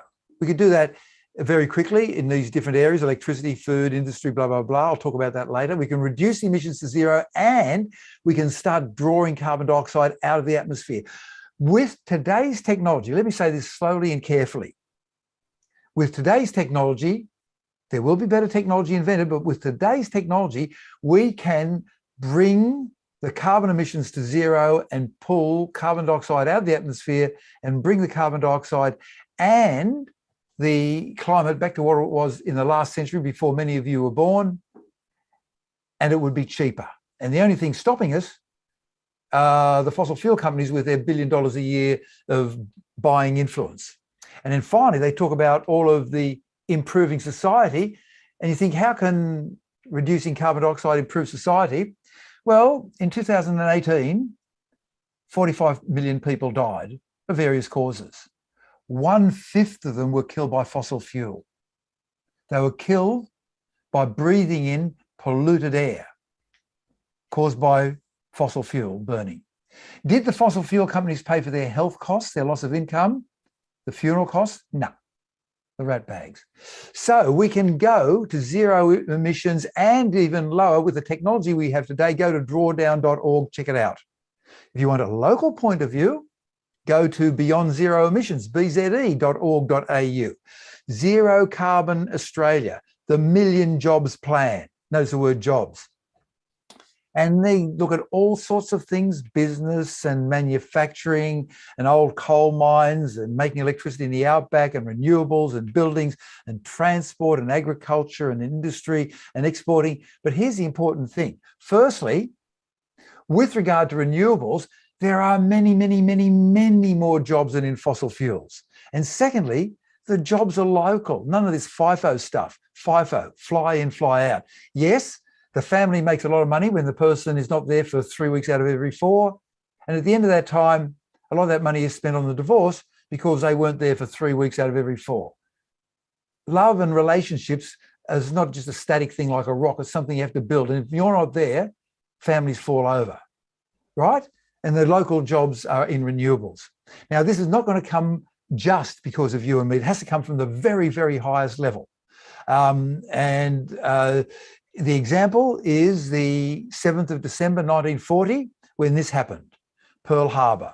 Up until that day, the United States of America had made 3,000 aeroplanes, 3,000 in the previous half century. In the next 4 years, they made 300,000, not 3,000, 300,000. Big aeroplanes like this B-24 Liberator, which was a heavy aeroplane with a big crew because it had big engines that could fly very fast and had a huge range. And just, they built all these car factories and said, car factories start making aeroplanes. And Ford built one factory, just one out of the many that are built, which happened to be the largest single-story building ever built in the history of the human race, 1 kilometre long by 1/3 of a kilometre wide. And they were pumping out these huge, complicated planes, not at the rate of 1 per month or 1 per week, but 1 every hour. These planes, instead of having 15,000 parts like the cars back then had, they didn't have 15,000, they had 500,000. And they were made of high-tech materials, not low-tech materials, and the labourers had to be very skilled, not unskilled labour. And they were pumping these out at 1 an hour. And that came from a decision at the top, not at the bottom. Suppose Australia gets bombed. Do we rely on somebody in Tasmania to start knitting up some yogurt, if that's how you make yogurt, to stop Australia from being invaded? No, it has to come from the top. Now you're thinking, come on, Carl, surely you're not expecting me to believe that big fossil fuel is as bad as big tobacco. I'm saying big tobacco, big fossil fuel, big alcohol. Big alcohol, do they tell lies? In August 2018, the poster on the left and the one on the right a bit later appeared in every hospital in Australia. Huge poster. And it said in the first paragraph, which got wiped out, it said it is not known if alcohol is safe to drink while you are pregnant. This poster, put out by Big Alcohol, appeared in every hospital in Australia in 2018. It is a complete lie. It is a lie. Big Alcohol lied. For decades, the truth is that it is known that alcohol is unsafe to drink while you're pregnant. And why did they do it? Well, nothing personal, as they say in the movies. It's not personal. It's not personal, Sonny. It's strictly business. Nothing personal, it's strictly business. So we can go to a zero carbon world with electricity within 10 years. For steel and concrete, which is 15% of global emissions, 10 years. Transport, 15 years. Agriculture and livestock, 5 to 20 years.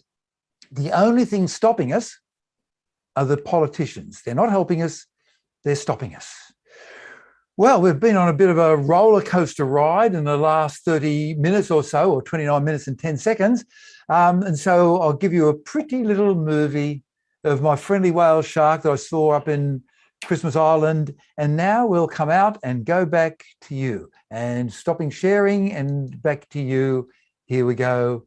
And ready. Thank you very much, Karl, for a very interesting presentation. I mean, I work for Sydney Water and I didn't know that most of the water on Earth is older than Earth itself. Very, very interesting. So Karl, if you're ready, we've got a few questions that have been coming through on the Slido. Are you ready to answer them? I was born ready, Dr. Anna. Great. Thank you, Dr. Karl.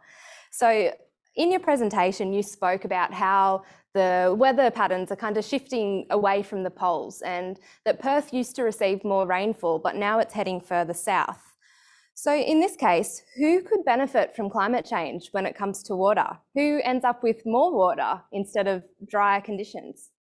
If you had a situation where the country had no people in it, nulla terris, which is not the state, you could then look at the country and say, there's rain there, but not there. Therefore, I will grow crops where the rain is. But the trouble is the farming investment has already been put into the land by the people who have invested in the infrastructure where the rain used to be.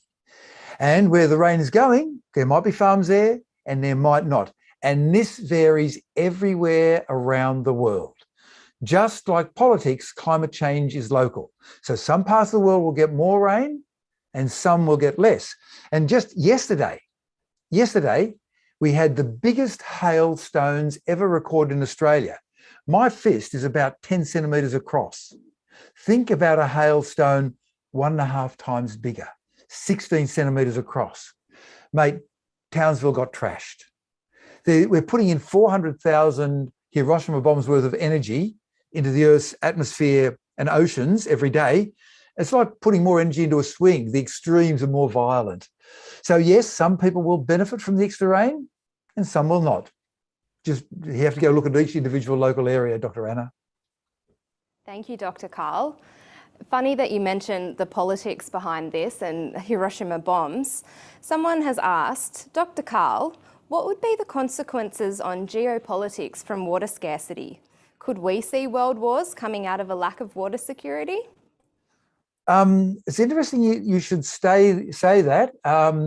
There are people who specialise in studying water and the geopolitics of water. So you find out more about this by studying politics at university as well as the hydrodynamic cycle. And there are cases where a river all across the world runs through several countries. And the countries high up on the river saying, we're running out of water, we're going to grab the water. And the countries downstream are saying, no, you can't do that. We need the water. We're even seeing it here in Australia, something called flood water harvesting, where in Australia, the floodwaters should just go into the rivers and then be shared, but some people are trapping it for their own benefit. So what we really do need is not a patchwork of rules and regulations. We need something for the common good for all of the Australian citizens. I'm kind of thinking, I'm sorry to say this, Dr. Anna, something like the ancient Greek system, where the way you got into politics was there was a lottery. If your name came up, you're a politician, no choice. If you did bad, they killed you. Then you retired. What a career. Well, you had to do good. Yeah, exactly. But you had to do good for the citizens and for the future, not setting up your own personal career so that afterwards you get fabulously wealthy. And who cares about the... No, you got to think for the future. Exactly. Unfortunately, our political system isn't quite like ancient Greece's. So how can we push our elected representatives to act rather than to continue to put off action? What do we say to make the move on climate change? A few things. Number one, remember this, a politician is, I learned this from a very clever politician, a politician is like a cushion. They take the imprint of the last person who sat on them heavily. So, firstly, you have one vote. You have one vote, use it wisely. Don't give it to somebody who won't do what you want. Secondly, remember that old saying, all it is required for evil to win is that good people do nothing. And so if you say to most people, and I'll pretend I'm saying it to you, hey, Anna, Dr. Anna, why don't you run for politics? Most people go, oh, I couldn't possibly do it. And in that act, you have given up and let the evil people win. I myself ran for politics in 2007 on a climate change ticket. And out of the 782,000 votes needed to get into the federal Senate in New South Wales, I got 42,000 votes, and therefore I lost resoundingly. I didn't even get any money back on that, but I got a great lesson, which is that politics is where it happens. And if you're not up for running in for politics, support somebody who will do what you want. And I strongly recommend that anybody who has never joined a political party, join any political party, especially one that you don't support. So if you're very right, join a left one. If you're very left, join a right one. If you're middle, I don't know, join both the right and left one at the same time and learn about what's going on. I myself have worked in various jobs where I have, and I quote, lived in the belly of the beast. Yes, I'm sorry to say, Dr. Anna, I've actually worked for the commercial media. I apologize. I know. No, I learned a lot. Like one thing I learned was, if it bleeds, it leads. So for politics, that's where the power is. P for politics, P for power. If they won't do what you want, get rid of them and put in somebody who does. Might even be yourself. Thank you, Karl. We'll need to make sure we do our research for the next election. Okay, so now we'll go slightly on a different tangent. I've got a question in from Anonymous about, Dr. Karl, could getting or creating water from fog be an opportunity? Yes, there are some parts of the world, especially the Namibian desert, where the fog, that's on the bottom left-hand side of Africa, where the fog coming off the ocean, the moisture, there's a temperature difference, yada, yada, yada, physics, and you get a thick fog. And there are many plants and insects that have optimized and evolved themselves into gathering this fog. However, I just read a report the other day that thanks to global warming, and I find this kind of weird, they're saying that there's overall around the world less fog rolling off the ocean onto land. And I would have thought that there would have been more fog with the oceans getting warmer. They've warmed up by about 1 degree. I have to read the article to find out the specific physics pathway that leads to less fog. So yes, harvesting the fog is one thing that you can do. But remember, if you're harvesting it here, it used to go somewhere else.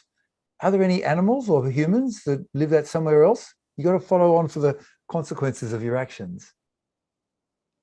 You said in your presentation, Karl, that clouds are made up of pure water. Is fog also the same, super clean, pure water? It usually is super clean, but not always.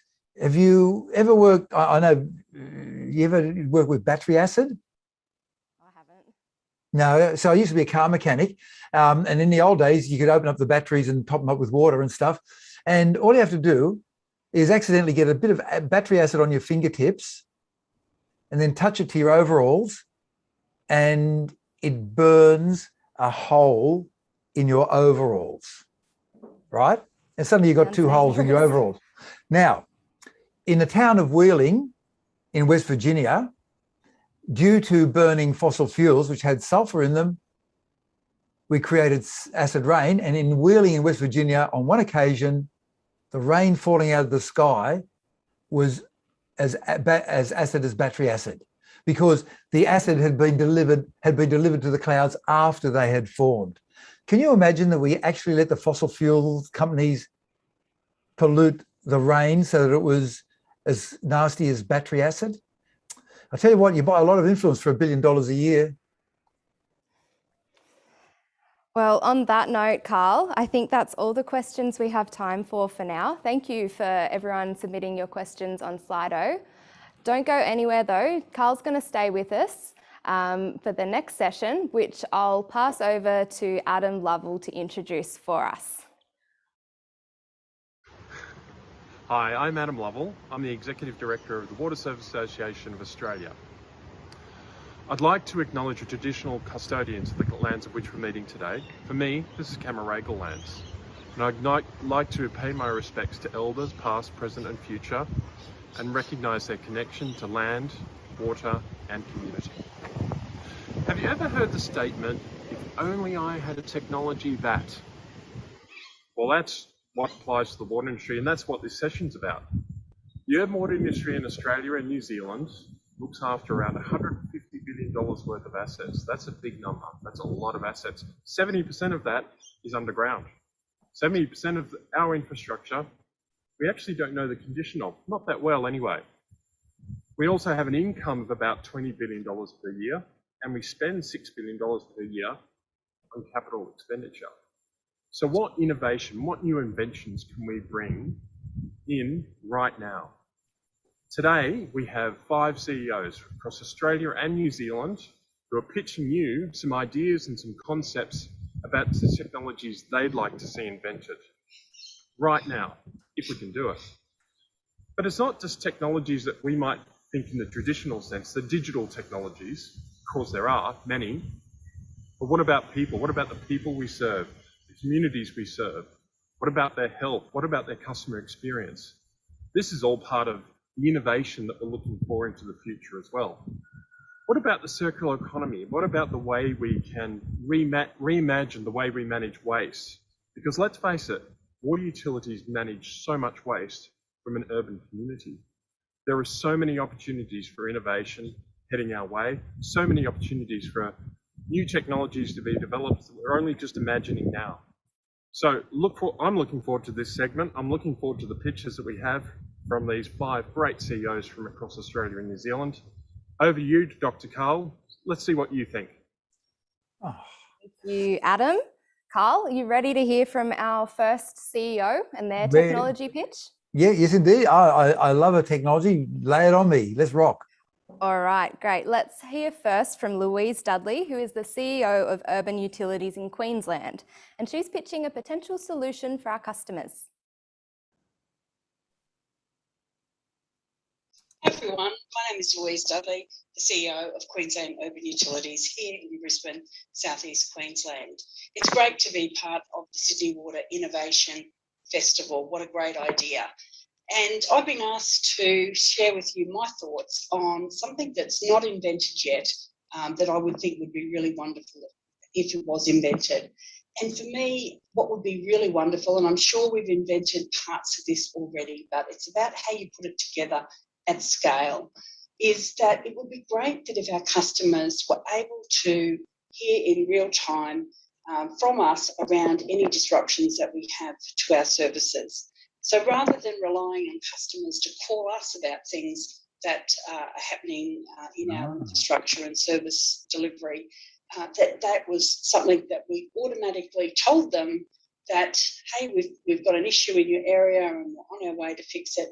It would be great if we could integrate the monitoring that we're doing in all our infrastructure systems through to how we then communicate that to our customers. So that would be something for me that would be absolutely terrific, because we'd like to get to the position that customers don't have to call us when they notice issues. We are actually telling them proactively if there are any issues with their service delivery. I hope you all enjoy the Innovation Festival. Thanks again. Bye for now. Wow. What do you reckon, Dr. Anna? Well, I'll give you a bit of background, Karl. So in the water industry, we're often reliant on our customers telling them when there's a disruption, so we know where to go and fix it. We are gradually moving towards some more intelligent sensing for things like water leaks or sewage blockages, and we are using some cool technologies like acoustic sensing and quantum sensing. But I think Louise is asking, how can we get this information straight to our customers? And I think it's relevant not just for the water industry, but for other things like power and internet providers. Yeah, I'm thinking positive and negative and positive. Okay, positive. I like the way that Dr. Louise is thinking customer focus, customer satisfaction, and a better outcome for everybody. Negative, mate, Australia's telecommunication infrastructure sucks. I was in Mongolia and went from Mongolia to China to Tibet. Everywhere, I was getting 4 bars of 4G and 170 megabits per second down. That was the slowest. In Australia, you leave any capital city or even inside the capital city, and there are zones where no mobile phone works. Our internet speeds, even though we're one of the wealthiest countries on earth per head of population, our internet speeds are half the world average and the most expensive. The positive side, maybe this will be part of a future integrated plan where we all think positive and then improve our mobile phone systems and our stupid internet system. Why don't they just go for optic fibre in the first place and then end up with the intelligent water system reporting back to the mothership, you people, saying, hey, come and fix me, I've sprung a leak. Love it. Thank you, Carl. So next up, we'll hear from John Lamont, all the way from New Zealand. Hi everyone, I'm John Lamont, I'm Chief Executive of Watercare. You've all seen those pictures of those never-ending staircases where the illusion seems that you can just keep on going around and around and upwards and upwards. It's always a great picture. And my request for innovation really is, could we do something with water in the same way? Now, we've got in New Zealand this idea of Te Mana Rotawai, the relationship with water, the never-ending cycle from the rainfall over the mountains, and it goes out to the sea, evaporates and comes up, and it's got this never-ending circle. The problem with that is that we seem to actually, in producing water and getting rid of wastewater, we use so much energy in that cycle, yet the natural cycle is one that doesn't consume any energy at all. So what I'd like is that never-ending staircase to be one around water, where we could move it around without using energy. So what is that next step that says we can actually move water, to treated water, to drinking water, through to wastewater, cycle it around again without using anything like as much energy? Or at least if we are using energy, that we've got ways of carving it back and having a zero energy water cycle. That's what I would dream of. What do you reckon, Dr. Anna? Well, it sounds like an interesting idea to me. Sydney Water has just announced our new target of net carbon zero emissions by 2030. But as John mentioned, pumping and treating water to a super high quality through desalination and reverse osmosis uses a lot of energy. So we're already doing things like generating biogas from our wastewater treatment processes and installing solar panels. But where do you see the future of energy generation, capture and reuse in the water cycle? They touched on both of it there, John. You touched on two things. First one, more efficient, and secondly, we're stuck with energy, more efficient. So one way to get, say, hydrogen and oxygen is by pumping in lots of electricity. And the other way is to use photosynthesis, and the plants do this just on sunlight. And here's a weird thing, they seem to use quantum mechanics. So at different stages through the photosynthesis procedure, the electrons have got a chance of going this way or that way or that way, and they always seem to choose the most efficient way, as though they've gone down all of the pathways at the same time and they pick the most efficient one. So firstly, yes, with regard to water, let's get more efficient. But secondly, you are stuck with the fact that water weighs 1 kilogram per litre, and you're just going to have to shift it around. And in this case, we can solve the, sorry for shaking the desk, in this case, we can solve the problem with the motto, the unofficial motto of the United States Air Force, which is that with enough energy, a pig will fly. If you've got enough energy, you can do anything. If you go back to, in my talk, the drawdown people and the BZE people, you'll find that if we go totally renewable, electricity will be 1/3 the price. You've still got to have the wires to move it, but if the fuel is free, it's cheaper. Don't tell Alan Jones or Andrew Bolt that, but if the fuel is cheaper, you actually find the overall costs are cheaper in the long run, not in the first hour. So we have to go for clean and cheap energy, and renewables are the way. I love your idea, John. What kind of renewables, Carl? One particular type or multiple? There are 17 different renewables. probably a bit more. In Australia, we could get 60% of our electrical energy from solar thermal, not the stuff on your roof, which is solar voltaic, which has the beauty of having no moving parts, but solar thermal, where you heat up 100,000 tons of salt to about 580 degrees, and if you get up to around that size, it'll have enough energy to run for 3 or 4 days once it's up and running with no sunlight. That's 60% of the energy, and it's been worked out by the BZE people. You need only a dozen sites around Australia. And then wind would provide the remaining 40%, providing Australia would have a national grid. And you're thinking, Dr. Karl, Australia doesn't have a national grid of electricity? No, but we do give 8% of our gross domestic product to the fossil fuel companies as a subsidy. And last year you paid $2,732. I'm glad you're keeping the fossil fuel companies happy. So there's enough money in the system to get it going. So the renewables, it would be those two for Australia. But here's another renewable. Between Australia and New Guinea and Indonesia appears a current of water, which has 10% of all the tidal energy on the entire planet. How much are we capturing? 0. Or in one of the Canary Islands is totally renewable because they've used something local there, which is a nearby extinct local volcano. Extinct. And so the wind runs the turbines, which runs the island and pumps water up into the volcano, which is extinct. Wind drops down, just runs down again. It all depends on the local circumstances of where you are, but we would need, for Australia, it's all there in bze.com.au or .org.au. Thanks, Karl.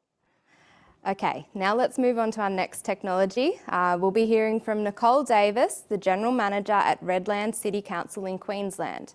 And Nicole's recently been on a bit of a road trip. I've just spent the last 10 days travelling around regional Queensland. So I thought it was appropriate that I actually do this video from the car where I've spent so much time in the last 10 days. In travelling around regional Queensland, it became very apparent about the large distances and the vastness of the service areas of these council-run water businesses. That coupled with the numbers of staff that would be in these areas, and not just trained staff, but also just the pure numbers of staff. So my idea is to actually have a drone with X-ray vision. And this drone with X-ray vision would be able to undertake condition assessments of buried assets. And these condition assessments are for mechanical, electrical, and civil assets. So it could go over a pump station or a wastewater treatment plant or a water treatment plant and be able to analyse all of the components to see what maintenance needs to happen and then be able to schedule it.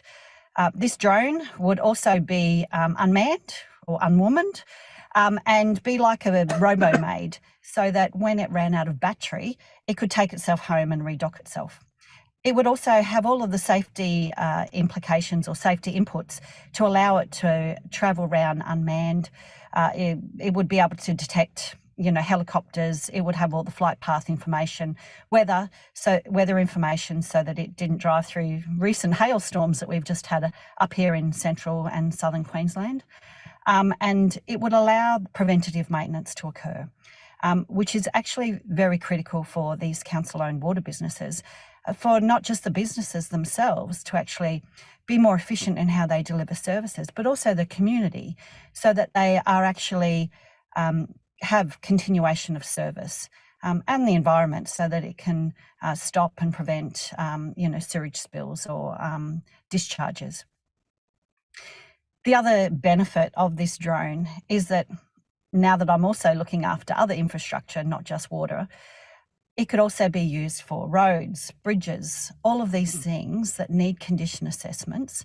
And this X-ray vision would actually be able to undertake it for the councils more generally, so that they could actually be more efficient and spend the money where they actually need to spend it, rather than just be reactive all the time. X-ray drones, very interesting. Well, what do you reckon there, Dr. Anna? Well, I know we're already using drones for water sampling and also monitoring our assets in the environment, but I think this smart X-ray vision drone kind of takes it to the next level. What do you reckon? Yeah, look, I'm loving it. It is built, firstly, on artificial intelligence. Question without notice for you. Do you read much science fiction like Isaac Asimov, or did you see the movie I, Robot? Oh, unfortunately not. Sorry, Carl. Okay, so in I, Robot, which they got from Asimov's science fiction, robots have got 3 laws of robotics built into them. They have to preserve their own integrity, but at a higher level, they cannot hurt a human directly. And at a higher level, they can't do something or not do something that would let a human get hurt. And so with regard to artificial intelligence, earlier this year, some people set off a bunch of drones armed with explosives to kill somebody they didn't like, a bunch of people in Libya, and they killed them. Or maybe they killed innocent people, we don't know. And then just recently, another strike another artificial intelligence strike killed the prime nuclear scientist of Iran. Now, I'm kind of thinking we should have the 3 laws of robotics built into every piece of AI. So you've got this thing flying over, and if it sees that you've hurt yourself, you've tripped over and you've sprained your ankle, it'll call the ambos. It'll say, what are you calling us for? Because you've got a stupid sprained ankle, but it could have been something more serious. So I do like the fact that we're talking AI, but we need to have the laws of robotics built into them, which is a bigger picture thing. It relies on a connected world. Talked before about how crappy our telecommunications are. My wife works in a hospital. Some of her people are on call. Within 5 kilometres of the GPO in Sydney and 2 kilometres of the hospital, they couldn't get any sort of mobile phone. They had to put in landlines in Australia. In China, they say, put another tower. Right? So we've got to be more connected. But what I loved about Nicole's idea was that it was pragmatic and it was functional, it was needed. And she had a whole bunch of details where we could spread off into better areas. And of course, this is part of a plan where we improve our crappy telecommunications and get it to what it should be. Thank you very much, Carl. If we're ready to move on, next up we've got Pat McCafferty at Yarra Valley Water in Victoria.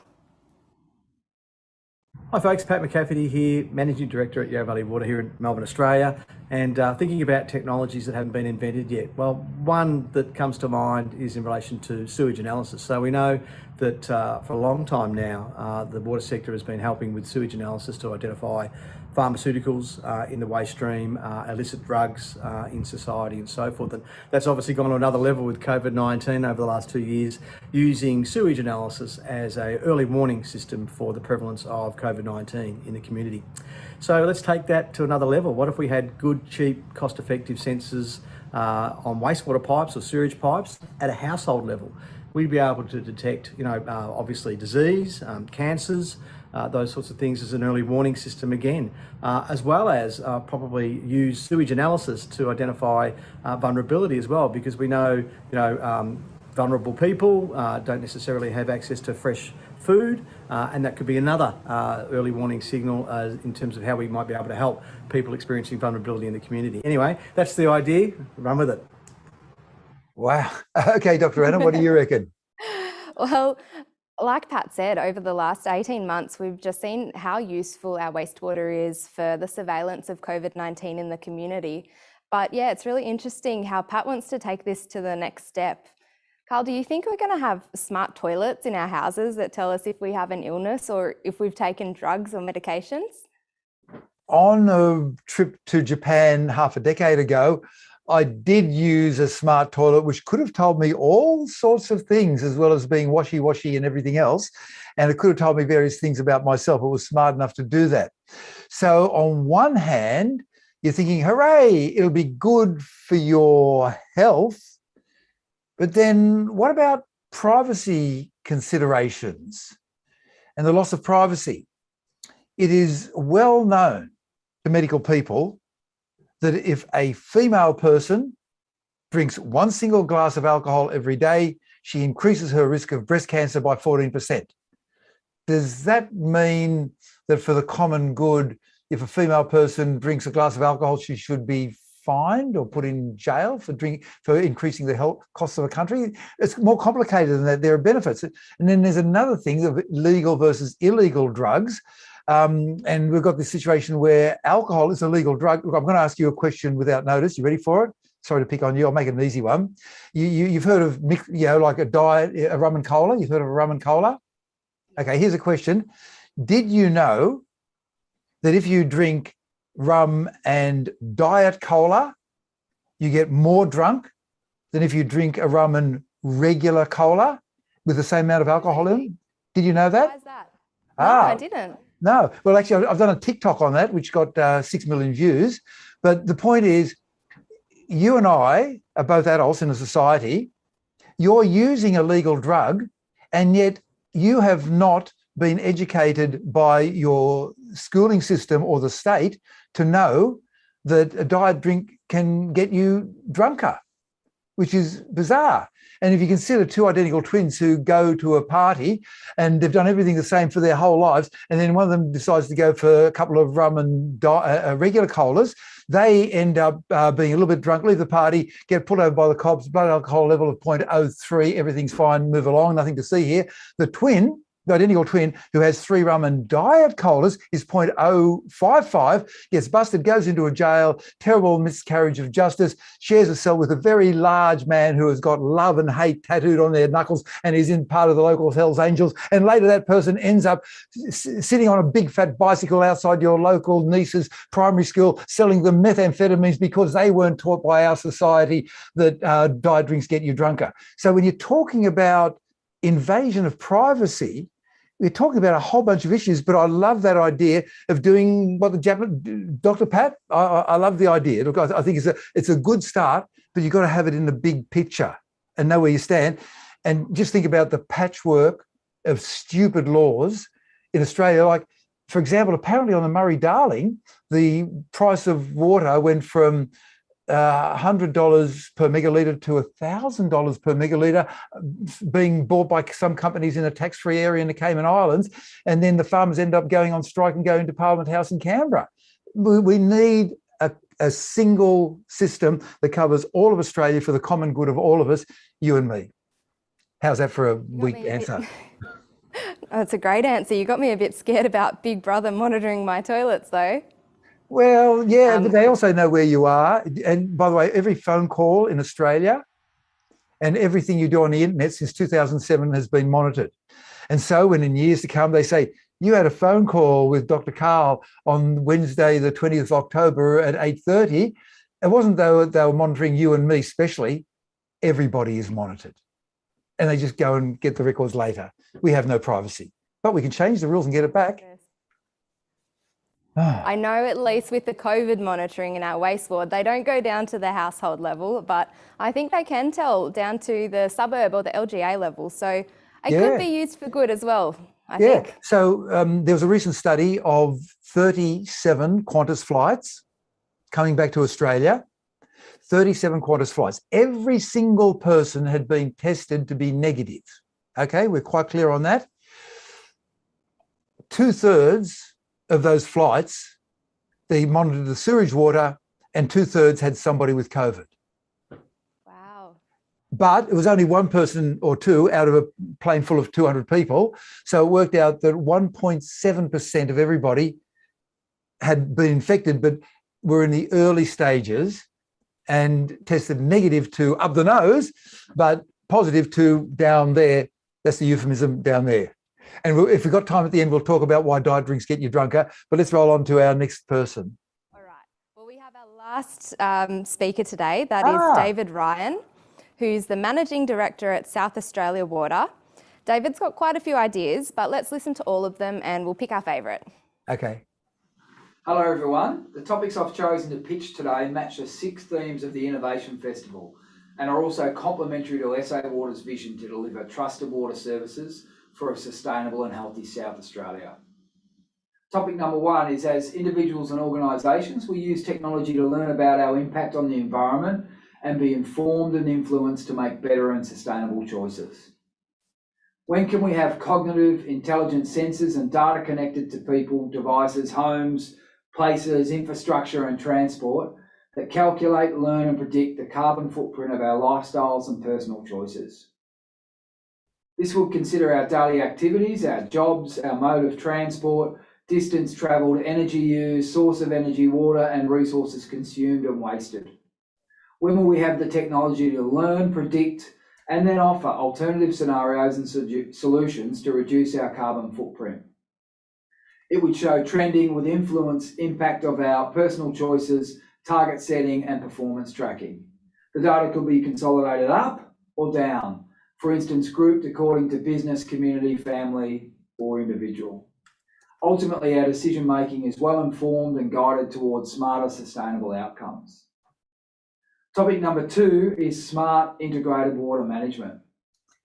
Can we build and enable communities and households to use technology to model and service their own fit-for-purpose water demand and supply? We could use intelligent sensors, outside big data like weather, climate and soil moisture, combined with personalised data in the household. This will be based on patterns of consumption, need and seasonal predictions. Water services will be automated and self-sourced from fit-for-purpose water sources or an integrated combination, i.e. from the ground, storm water, tap, rain or treated wastewater. Environmental impact and cost to serve would be calculated and considered. Demand and supply would be known in real time and predictable. Technology will create smart, healthy and sustainable communities. The third topic is the creation of new and affordable, clean and safe water. So stick with me on this one. So can we generate water from air in a way that is affordable and scalable to ensure we have the volumes to sustain cities or precincts? Could this be generated on demand or on an as-needed basis, detected by soil, moisture and water service demand? Can we eliminate the need for plastics, glass manufacture for good and find ways to generate and store edible water balls that are healthy and safe to drink? Can we use solar-powered water filtration for continuous supply of clean, safe drinking water? Our final pitch we'd like you to think about is smart infrastructure that repairs and recycles itself. Can assets repair themselves based on predictive maintenance and condition assessments that trigger automated workflow and dispatch of autonomous vehicles and robotic aids? Or when will we see technology hardware that detects when it is being used according to predetermined performance levels and operating standards? Smart enough to self-heal or transform itself into another device if needed? Could we reduce and eliminate e-waste and scrap materials altogether? Lots to think about. I really look forward to seeing your ideas. Thank you for your time and have a great festival. Wow. Okay, Dr. Anna, over to you first. Well, I like the idea of edible water balls. That sounds pretty cool. And I was also interested to hear David talk about smart infrastructure that repairs and recycles itself. I think I've heard that Boeing have created self-healing aircraft wings. I wonder if this is something that we can learn from in the water industry. He has covered a lot of ground there. So part of it was, once again, monitoring what people are doing. And once again, we're talking about total loss of privacy. And by the way, each time you are on a web page and you click on the next web page, all of your details, ranging between 4 and 8 gigabytes, have already been auctioned to 100 major advertisers around the world, who then bid on the right to show you the ads on the next web page you go to, if you're buying sheets or something, and they'll pay between 1 and 5 cents. And so they know everything you've done financially for the last 10 years, right? So we're talking about even less privacy. He didn't mention the carbon footprint. Interestingly enough, that was a total con invented by BP in 2004 to try and make the individuals feel guilty about burning carbon when we had no other choice because they'd sabotaged all the renewables. That's another topic. Smart integrated water management. Yeah, I like that. And in my case, I was astonished to find, by looking at the water usage, that we'd been wasteful. We were using 200 litres of water per person per day, and we had 7 people in the house. So I put in that 40,000 litre underground water tank, and now we're down to about 50 to 70 litres, and that's kind of the minimum that you need. You can go lower, but then You got to water your garden, for example, because it's not just for you and the vegetables you get, but the local animals that scurry out at night and eat the insects that are trying to eat your garden. So we're all part of a bigger ecology, but certainly if you monitor it, you can do better things with it. The safer water, getting the water out of the air, water without packaging. I'm trying to imagine, and it just shows you how limited I am, how you would carry around this edible water ball, because wouldn't it wet things?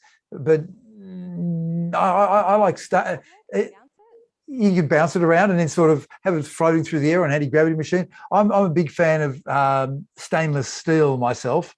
I like stainless steel for stuff like that because basically it'll outlast. Is yours stainless steel? Yes, it is, and it's insulated. Oh, insulated. Why don't I think, mate, your water bottle will outlast the pyramids. Just give it a wash every now and then. And then the idea of, okay, every month whether it needs it or not, okay? And At then least once a month. Oh, by the way, here's a handy hint for you, which I learned when I was a hippie.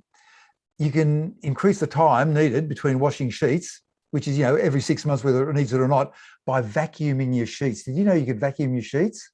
I haven't tried that one. So much to learn, grasshopper. Anyway, moving right along. So, and then the self-repair, it's already here, but here's a really weird thing.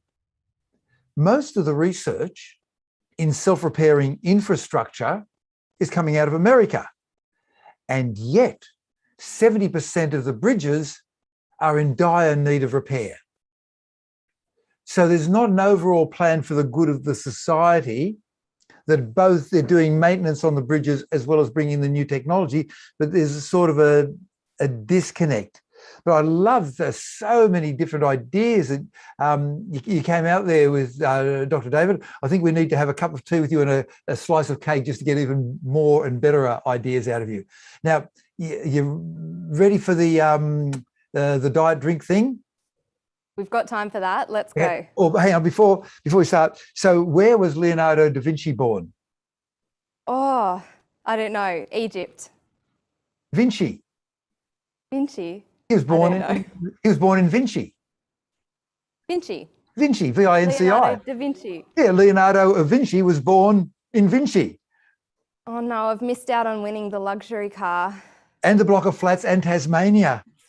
So close. Just you're that close, man.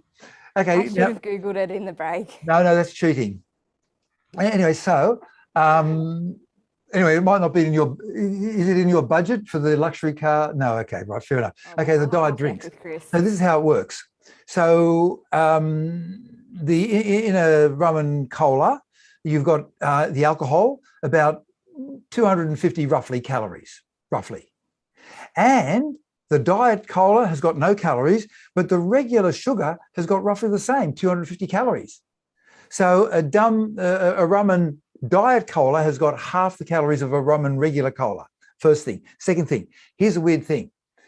You've got the food coming into your mouth, into the esophagus, and then into the little organ called the stomach, which mushes it around, acid, blah, blah, blah, and then pushes it through into the small intestine, and that's where mostly the alcohol gets absorbed. Now, here's a weird thing, which I didn't realize when I went to medical school.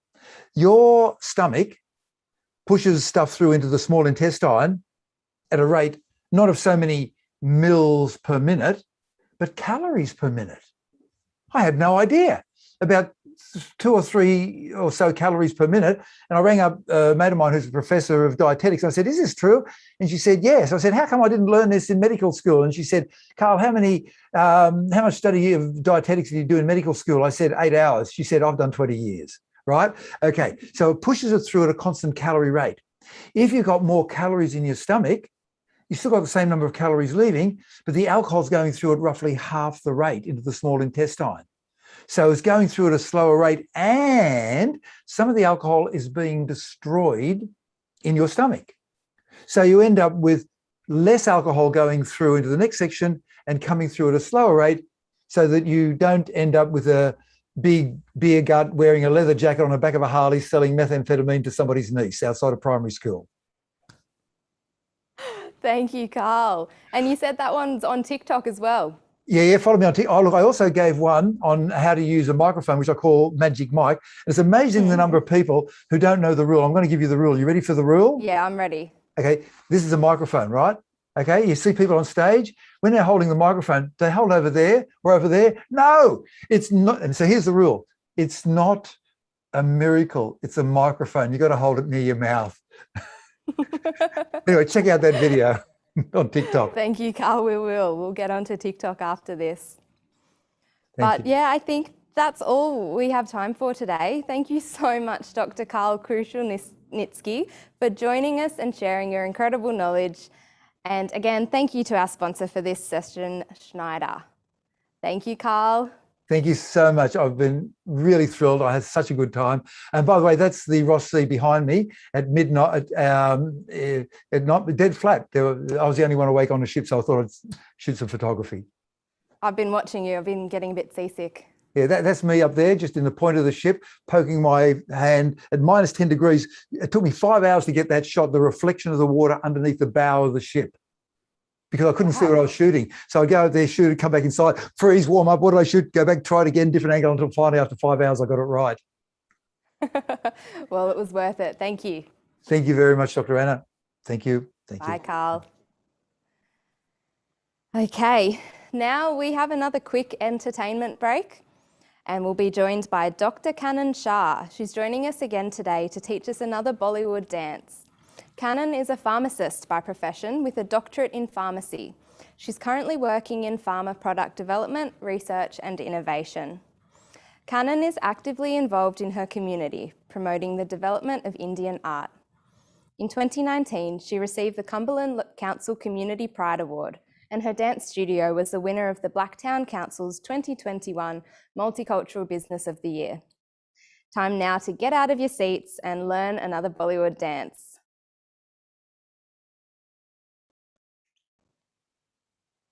Hello everyone, welcome to the entertainment segment of Sydney Water's Innovation Festival.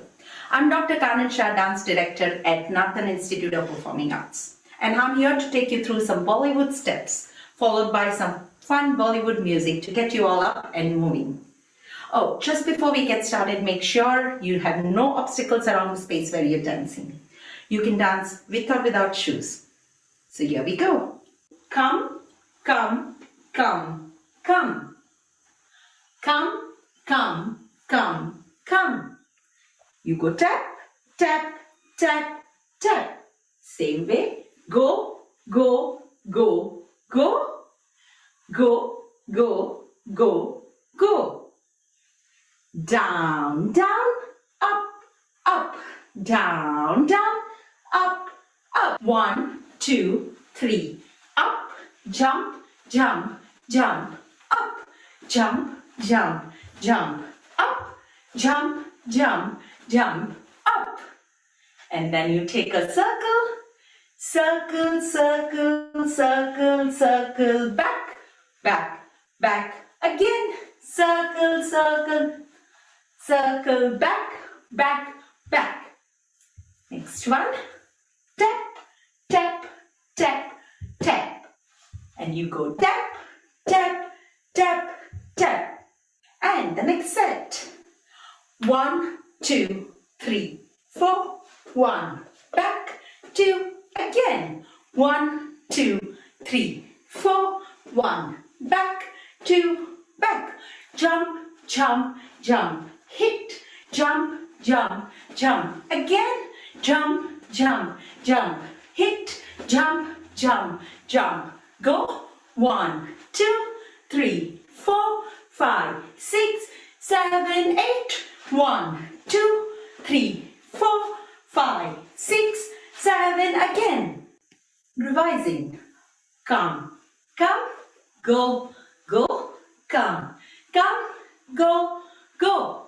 Down, down, up, up, down, down, up, up. Tap, tap, tap, tap, tap, tap, tap, tap. Jump, jump, jump. Let go, jump, jump, jump. Let go, circle, circle, circle and back. Circle, circle, circle and back.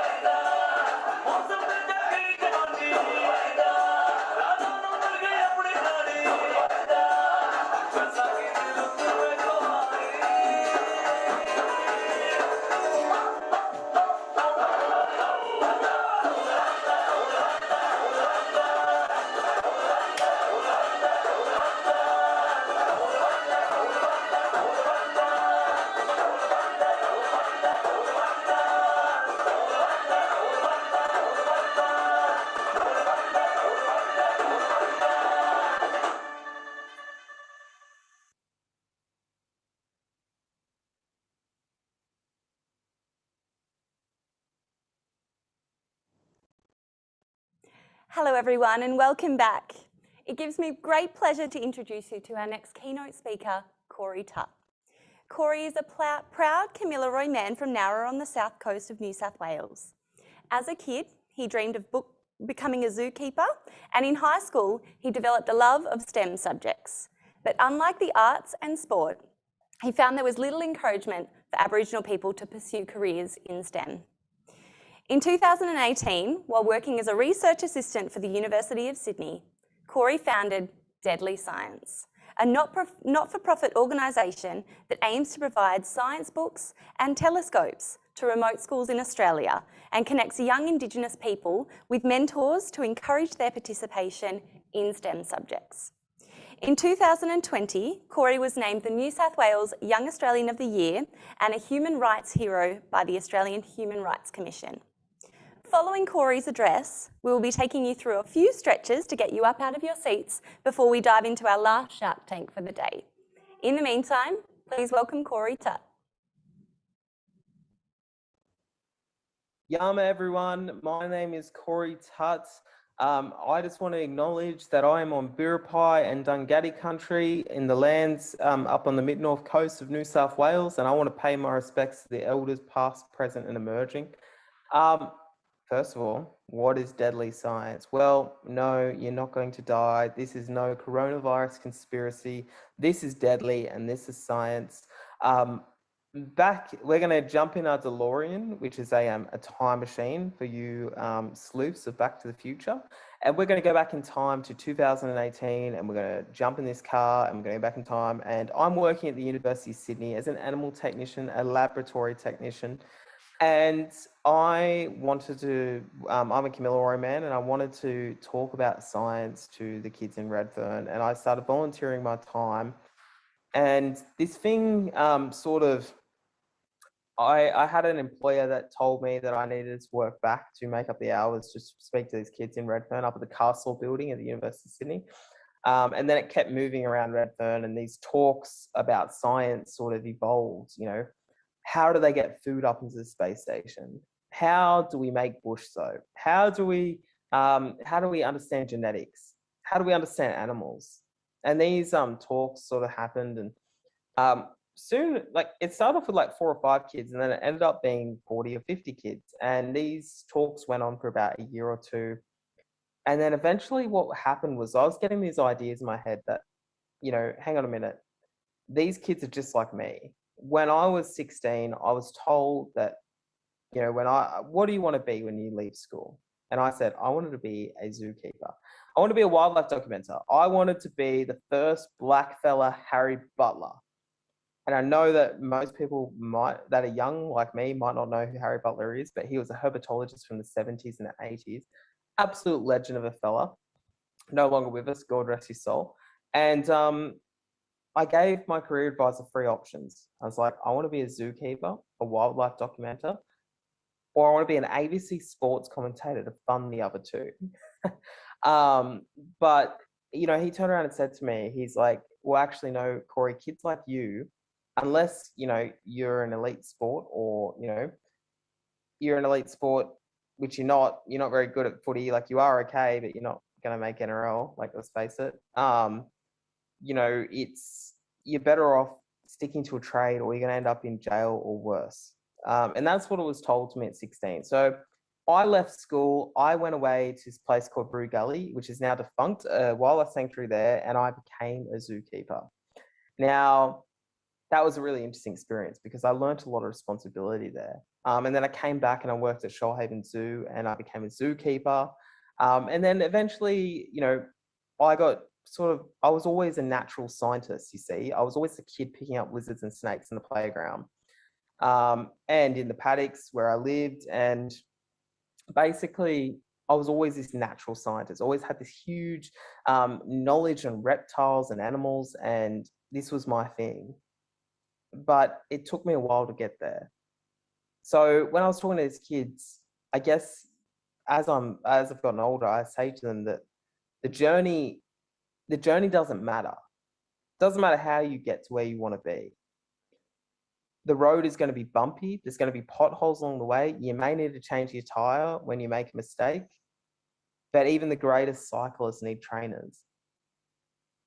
Because if you want to do science and you want to follow your passions and achieve your dreams, you need to be a good person first and be empathetic, because the best, deadliest scientists are good people. So I started doing these talks and I worked out that, you know what, how come I didn't get books when I was young? How come, you know, you're telling me that I can do science now at 16, 17, but no one told me when I was younger. No one said, you know what, that there is a potential scientist. And, you know, these questions sort of, they bothered me a little bit, because I remember when I was young, my pop, who was a Kamilaroi man from Walgett, gave me a book called Reptiles in Colour by Harold Cogger from 1984. Now, that is a really, that was a really important book, because it taught me how to read. It gave me a purpose, gave me a dream. So I started sending books out to remote communities after I got on Google and I jumped on the blower. And it was a bit of a weird thing to do, but I found out that some schools in Australia have as little as 15 books in their whole school. Why is this? Why are we letting schools in Australia be so drastically under-resourced? Is it because they don't have a mind in their community?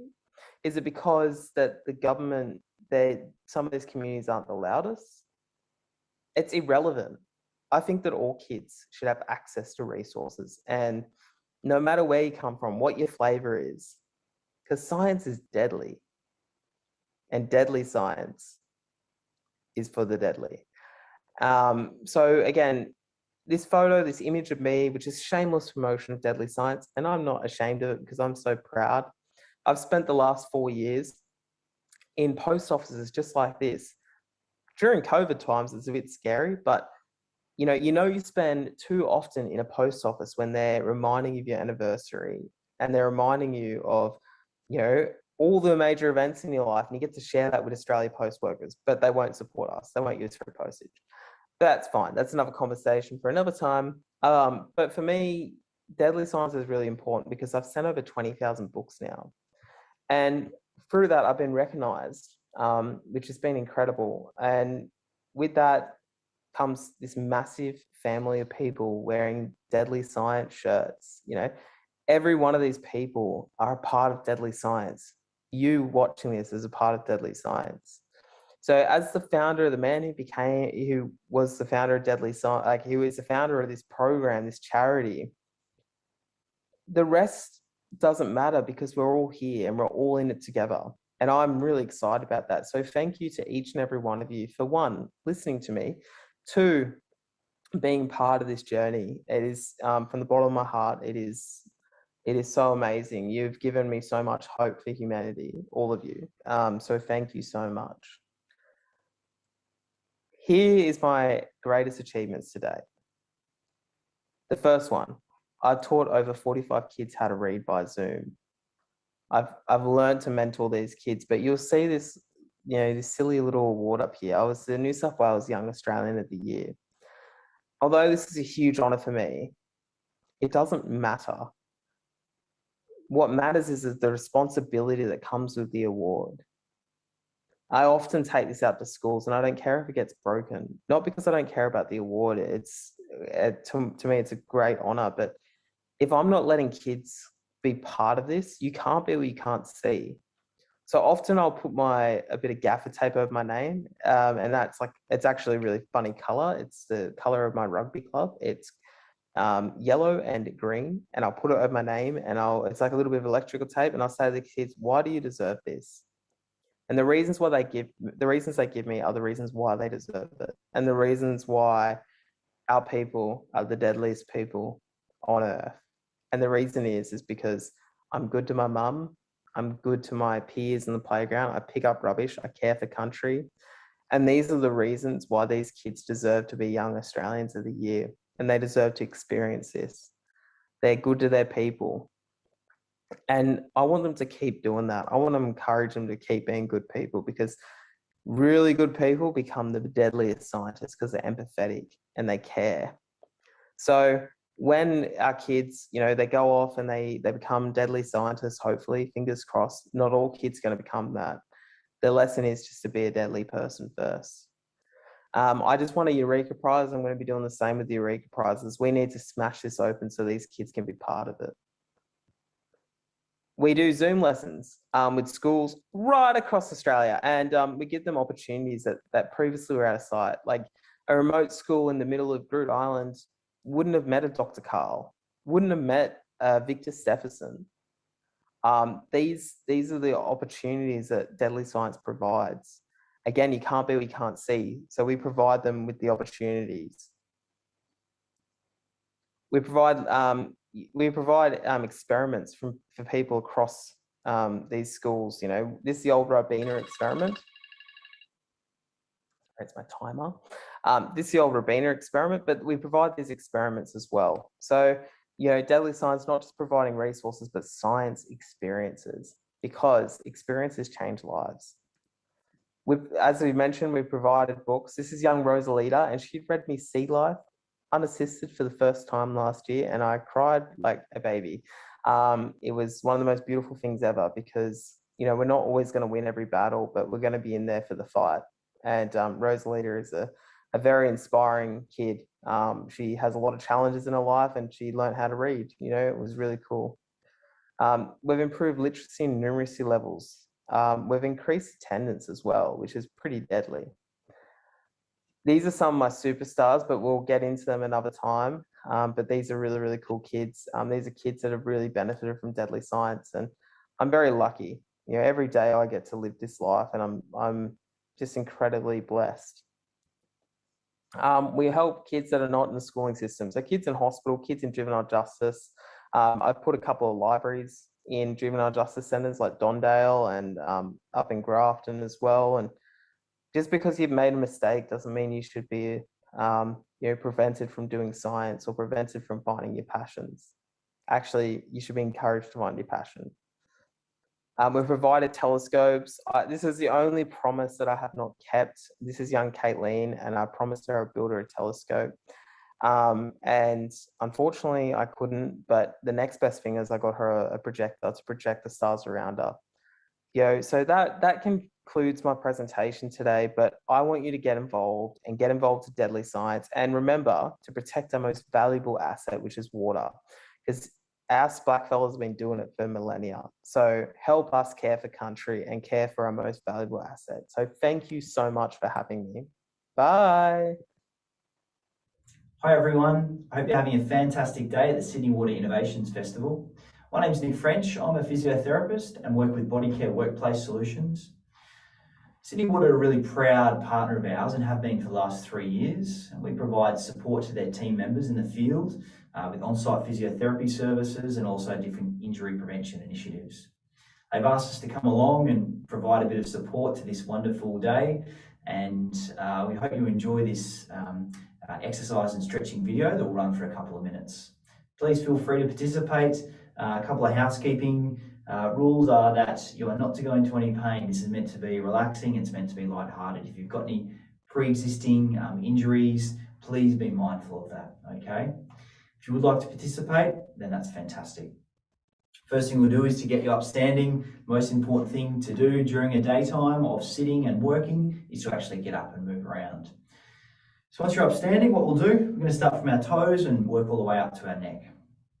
We're just going to start doing some heel raises. We'll do about 10 of these initially. Just little raises up and down on our toes, just to get the muscles in the backs of our calves, get them nice and loose. We'll do about 10 of those. Fantastic. All right. Next one is actually just some simple high knee marching, okay? If you do need a little bit of support, you can just grab a chair or make sure you're next to a table. Hold on. And again, we're just doing about 5 or so on each side, just to try and free up our hips. And again, get that blood flowing to our legs that may not have been occurring if you have been sitting for a prolonged period of time. A couple more. Perfect. As we move up the chain, look at our lower back now. Okay, so I'm just going to gently bend forward, just let gravity take us down. Should feel a bit of a stretch, perhaps in the backs of your legs, or even a gentle stretch in the lower back there. Okay, holding for a few seconds, and then slowly coming back upright. Put our hands in the small of our back, and just extending back at the top there. That's good. And we'll repeat that 3 times.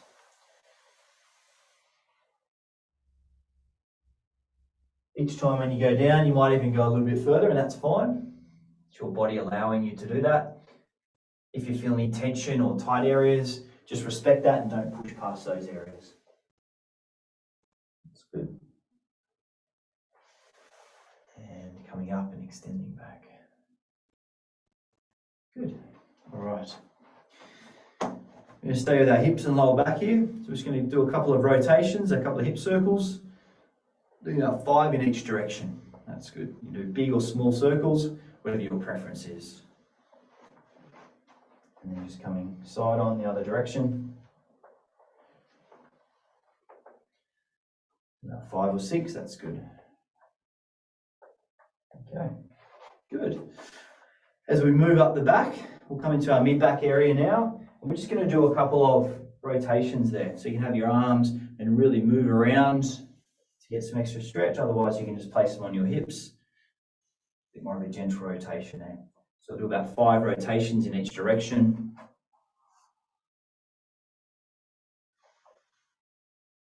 That's good. Okay. All right, next focus point is actually between our shoulder blades, okay? Really important muscles. If we're sitting all day, they can get a little bit, again, a little bit tight and deconditioned, okay? So we're going to do, imagine we're going to be rowing. So as we pull our arms back, we're going to squeeze our shoulder blades together, and then we're going to reach, hunch forward and round our shoulders. And then squeeze back and forward. We can do this 5 times. It's 2. Squeezing back between the shoulder blades here. It's 3. It's 4. And 1 more. It's 5. Fantastic.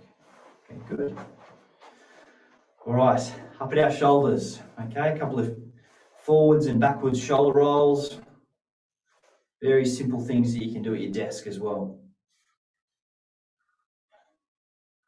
And then some bigger movements with our arms this time. So a couple of windmill movements, a couple of rotations forwards, a couple of rotations back if you've got more space. And the old one at school where you do 1 forward and 1 back. So you go with that. Okay, good. Okay.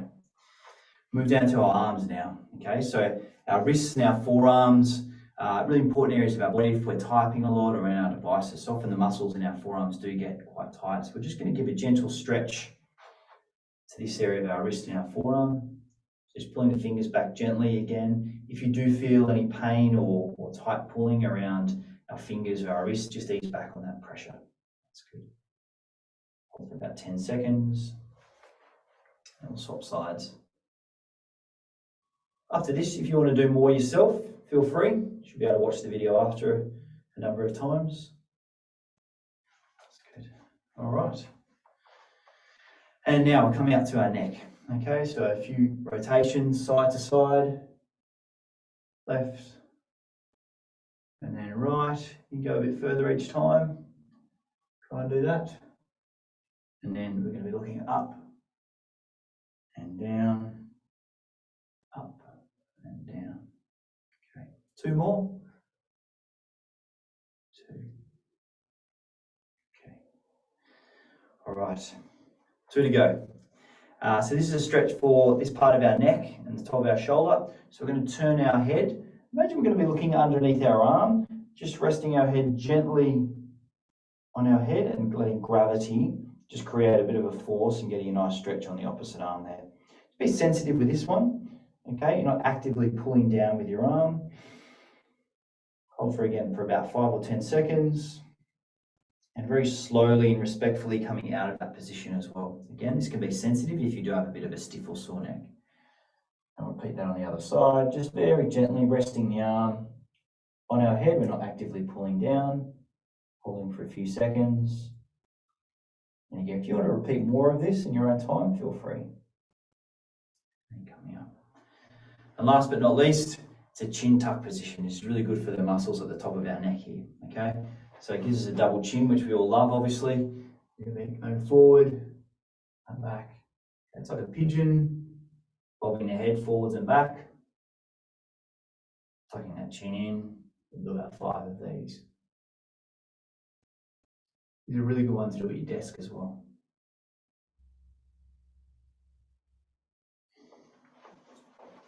All right, that's it. Hope you feel a bit looser now, so you can carry on with the rest of the Innovations Festival, and I wish you all the best and have a great day. See ya. Oh, I feel much better after all that stretching. So we're nearly there. We're into our home straight for the Innovation Festival, and we're hitting our 6th Shark Tank. So this next Shark Tank has a theme of safety, which is obviously very important to everyone. And who better than to talk to us about that than Gavin Bolton.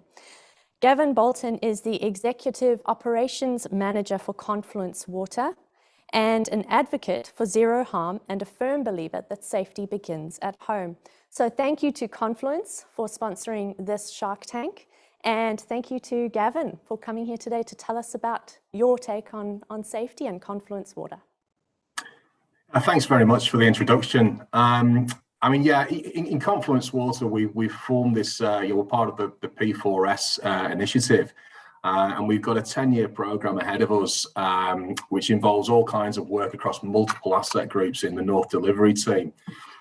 And for me, it's so important that when I say safety begins at home, it's so important that we're driving this culture of innovation across the team, not only to give them the safe environment to ask the question, but to enable them to actually sort of understand how to innovate. And particularly in the safety space, we really want people to not settle for doing something that they don't feel is quite the right way to do it. We want them to be able to ask the question about how they might do it better or how they might do it safer. Fantastic. Thank you, Gavin, for joining us today. And thank you to Confluence for sponsoring this Shark Tank. So this is our last Shark Tank for the Innovation Festival. And a quick reminder for those of you who haven't joined us before, the Shark Tanks give us an opportunity to showcase the latest and greatest in technologies that suit a specific theme, one of the key themes of the Innovation Festival. And for this Shark Tank, we are looking at the theme of safety. As with all of our other Shark Tanks, we have got 2 prizes up for grabs for the technologies that are the winners of the Shark Tank. So there will be a People's Choice winner, and that will be chosen by the people online today. If you're wanting to figure out how to vote, we will have a QR code so that you can vote at the end of the Shark Tank session, and you'll also be able to access that link from the YouTube chat. The other prize, the People's Choice will be $5,000. The other prize is the General Manager's Choice, and that will be selected by our sharks that I'll introduce you to in a bit. That prize is worth $10,000 and will go to the technology selected by our sharks. So now that I've spoken a lot about sharks, I'll introduce them to you. So first up, we have got Paul Plowman, who is the General Manager of Asset Lifecycle. Paul leads the team delivering products and services across the asset lifecycle to Sydney Water customers through planning, infrastructure, and long-term strategic focus. I'm also joined by Dan Cooper, who is Head of Innovation and Product Development at Sydney Water. Dan, what does that mean? Thanks, and super keen to be here to part of Shark Tank, and safety is the main game for this one. I head a motivated team, and we look at the innovation and research, deployment and management of those products and services through Sydney Water. So things to help us improve the way we do business, or being able to spin some of the capabilities we've got to other services that we can provide. So quite a great job to be in, yeah. Yeah, it's a great title, having innovation in it. Yeah, that's good. All right, and Paul, welcome to the festival. I believe you've just finished off with your design sprint team. I have. They've given me the lowdown for the closing ceremony and exactly what they want me to say this afternoon. It's been a very, very idea. busy five tank. It's a couple of things that you don't hear in the sentence every day, and that would be safety and shark. So we'll see how we go. A safety shark tank. That's a really great opposition of terms. All right, well, let's jump straight into it. Our first technology of the day is the Toolbox Spotter by Presian. This technology is a really interesting one. It has a TRL of 9, so a technology readiness level of 9, which means that it is commercially available. It's based out of Australia, and it's actually it's one of those technologies that has been developed through a crazy think tank kind of situation that's happening in Sydney. If anyone is ever around, you should definitely go check it out by Laing O'Rourke. And yeah, here to tell us about it is Nathan Kirchner, CTO of Presian. Hi everyone, my name is Nathan from Presian. Presian is an artificial intelligence vision company that focuses on the heavy industries. At a high level, our AI allows us to see objects, understand what they are, and do something about it. Presian is a spin-off from Laing O'Rourke, which is a large global construction and engineering company, and that's where the technology was developed and incubated within real projects. Okay, so there's about 200 people that die each year in workplace accidents in Australia. Another 100,000 are seriously injured. A lot of these are completely avoidable, and these are real people who aren't going home to their loved ones. This is just not okay. Estimates vary, but a serious accident is thought to have a direct cost of over $1 million and an indirect cost of 3 times that. This is per incident. And unfortunately, we are lucky it's only this bad. There is significant potential for these numbers to explode. Think about the orders of magnitudes higher close calls and unsafe situations. Clearly, there's a moral and economic obligation to do better. Blindsight is a new and award-winning Australian AI vision safety system to stop accidents and automatically capture vital rich data. Blindsight is creating a new standard in safety systems. There are a few things that make Blindsight special.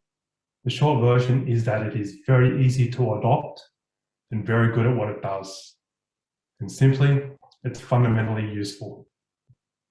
So here's an example. Here you get to see through the eyes of Blindsight. You see 2 oblivious workers having a discussion behind a parked excavator. One walks into the danger area seemingly unaware. Blindsight alerts the presence of the person, and only for a person because our AI is that specific. And the operator instinctively stopped the vehicle and waited until it was safe to proceed. This is another incident that never happened. But also note the detection details and video is available on the app and management console. This is something the wider organisation can leverage as training material. This is something they can learn from, something they can use to do a better job. Blindsight provides value at multiple levels.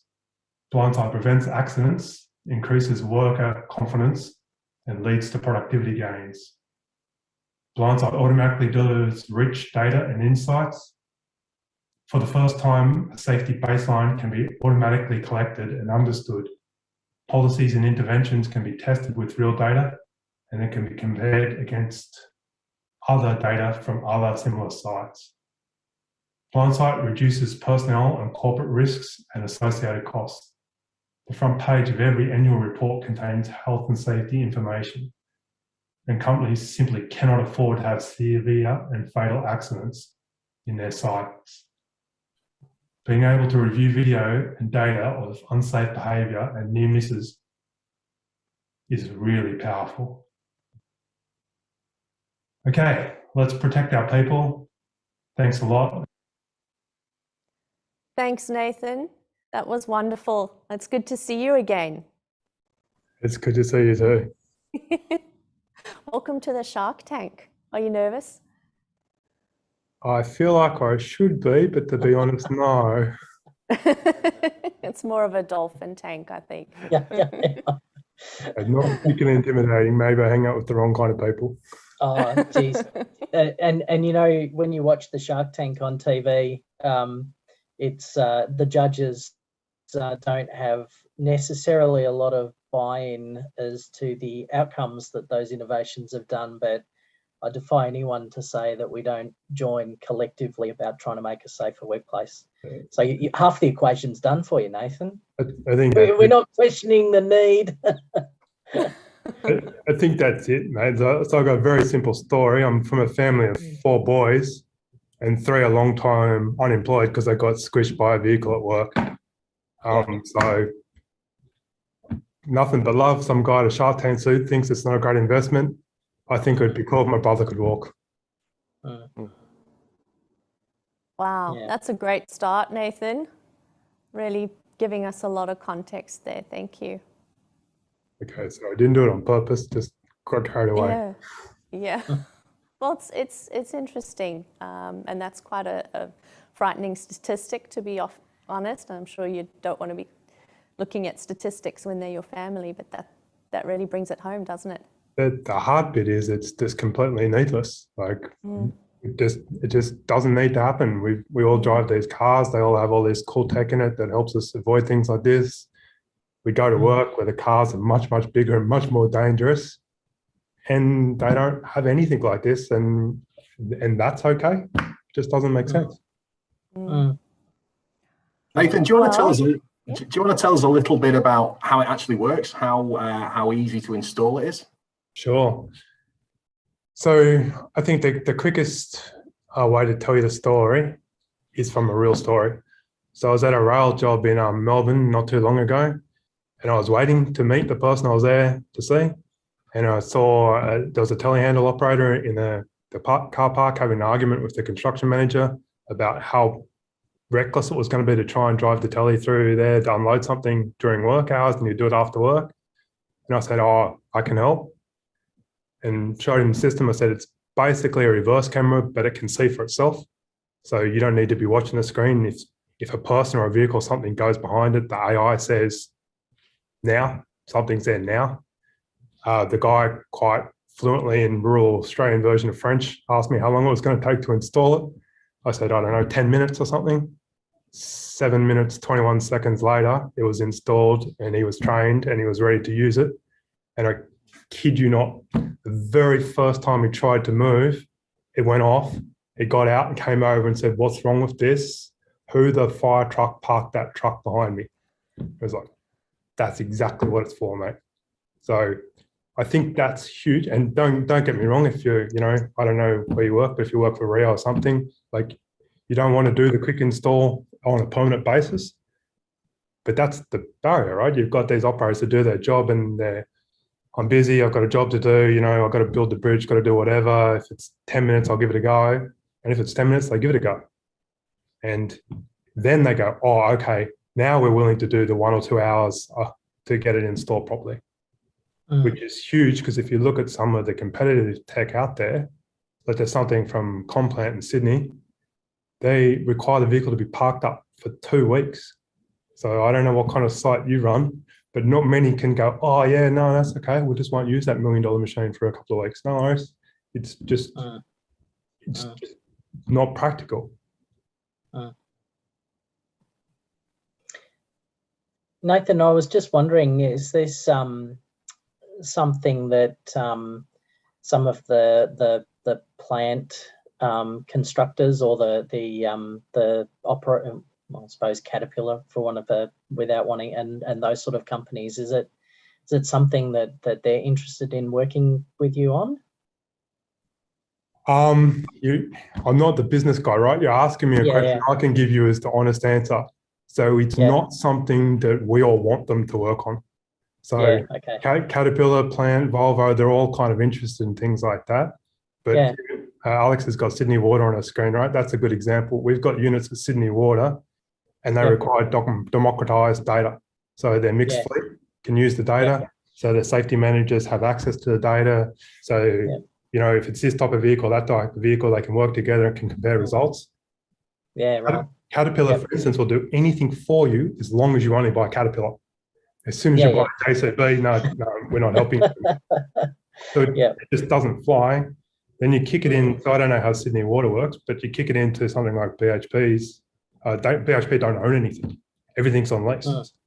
So at least the data can't do it. You look at the SOT requirements, the data's offshore to start with. Caterpillar won't let your data be on the site, let alone in this country. So we can't use it. It's not a sovereign capability. So, yes, OEM, big plant manufacturers, I don't know if my heart and my brain says that's where it should be, but the reality is we need to be able to use the tech. Like we in the industry, we the people need to be able to use the tech. And if we're going to create a leg up for a business or a businessman in Caterpillar, but it prohibited ourselves from using it, what's the point? Yeah. I mean, I was looking at the example and I thought,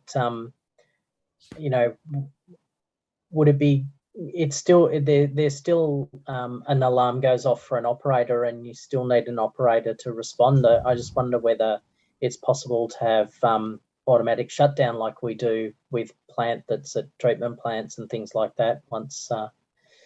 Absolutely, definitely. But it's a pretty rich situation when you think about it, right? So if you chuck it in a manufacturing environment, sure, nice and tight, interlock things, shut them down, cool, we get it.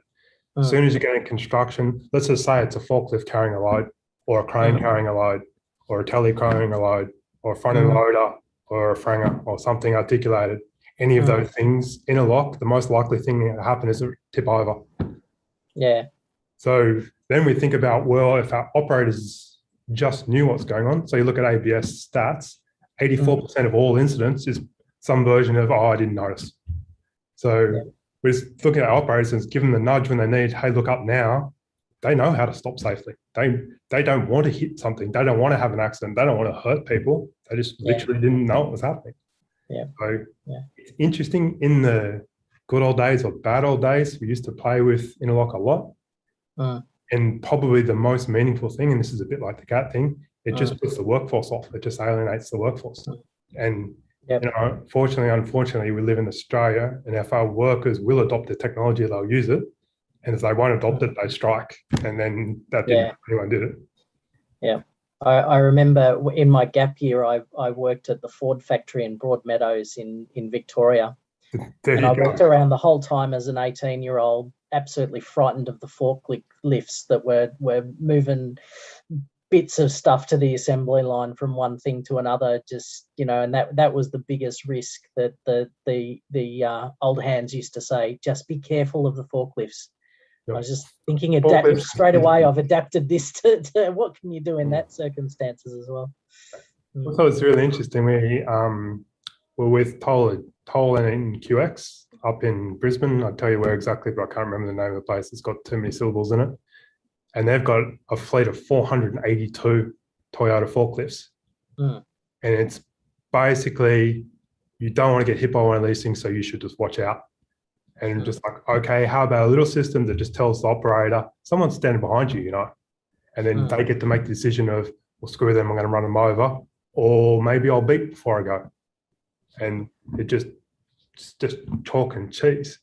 So interesting what you raised there, Nathan. It's like there's the safety element, but there's actually a whole psychology that's behind it, in that you're wanting to you're empowering people rather than just making it so you're trying to instead of trying to make something idiot proof, you're actually trying to empower people instead, so you treat them like they're going to make the right decision. You've just got to give them the tools so that they can do that. I'm going to throw to Dan for one last question before we finish off.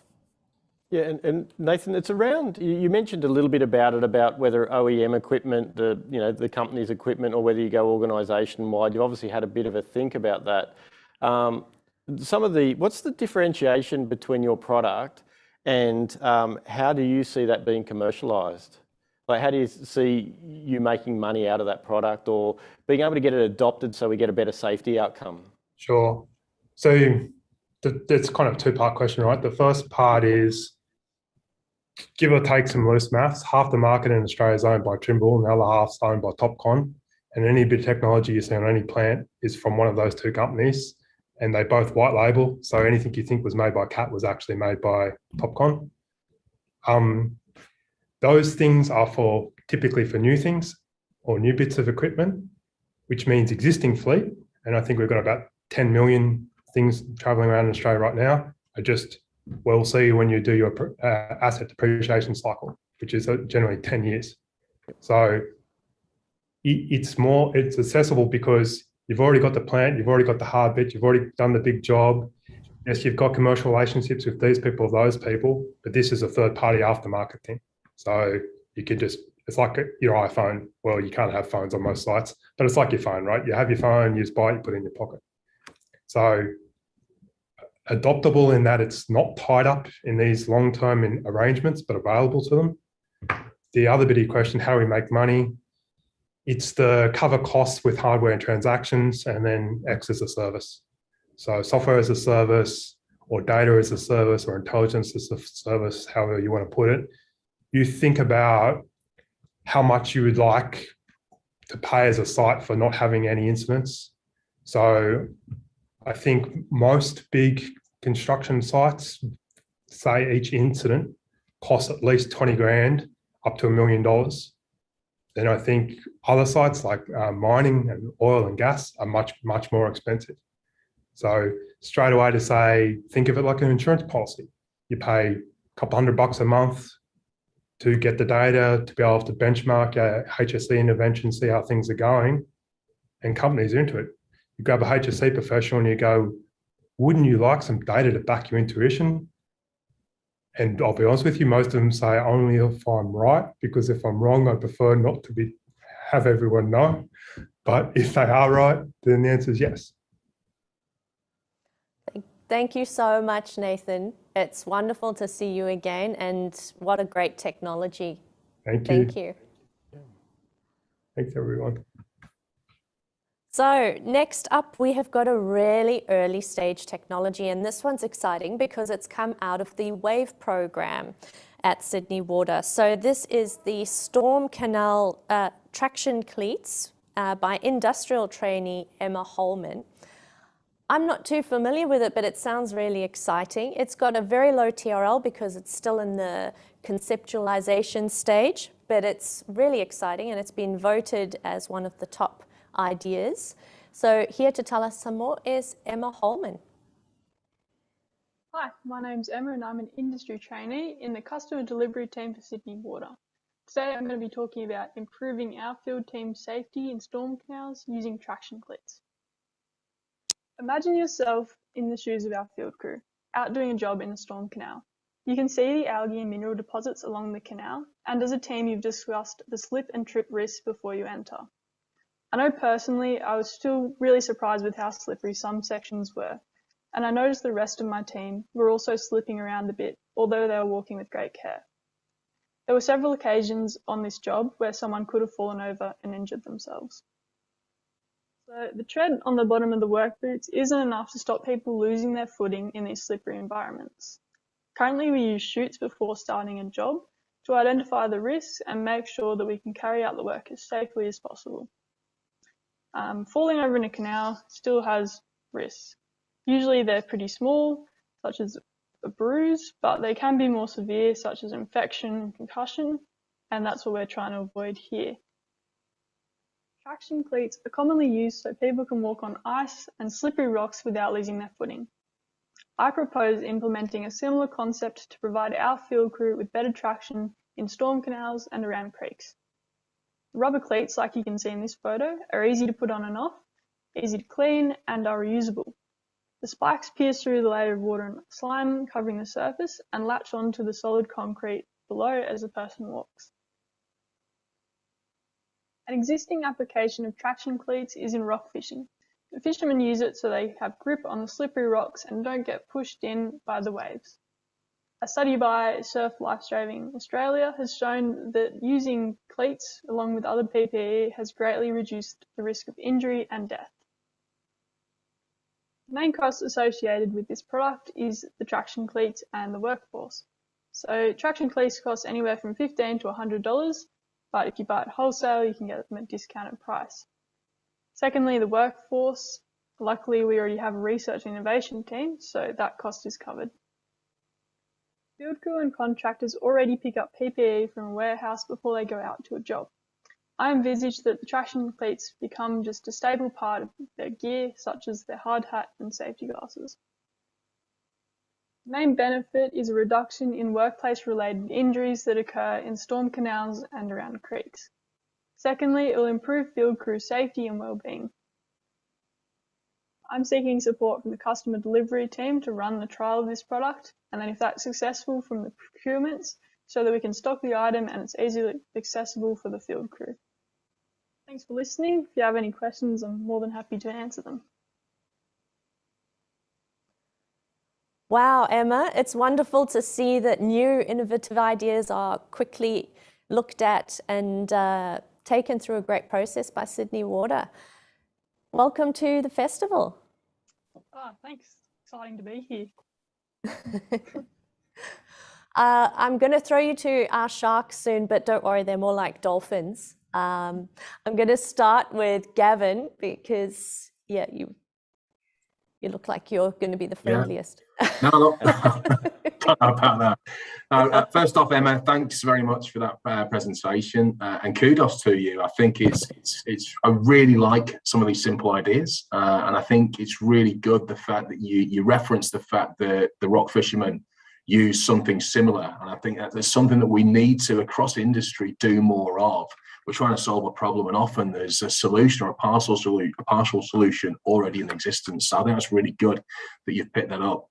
Really interested to know, and I know you said that you're asking to sort of like, you know, get the green light to go ahead and trial this further. Have you done any testing on it yet, or on something similar, to see how effective it is at reducing those slips? No, so I mean, I've only been working on this I got the green light to go ahead with it about a week ago, so it's still a pretty fresh idea. You made some good progress then. Yeah, but I think, I mean, just from what I've read, like in rock fishing, and then also if you just look at, there's like quite a few different varieties of cleats available depending on the surfaces. So if you think about when you're in school and you're wearing your soccer or rugby shoes in the hallway and you got in trouble for that, there's good reason, because they're not meant for that surface. So I think we'd be looking at something like the rubber ones I had up, is that they've got quite blunt, small spikes, because then they're more comfortable to wear. And then they also just provide a more, like, if you had really pointy spikes, they're okay for if there's really porous material, but the small spikes are good enough for cement. But they'll still cut through that layer of algae and things, which I think is important. Yeah. Thanks. All right, I'll throw it to you, Daniel. Yeah, no, Emma, great thinking, and great seeing that cross industry or cross society of your idea. A question I've got there, I know you're only early days, but have you had a discussion with your team, your field teams, and what's their view of adoption of this to be able to actually wear that PPE, extra PPE, with the types of work that your teams do? Yeah, I mean, I've done a bit of field work myself with the team. I'm part of that crew, so I know I can say personally I'd be keen to improve safety, because it is a bit hairy when you're in the storm canals and you notice your feet slipping around a bit, because often there's flow in from other pipes that go across. So there's the water along the canal, but then it crosses stream as well. So it's unavoidable to be crossing these slippery sections. And I think that's where it comes into play. It's just a simple solution that doesn't take any more time or effort than what people are already doing. I think that's the important thing, is it just has to be like a second nature thing, like the safety equipment that you're already using. And I think, yeah, that's how it wouldn't affect the field crew negatively. It just improves their safety. Great, thank you. All right, Paul, you're up next. You're on mute. I just had visions of our maintenance crews, our first inaugural tap dancing troupe. having a go at making some noise. Yeah, I'm just so looking forward to having a proper trial with this, of the different permutations and combinations of them, and actually getting people to use it out in the field, and you know, just seeing it into practice is fantastic. I'm a keen sailor, often sailing in the harbour, and we launch on boat ramps and things like that. I've just realised that I might be going down to buy a pair of rubber cleats for that little exercise as well. I didn't even know they existed, so thank you for that. Yeah, and it seems so easy and practical. I think you're on a winner, Emma. Cool. Yeah, I think that's the main thing I wanted to get across, was something that doesn't take any more time or effort than what people are currently using. It's just got to be easy and accessible, and it's cost effective. But yeah, if you think about it, if you fall over in a storm canal, or if you're in one of the creeks for one of the contractors, there's tetanus, there's all sorts of nasty things in those storm canals that you don't want to be getting infected with. So yeah. It's wonderful. Thank you so much, Emma. We really enjoyed hearing about that, and it's wonderful to see young people coming in with great ideas and just transforming, you know, what would be a standard procedure, just seeing the impact that you can have. So thank you very much. No worries. Thanks for having me. Thank you. All right, so our next technology, we're going to the other spectrum. We're going to a fully commercialized technology. The next one is called MyPass, and they are transforming digital workforce compliance through a digital skills passport. So this technology is born out of Australia, and it is designed to streamline safety, compliance, and give utility companies the capacity to stay on top of their contractors on site and their qualifications, so that everyone who arrives has the right certificates, right compliances, and the right skills to be there. Here to tell us more is Matthew Smith, CEO of MyPass. Hi, I'm Matt Smith, CEO of MyPass Global, the Australian Financial Review's most innovative company of 2020. My journey started in 2007, where I was tasked to deploy large numbers of trades labour to mining, oil and gas, and industrial facilities across Western Australia.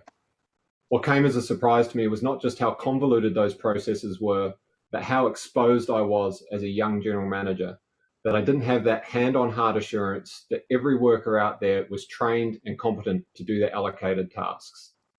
In the Australian utilities sector so far this year, there have been 3 workplace fatalities. And across all work sites in Australia, there have been 89 fatalities this year.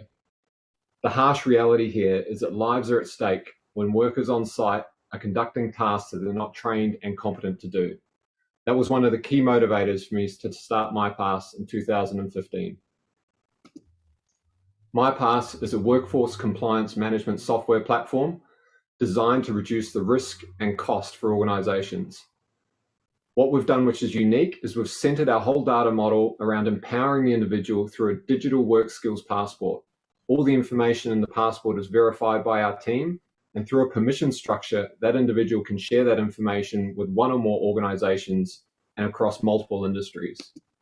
And the result for organisations is threefold: reducing their risk of compliance and of safety events happening on site, reducing their operational costs caused by spreadsheets, manually keyed databases, and clunky systems, and also providing a platform for business growth to help organisations source the right workers with the right skills at the right time. We've got a very simple commercial model, and we're very easily deployed. We're cloud-based software and can set up organisations with their own instance in a very short space of time. We have a flexible subscription model for organisations. We're free for workers and also free for training partners that contribute to the ecosystem. We're very proud of some of the collaboration initiatives that we're leading across the industry, one of which is the VeriSafe verification of competency framework in partnership with some of the largest companies in Australia. This is really setting the standard for the industry to simplify, standardise and share. We also have the backing of the Australian federal government, the Victorian State Government through the We Volunteer project, which is empowering volunteers to do community recovery work and also emergency response. And we were recently showcased by Oz Industry as one of 4 technology companies that have managed to deploy their software across multiple sectors and truly transform those industries. As I said at the outset, we've won a number of awards, and our ask is that we're looking for similarly innovative companies that are willing to really move the needle in terms of workplace safety and reduce the chance of safety hazards, and also reduce their operational costs in the meantime. So if that sounds like you, would love you to reach out, and here are my details if you'd like to send me an email. Thank you. Hi, Matt. Thank you for a lovely presentation. It's good to see you again. Yeah, likewise. Thank you. Thanks for having me. Are you ready to take on the sharks in the Shark Tank? Yeah, let's do it. Let's do it. I've watched a couple go before me, so I'm ready. All right. I'm going to hand over to Dan this time, first up, to ask you some questions. Yeah, no, a great new way of looking at safety and the permit to work and the way that you can get access to the information that you need for your products. Have you tried this in a setting at the present time, and in that setting, how have you found that to work? Has it been a quicker introduction for those people to the workforce and to be able to get to the site and actually on the job? Can you explain a little bit about how that works for your service? Yeah. Yeah. So if you're talking about sort of that initial engagement and mobilization piece, that's one of our core use cases. So it's the ongoing compliance management. It's kind of the onboarding and initial engagement with a worker, which can either be the contracting company employing them or the site at which they're working at. And then the third use case is sort of managing a supply chain and a group of vendors. But to that use case you've talked about, yeah, absolutely.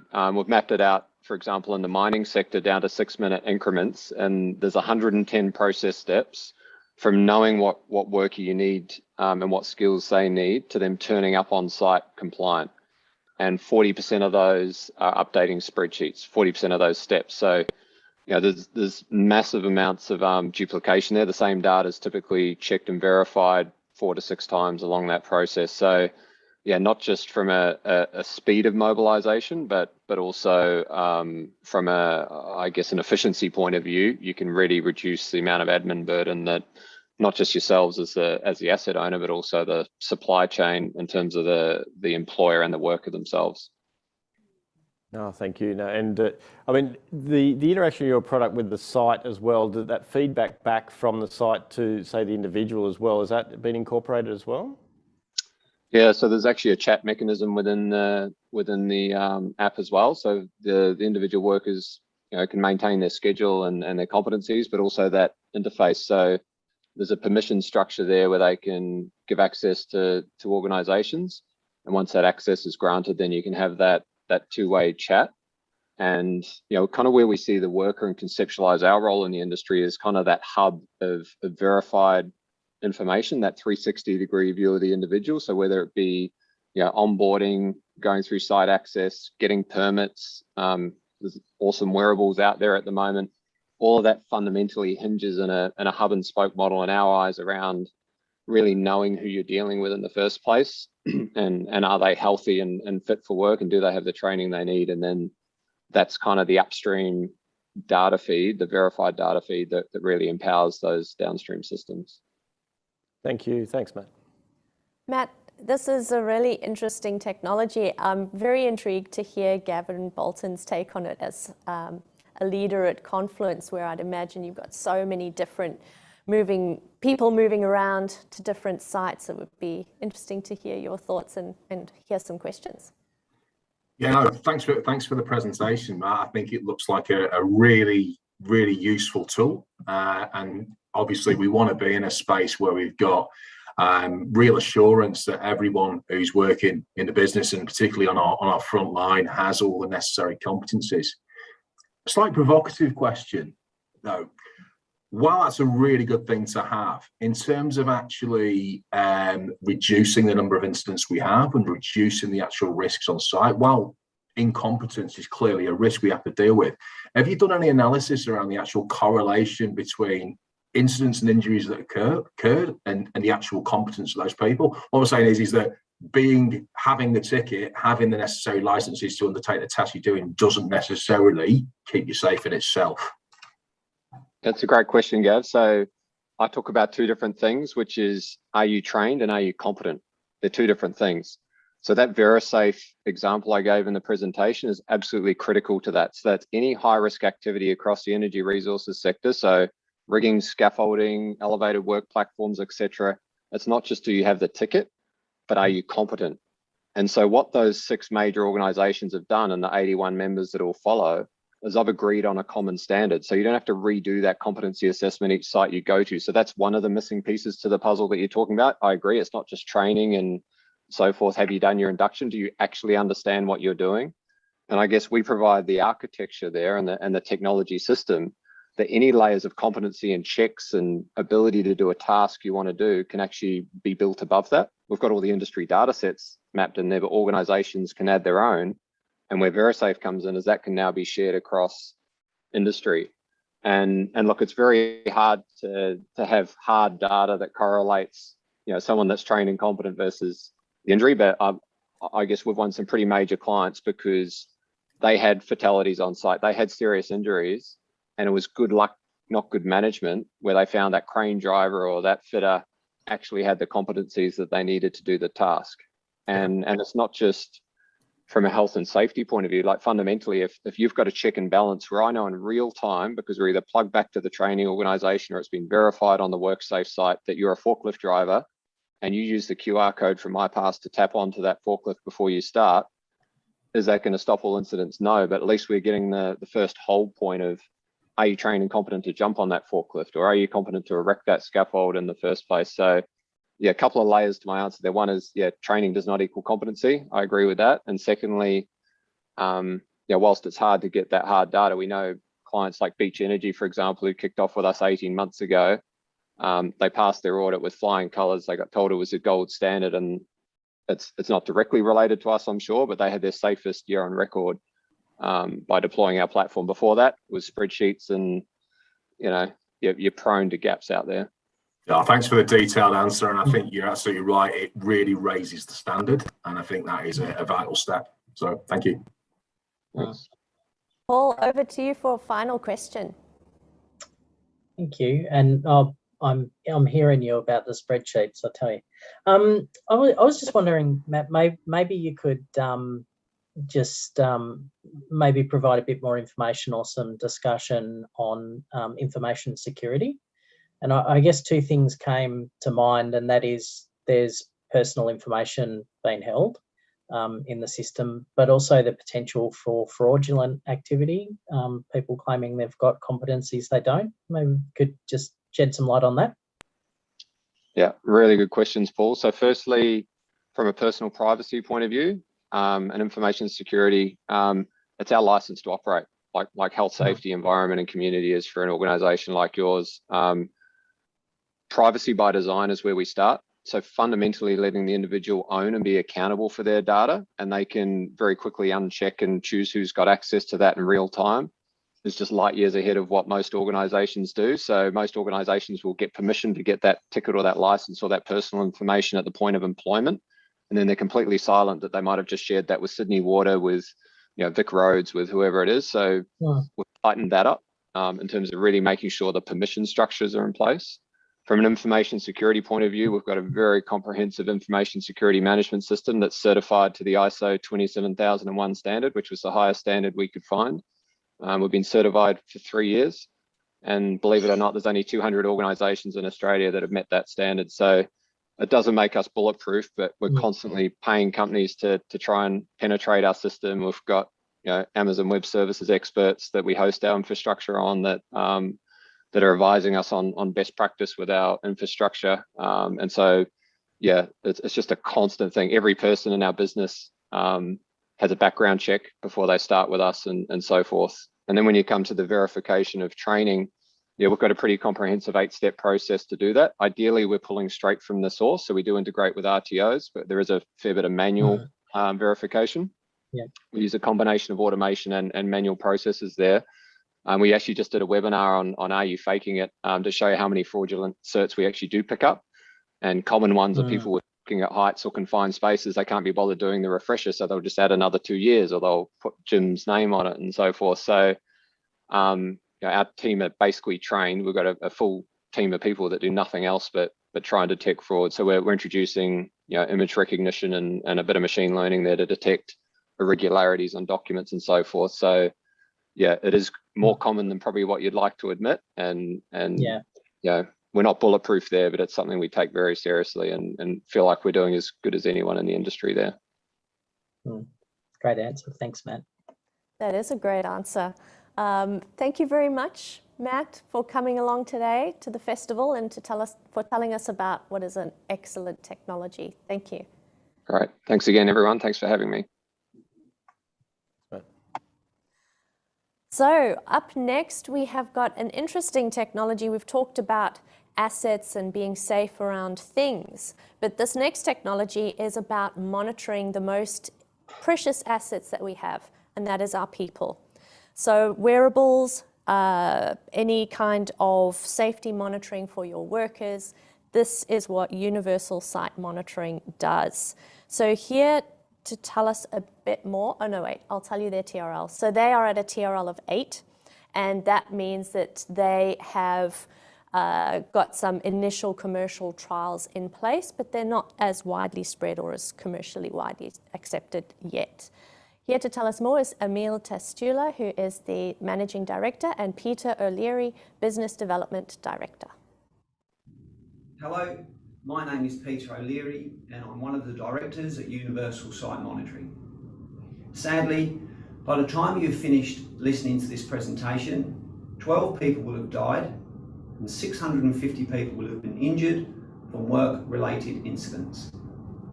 According to the statistics from International Labour Organisation, 6,000 people die and 932,000 people are injured every day in the workplace.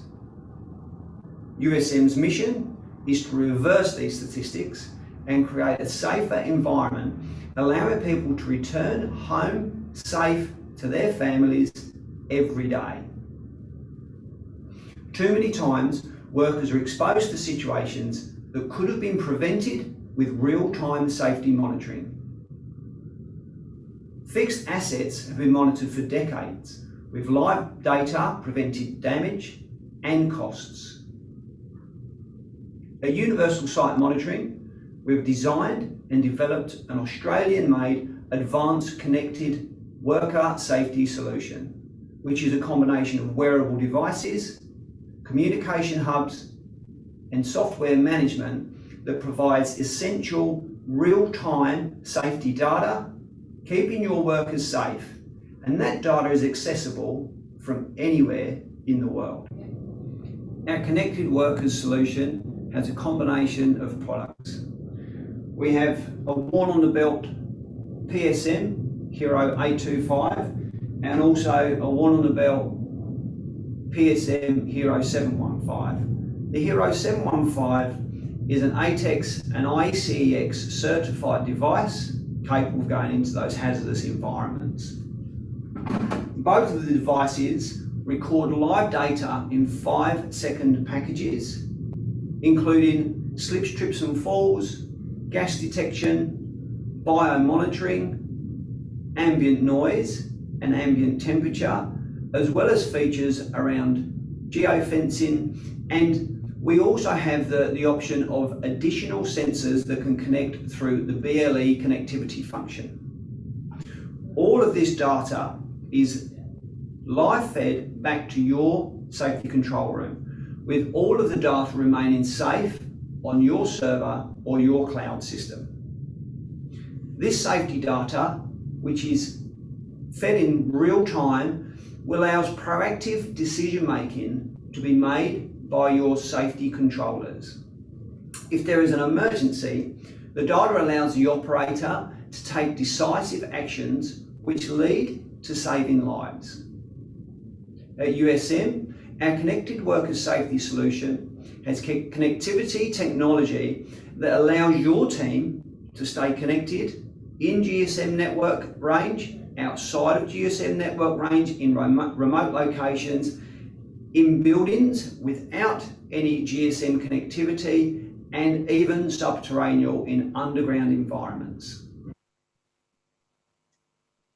What a great presentation, and I find it so reassuring that we're actually starting to monitor our people and look after their health and safety directly.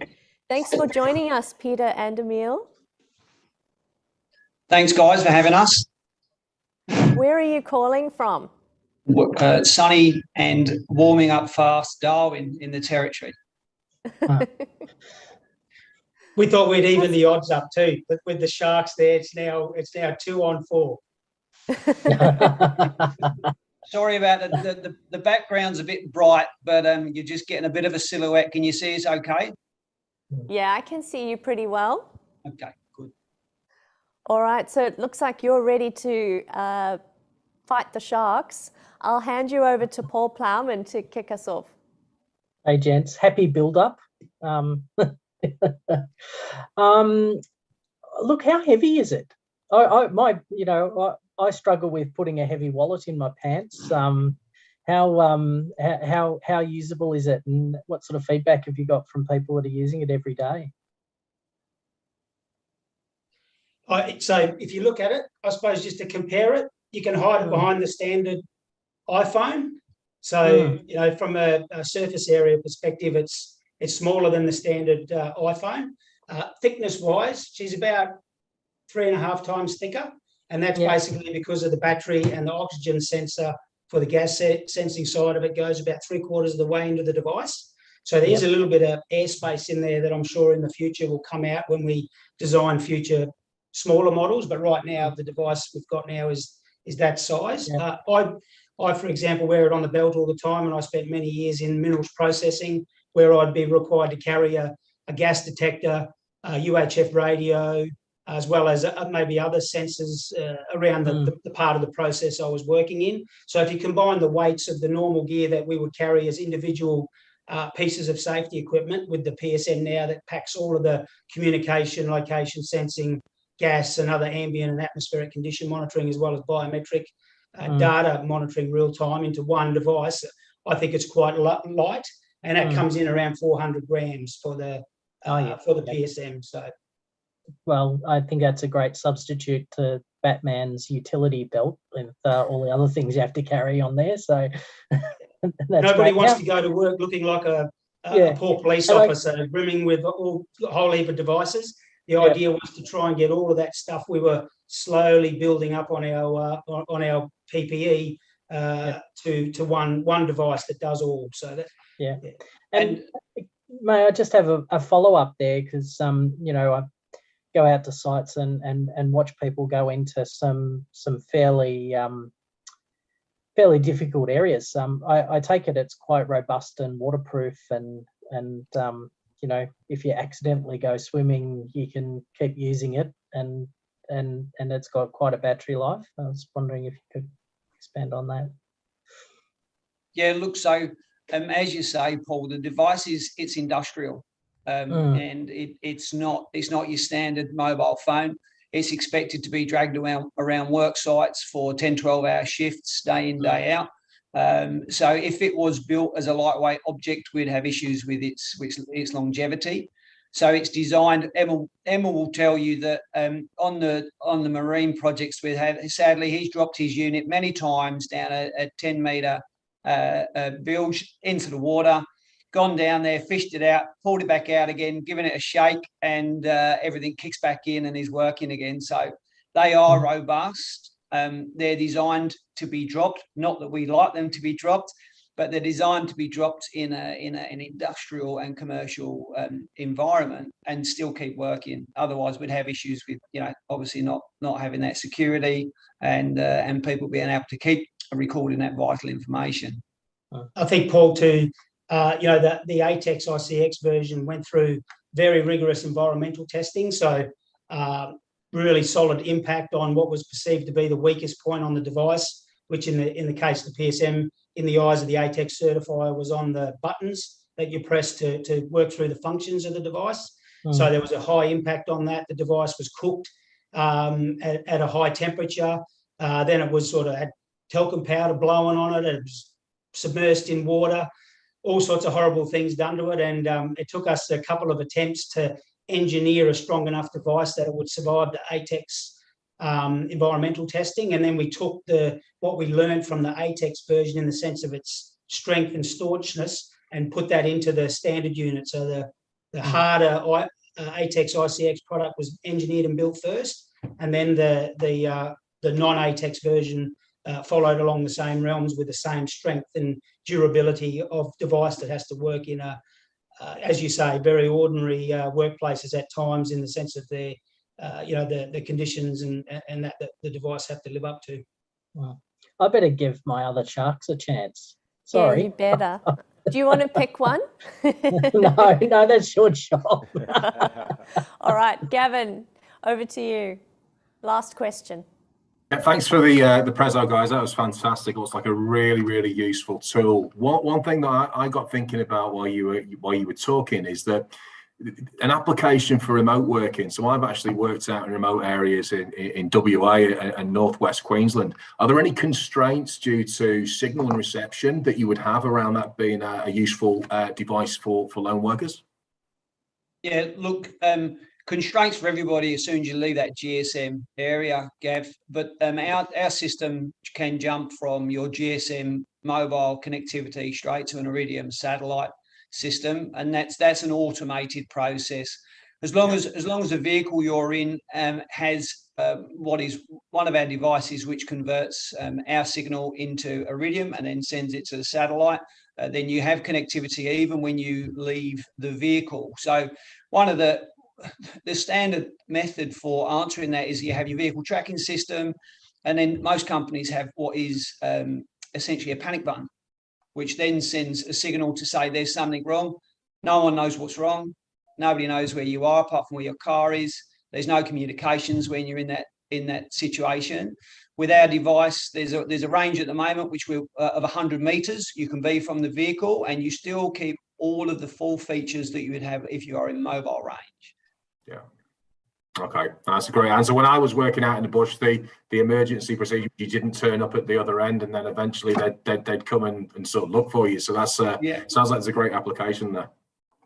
Yeah, we can also put check-in points. So if we put a geofence in around a piece of infrastructure that somebody's regularly going out to check. As soon as they arrive into that geofenced area, the device will check in, basically trigger the geofence crossing. And that data then uploads via the Iridium network, as Peter said, to the data interface, in your central control room or even on a safety supervisor's mobile phone platform or laptop, wherever they are. And you basically identify the fact that you've arrived on site. And then if I suppose oversight of what's going on while the work's carried out is a little bit more intense for that period until you exit the geofenced area, and then you're making your way back, then you're just monitoring the progress of the vehicle back to site, so or back to the base. So in the case of a water utility orientated scenario, dam, very remote, you track the person out to the infrastructure, trigger a geofence, they check in, they've arrived, you then monitor them closely while the job's done, and then they return back to base just with a location track on the way back in. So certainly sounds and like also, you've thought there's of always everything. Sorry, you go.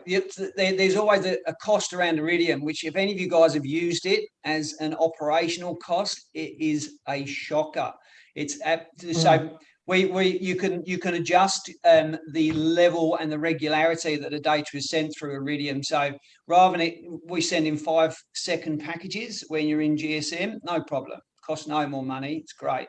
As soon as you go to Iridium, if you do that, you'd only do it for a week, and your CFO would be on the phone to whoever it is that's authorised it. So you can change that frequency, but as soon as it goes into alarm state, if there's an issue and there's an alert, as soon as it's in an alarm state, it goes instantly.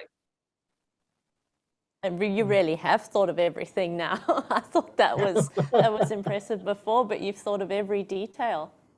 Thank you so much for telling us about your technology, Peter and Emil. Really enjoyed talking with you today. Thanks, guys. Okay, so we're moving on to our final technology of the day and of the festival. We're also moving to the other end of the TRL spectrum. So the next technology is another one that has come out of the Sydney Water WAVE program. So this is a program where Sydney Water staff can pitch their ideas, and then those ideas get voted up by the organisation. So the next technology is removable handrails around openings, and this one was put in by James Campbell. I'll tell you a bit about it.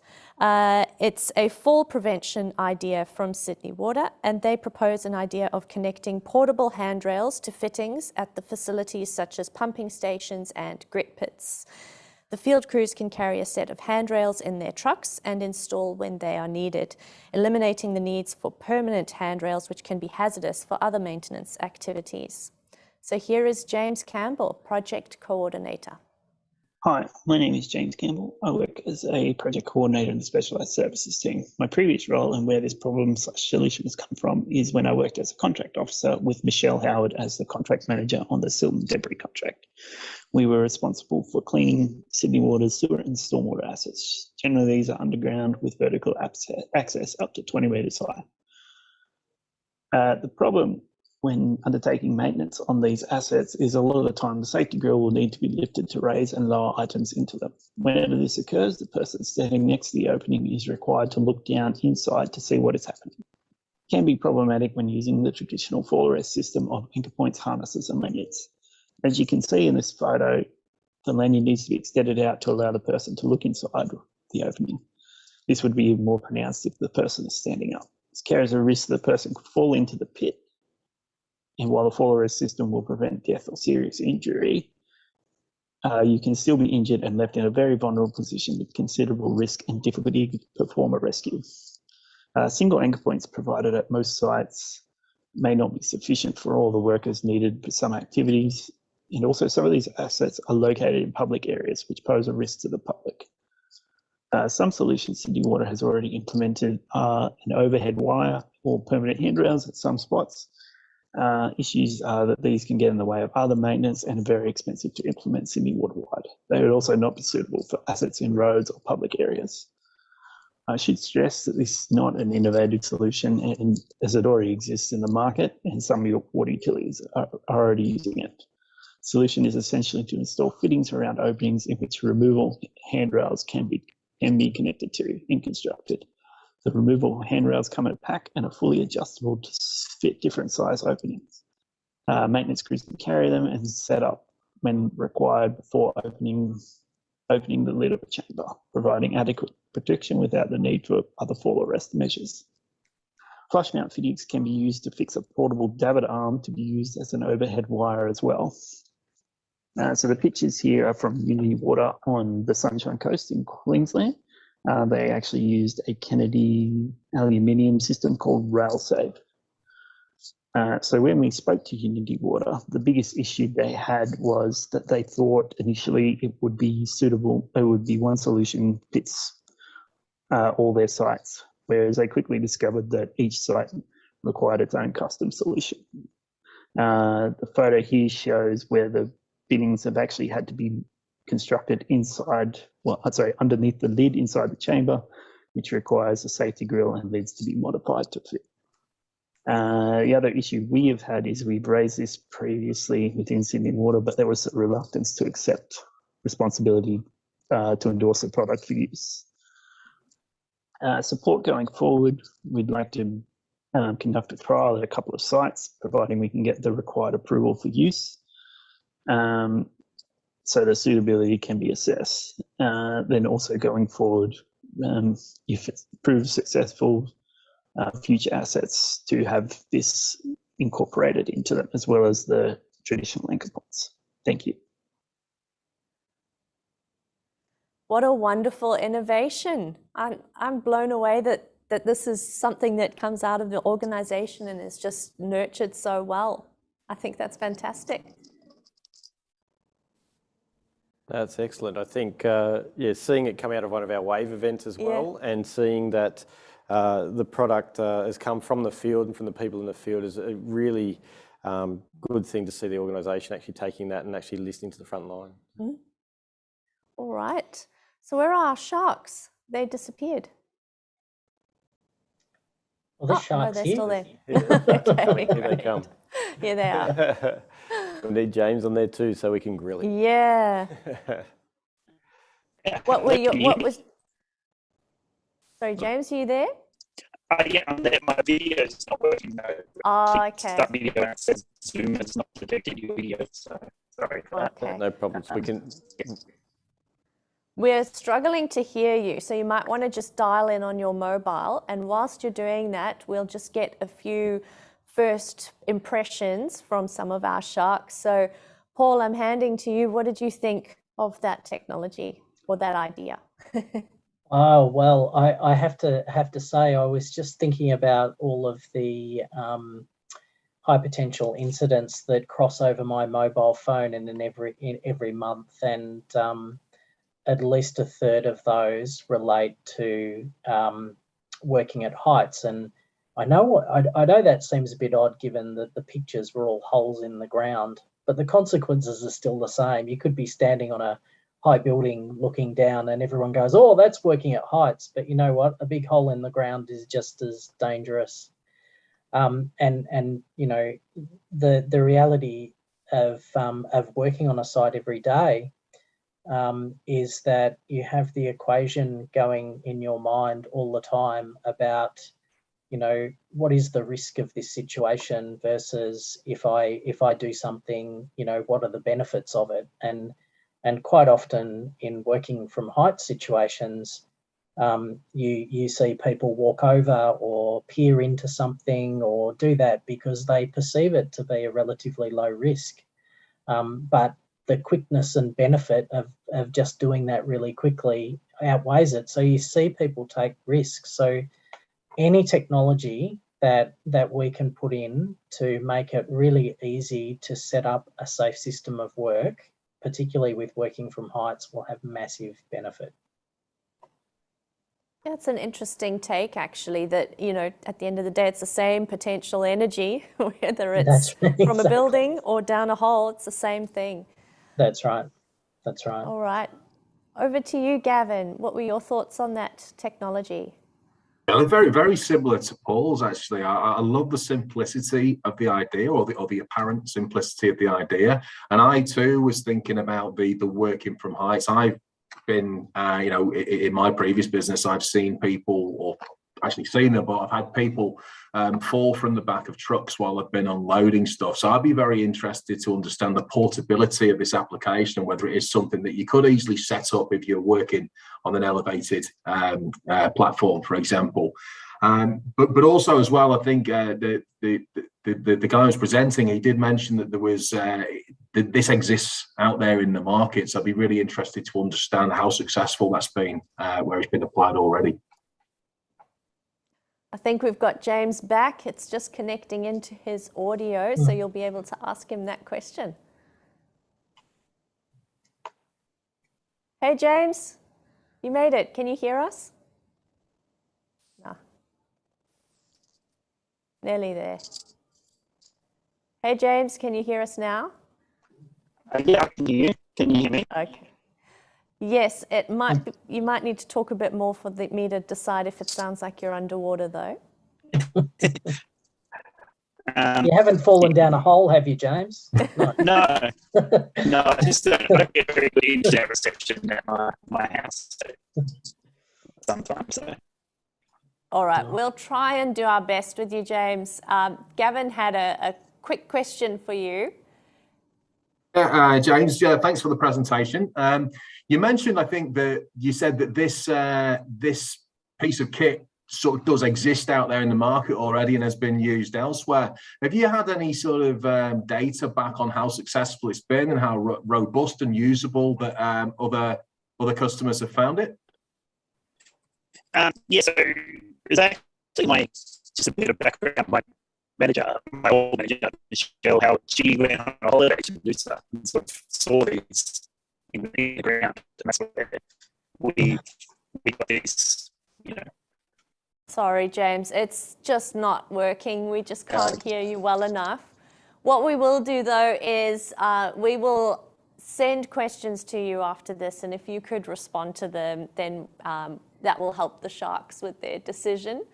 Unfortunately, I don't think our people are going to, on the People's Choice Award, are going to be able to hear the Q&A, but they can base their decision on the presentation that we just played earlier. And I'm so sorry that the technology has not played the game for you, but that is unfortunately the reality of a live streamed event. All right, Dan, I'd like to just get your thoughts on that technology, portable handrails. Yeah, I emphasising a bit what Gav was saying is the technology looks to be good, and it starts to make you think about how do you simply put up something so you don't just peer down that hole or drop in without that thinking. So is it, is the product looks like it's fairly quick to set up and gives the ability for teams to be able to set that up and then safely work in that spot instead of taking the risk or just it'll be okay type attitude, or going with the anchor points and the anchor point style approach. So I think there is definitely a application for that in our spots and our sites, especially in those remote areas where it's a little bit hard to get equipment into. So yeah, no, I thought that was quite good. Fantastic. Any other comments, Gavin or Paul, before I move on from this tech?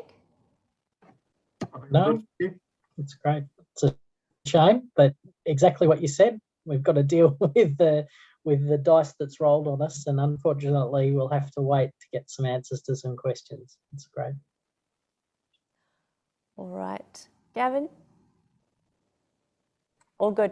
All right. So that brings us to the end of seeing the technologies on the Safety Shark Tank. Now it's time for our viewers to decide which technology is going to win the People's Choice Award. So if you can grab your mobile phones and scan the QR code that is up in front of you right now, you will be able to access the Slido poll so you can vote for your preferred technology. And please, we ask you to be kind to the last technology. They didn't have a fair go with answering questions, so just do your best to use their presentation to the most of that you are able to. And that will, whilst you are voting, we will have some final closing comments from our sharks. So, Dan, I'm going to start with you. What was the highlights of today's Shark Tank for you, without giving away any winners, obviously? No, thanks, Alex. And look, like I said, keen to be on the Shark Tank, especially in the safety field. All the presentations that we had there all have their applications across the workforce. So I thought that was really good to see that there are new ideas, new ways of applying an older idea to be able to actually help in the safety across our organisation and across the industry. So definitely something that we, some of those to look to adopt within the organisation, and also for other water utilities, whether it's here in Australia or Northumbrian with the overall festival as well. Definitely some applications and some good safety outcomes that we'll see from those. Yeah. All right, that's fantastic to hear. Next, over to you, Gav. Yeah, look, from my perspective, I think it's just really great to see such a range of ideas there. And I think the really important thing there is the fact that there's cross-sector, cross-industry applications, I think, for most of the things we've seen today. And I think that's really encouraging because, we as an industry, we need to do more to look what's happening in other walks of life, in other pieces of work that are being done. Because quite often, like I say, the solution will exist out there. We've just got to adapt it sometimes. So yeah, great range and lots of cross-sector application. Really appreciate your perspective and expertise that you bring in, Gavin, especially coming from a side-by-side industry from Confluence, one of Sydney Water's partners. Paul, any closing comments from you? Safety, it's one of those things that that comes from a real values and heart-based position. And what I heard in all of the presentations today is that there was some higher order of wanting to make a difference and to change things. And everything you touch with safety touches lots of lives in a positive way. And you heard that passion come through from all of the presenters today. And it was great to hear. And every single one of them will do exactly that, add a lot of value and help a lot of people in the future. So it was a real pleasure to be part of today's session. Thank you very much, Paul, for joining us as a shark. So thank you to Dan, to Paul, to Gavin for joining us as sharks for the Safety Shark Tank. I'd also like to thank again Confluence for all their support in bringing this Shark Tank to you. They're one of the key, well, they are the sponsor for the Safety Shark Tank. So thank you very much to Confluence. We're going to jump into some light-hearted entertainment as a break. So up next, we have got our theremin player. This is that innovative instrument that you don't want to buy your kid for a Christmas gift, but it is quite incredible how you play it. And I'm very excited to see Matt Creedon playing the theremin up next. Matt is a consummate musician. He is a composer, singer, songwriter, producer, mixing and mastering engineer, music teacher, and sound therapist. He is also a multi-instrumentalist, being able to jump from multiple different instruments. I can't even say them all, the names of them all, but yeah, guitar, bass, drums, violin, you name it, he can play it. So for everybody, you're in for a real treat. Up next is Matt Creedon.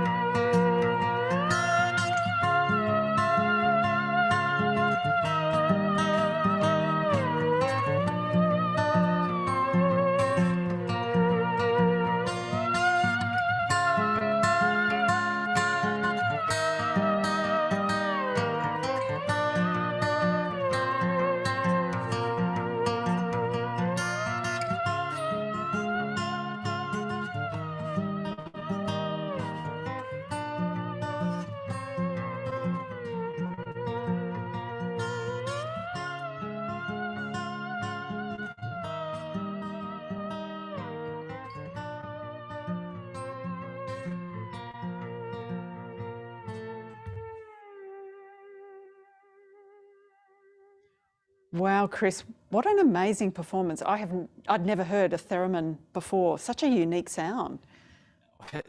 I don't know how to describe it. I'm lost for words. And not just a unique sound, but just the look of it as well. You could get lost in that sound. It's unique. It's unique, and he is the only player in Australia. So yeah, wow, I didn't know that. Obviously not an easy instrument to actually play. Well, folks, we're up to our final session for our 3-day event at our first Sydney Water Innovation Festival. And what a 3 days it's been. Before we get into the wrap up, what we're going to hear from is the judging panels from our design sprints, as well as the prizes from the Shark Tanks. We're also going to hear from our friends over in Northumbrian Water with how they've been going. And Nicola, we've got plenty more in store. Absolutely, we have, and I actually can't wait to see the outcomes of those prizes. But first, we're going to have a beautiful song to actually introduce this last finale for the festival. And it's a song that's been written by Jacinta Tobin, who's an Indigenous elder from Darug country. She's written a song with her sister. Her sister's actually done all the artwork for it, and it's been edited. It's really lovely. It's been edited actually by a Sydney Water staff member's daughter called Rachel Blumenstein. Yep. And she's very passionate about First Nations people, and she actually got involved to actually help edit the video. So let's sit back and enjoy this lovely song. It's the Parramatta River song. The song sings on. Let's hear it. Warrami, my name is Jacinta Tobin, a Darug elder and songwoman. Western Sydney has the largest Aboriginal population in Australia on Darug land. So where do you go to learn our way? We all want to swim safely in the waters, sustain clean water supply while generating green in the landscape. So does our aquatic life. All forms of birds, animal, vegetation, land, all wish to enjoy and grow in country too. The Darug people of Greater Sydney to the Blue Mountains were documented at the first time of contact in 1788. We carry the DNA of this country, and we hold the connections to the spirit of this country. We are connected to the water, be it salt, fresh, muddy or sweet. The water is a reflection of the people, and we are the water. All life is connected to water. It holds the memory of the past into the future. Water is sacred. The future of sustainable water management in Sydney is combining First Nations engineering knowledge with engineers' first principles. The past, the present, and the future is the dream time. It's in our hands. What's required is Darug-led projects, reigniting songlines, clearing pathways through country, be it water or land. All government departments start to work in true partnership with Darug. With all the destruction from fires and floods and the positive change in government to Aboriginal knowledge and leadership mindset needs to happen. The evidence is clear when people are not doing their cultural responsibility to country turns on the people because the people have turned their back on country. I beg you all and challenge you all to work with us. We all have lost too much and have been traumatised by the many natural events in recent times.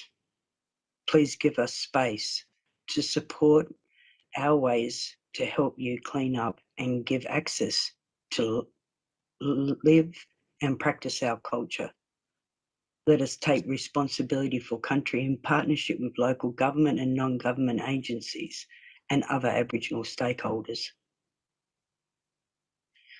We are here for all children in country to have a better future and a stronger connection to the blessing we call Nora, country. We believe new generation of children are more aware and closer in line with Aboriginal values of the appreciation of the earth. I dream of a time where the families that choose to walk like our ancestors in the little spaces that are left can. From the Blue Mountains to the sea, there is over 16,000 sites in Durrett country. Each was made for purpose. Understanding our seasonal changes and our long-term seasonal travel according to our star charts, restoring our connections to other Aboriginal tribes, which are all part of this dream for our future. We can, but all we must be able to see a better way than where we've been. Let's learn from our past and become the leaders as Australia should be. Didgeridoo, and thank you for your time.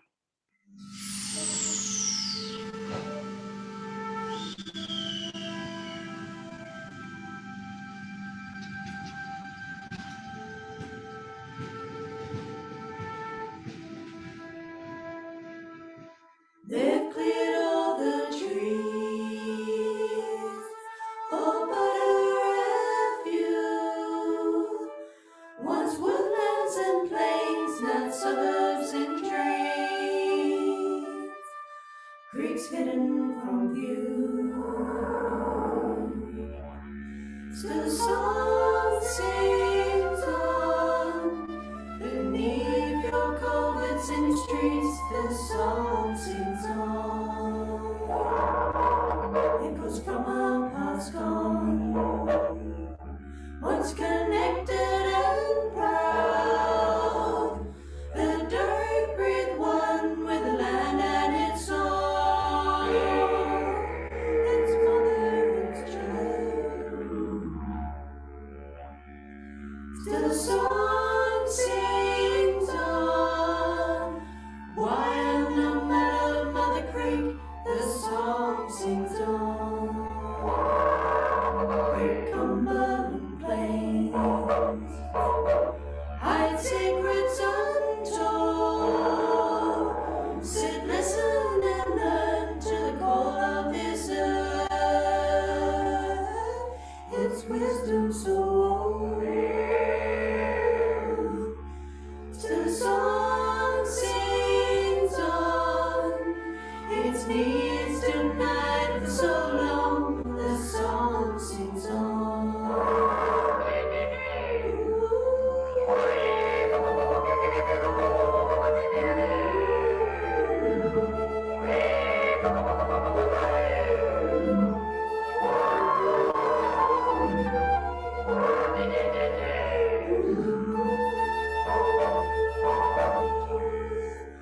Still the song sings on.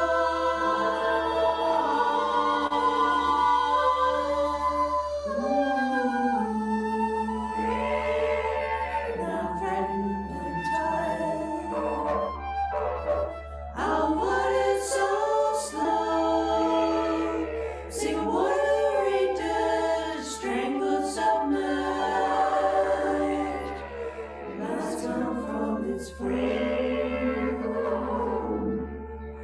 Still the song sings on, hear its voice beneath your feet. The song sings on, and now is the time, for our woodlands can't wait to right the old wrong and strengthen its song before it's too late. Still the song sings on, beneath your garments and your streets, the song sings on. Still the song sings on, while no matter Mother Creek, the song sings on.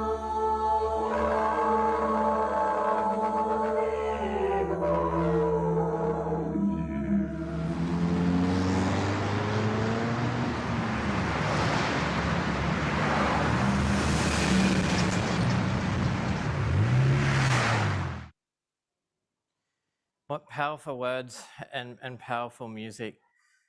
Thank you for such a beautiful song.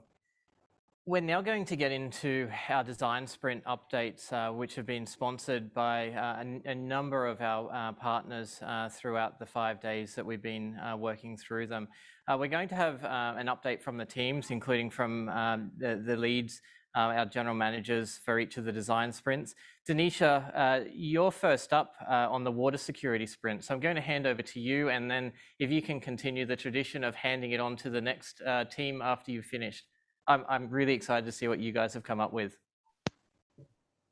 Thanks, Chris. I'm super excited to be coming to you live from the land of the Wallumedegal people of the Darug Nation, and I'd like to thank them for the good care of the land and waters over this area for many generations. So, Chris, as I mentioned at yesterday's wrap-up, the Stellar Water Security Design team have had a fun 5 days designing, prototyping, and then today user testing our Clean Water Initiative innovation, which essentially involves engaging and incentivizing business customers to improve the quality of their wastewater discharges.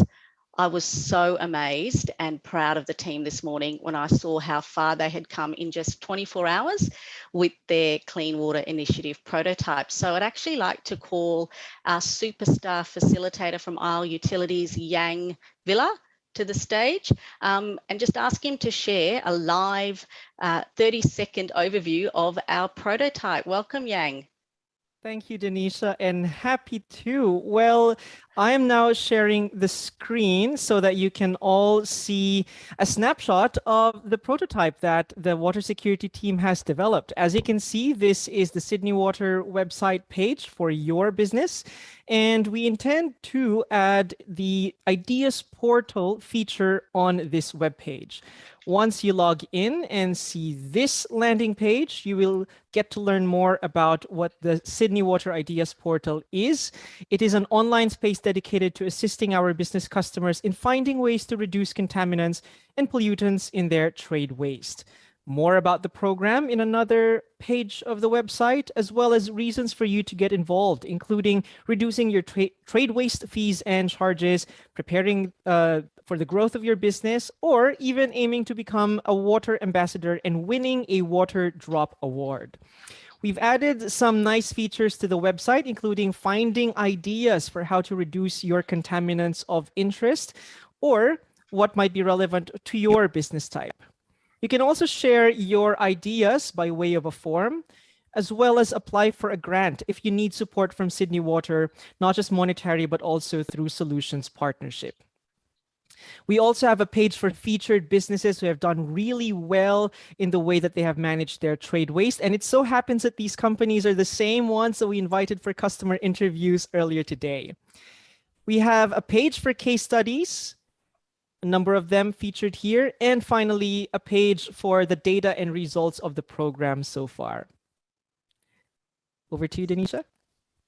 Thanks, Yang. I'm sure you'll agree that that's super impressive, and the team surprised themselves with how much they were able to achieve over the 5 days, but especially in the prototyping session that was, no more than really 10 hours. So Carolyn, it would be great to hear from you as one of our sprint co-leads on the key insights and learnings from today's customer interviews. And I know even though we only booked in 5 customer interviews, we got more bang for our buck with 6 customer interviews. So really keen to hear from you some of the team's insights and learnings. We did, and we had a diversity in terms of size and scale and types of business customers that we talked to today. And I guess the positive things for us is we got some really positive feedback about the portal and some really good insights as to how to further refine it. What we learned is that our customers are really keen to learn from others in the industry, but also share their own good practices and ideas. And they were super keen on getting some positive recognition for their company and brand. So they liked the awards idea. Our customers are also looking for Sydney Water to take a lead role. And that's beyond just being the provider of the water and wastewater services and issuing them with bills. They actually want us to bring our knowledge and capability to help them find solutions for their issues. And they saw that we would play a role in creating a community of business customers where they could share ideas between themselves. And the ideas of the grants and incentives was actually really important to smaller businesses. We had some really large businesses who maybe weren't so interested, but the smaller businesses all really jumped on the idea of being able to get some financial sponsorship for programs. So it was a really positive experience today. Thanks, Carolyn. So just in terms of the next steps with our Clean Water Initiative, the team will really be looking to leverage and continue the positive energy and momentum from the sprint to develop the portal further and expand content, work with other stakeholders, regulators and unis to improve the collaborative space and to promote the ideas portal once it's all completed. And we took on board the challenge that the Aboriginal Voices Design Sprint team gave us this morning around looking to engage First Nations voices to improve the program. And we threw around a couple of ideas today, but we'd really like to continue post the Innovation Festival with progressing the ways that we could do that. Just to close, I'm so proud of the water security design team for embracing their initial discomfort with the agile design sprint methodology, which was new to everyone in the room, embracing some lunatic thinking and sketching, and just generally kicking this water security challenge out of the park and having lots of fun doing so. Another huge thank you to our awesome sprint lead facilitator, Yang. Everyone loved having you as our facilitator. We definitely hit the lucky streak by drawing you as our facilitator. Our two design sprint leads, Carolyn Hook from Sydney Water and Erin Toner from DPI, and the rest of the team, Kate, Caleb, Kay, Sahanti, Irene, Elliot, and Yvonne. Really well done, lots of fun, and really proud of what we've been able to achieve over the last 5 days. So I think that's my cue to hand over to Marianne for a bit of an overview on the customer experience design sprint. Over to you, Marianne. Thank you so much, Denisha. I'm here with Chris and the rest of the team. We're going to be talking about the customer experience sprint, and wow, what a week we have had. It's been absolutely incredible. We've been focusing our efforts on one of our really important target groups of the 16 to 26-year-olds and how we can actually bring that customer experience to life for them. And I'm joined by Micah and Monica, who I'm hoping are out there somewhere. There they are. And look, it's been a really tremendous effort from the team. They have done such an amazing job. You know, our ripple effect, as we call it, so many amazing ideas. It was really difficult for us in the early days to actually choose the right path because the ideas were just so fantastic. But I'm going to hand over to Monica to take us through where we've landed. Thanks, Monica. Of course, I'm on mute. Thank you, Marianne. Where we actually landed today is so exciting.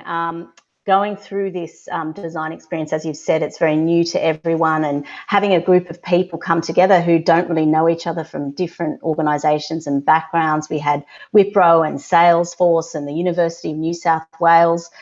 So bringing everyone together, we got such a different perspective on how to approach this challenge. But we came up with the ripple effect.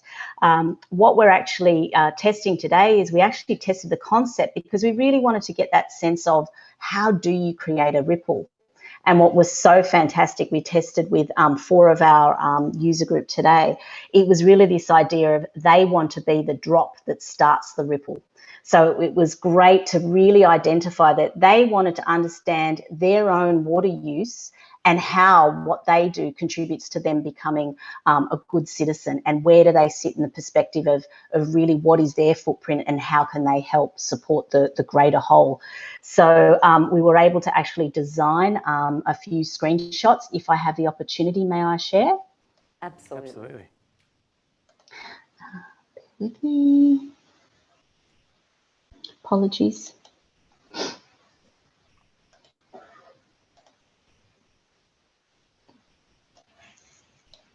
Can you all see that?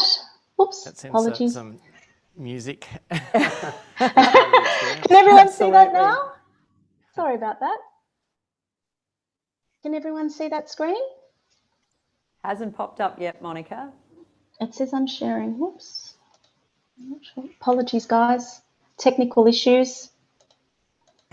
We're in the 16 to 26 group. We can. Yeah, absolutely. 16 to 26. Well, I guess if we added those two together, we might be getting close, Chris.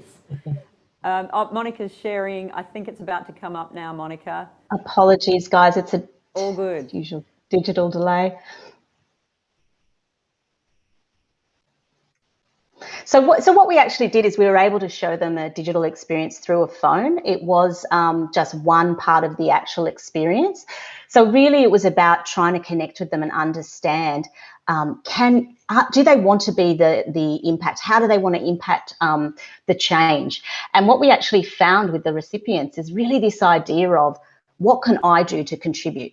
So where we are with this, we're actually got a couple of personas you can see here. These are really around people trying to understand what's my water use, what do I do when I go out, how can I be more sustainable in my world.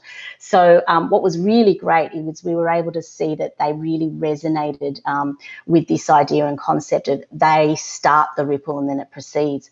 And what we came to with this prototyping with this group is we're actually able to identify that they want to be allowed to let their community grow organically and they choose who they pass it on to and what they do rather than us actually architecting the idea for them. So it's this idea of give them the data and the information Sydney Water has and then they'll take it and use it in the way to help create that ripple effect. And they're really wanting to own the future that they're going to inherit. And that was Yes. one of the really key messages that came through from our group, which was tremendous.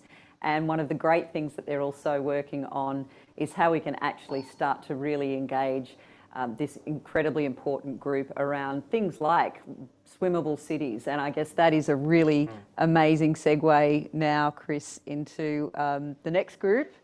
With Jamie Hollenby, who I think is just about ready to come online. And hey, Jamie. Welcome, Jamie. Hey guys, how you going? Really well. Over to you. No worries. So I'll pass on to Mitchell to talk about Sydney's Summer of Swimming. Yeah, we've had an excellent week. It's been an amazing 5 days, tackling the topic of how do we activate swimming in the harbour. We came up with the idea of a pop-up series of events tagged the Sydney Summer of Swimming, and with the concept that if a pop-up works, that it will stay and become a permanent arrangement. An amazing 5 days looking at a diverse range of issues, hearing from the experts, and obviously water quality comes into the picture with Sydney Harbour, but we did land on the topic of engaging the private sector. And as we looked at this, there was a real flow, a real story through engagement that landed on the community, small business, corporate partners, research, and really tackled a lot of the challenges. So our product was a pitch deck, a great story to help engage with people.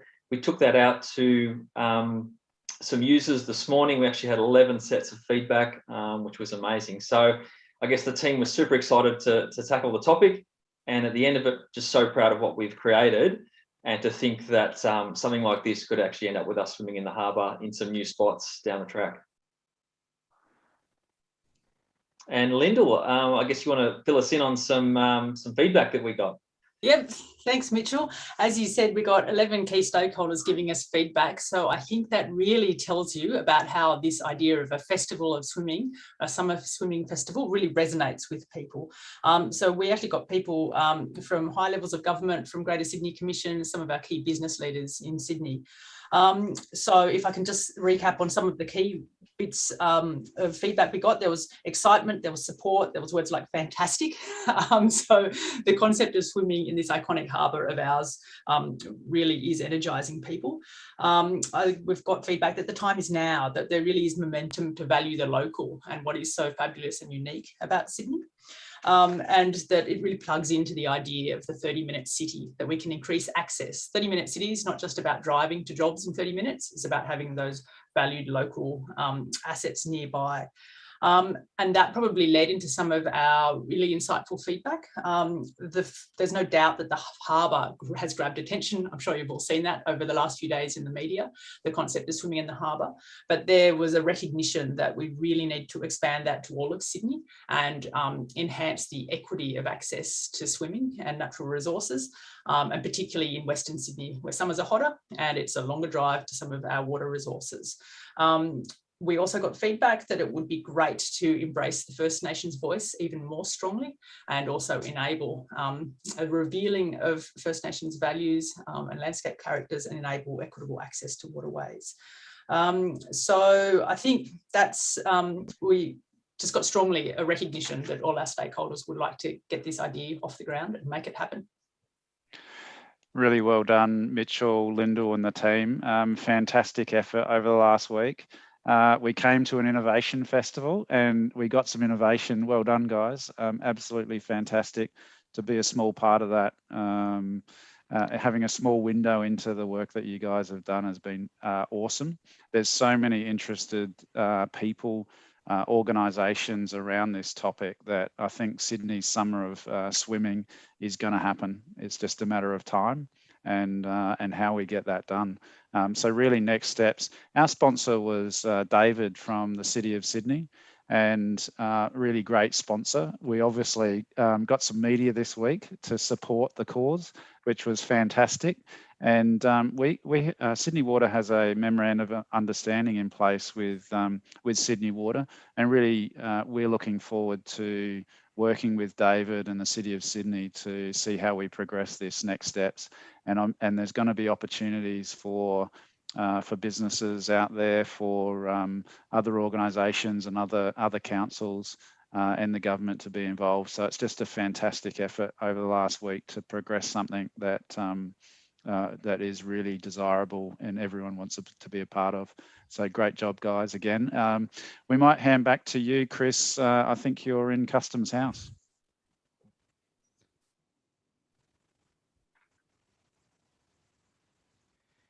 Thanks, Jamie. What a wonderful concept. And I've got my board shorts ready to go for next summer to go for a swim. Looking forward to it, Chris. You're going to be there too, so I'm hoping you're looking forward to it too, Jamie. I had the pleasure of being able to be the decider for the Circular Economy Sprint, and we're going to be joined by Phil Woods, the Sprint lead, and Karen from Isle Utilities, our facilitator. And we're actually going to show you this really vivid imagery of our prototype around how we're going to bring more urban agriculture using a circular economy approach. This is bloody amazing. Phil, Karen, over to you. Thanks, Chris. Yeah, I'm going to do a quick run through the website.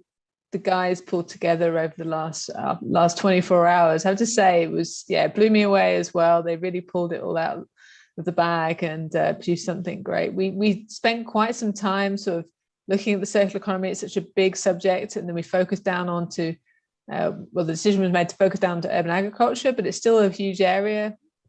But the concept they came up with was really interesting, sort of combining that resource recovery as well as creating a commercial enterprise that can produce food for the community. So I will share my screen so you guys can see what I'm talking about. So we decided... yeah. You go ahead, Karen. I was just going to say that this was done in a little over a day's time, so completely mind-blowing. So, yeah, can you see my screen okay? Yep, I can. Yeah. So this is actually a live site. So if anyone wants to go and have a look, it's localgrow.godaddysites.com. Though I will say it is just a prototype to show what the concept out in more detail, and we felt that this was the best way to show it around.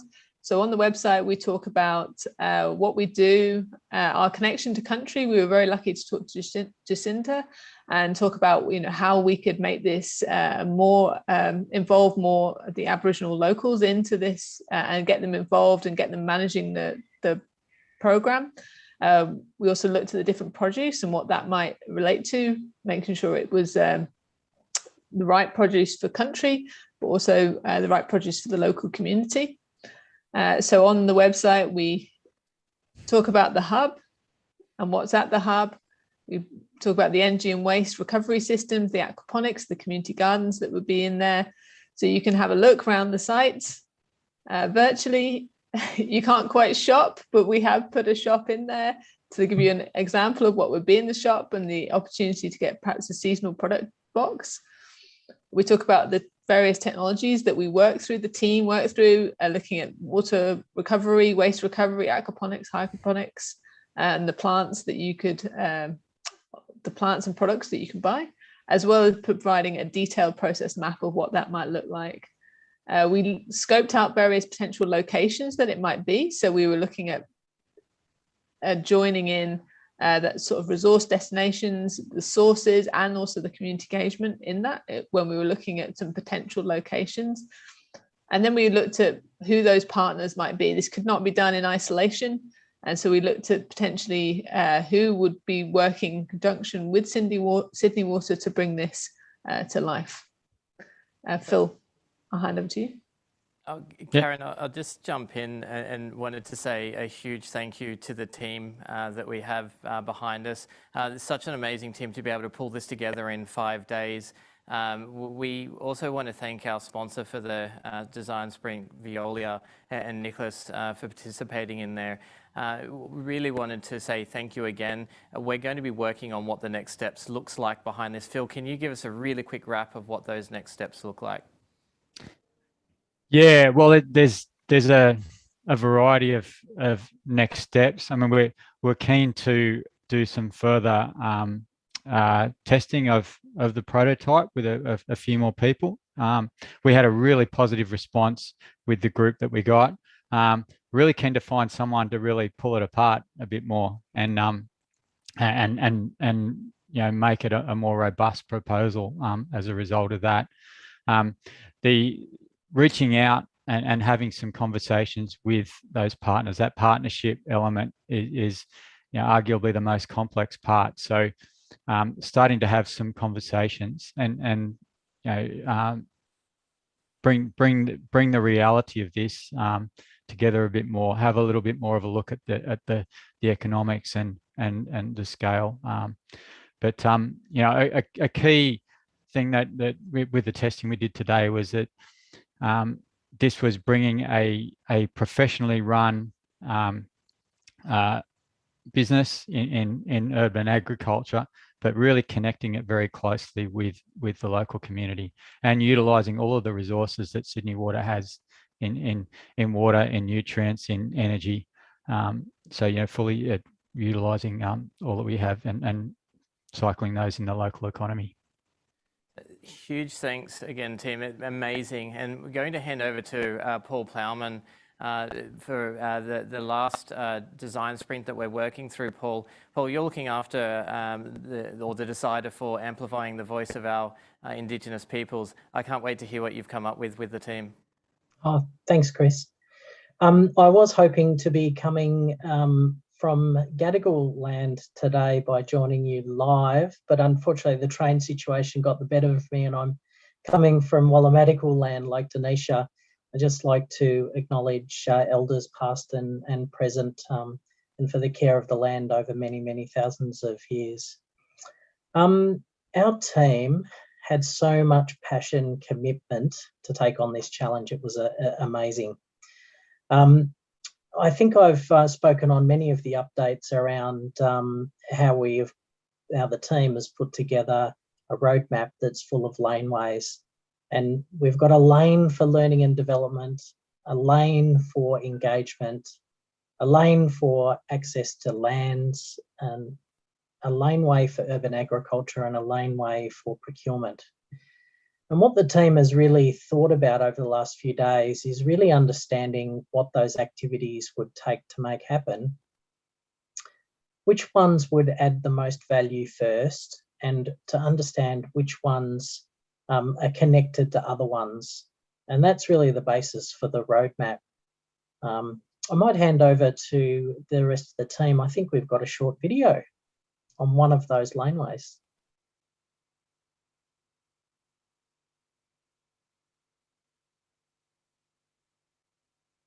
Salmon, environmental scientist here at Sydney Water, and my blog is What I Want Ewan from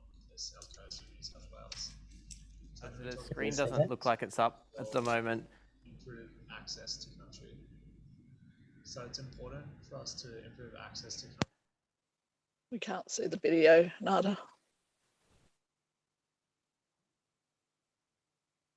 Sorry, can you guys see that? No, we can vaguely hear it. Oh, okay. Sorry. Technology not on my side right now. Perhaps, Veronica, do you want to give that a go?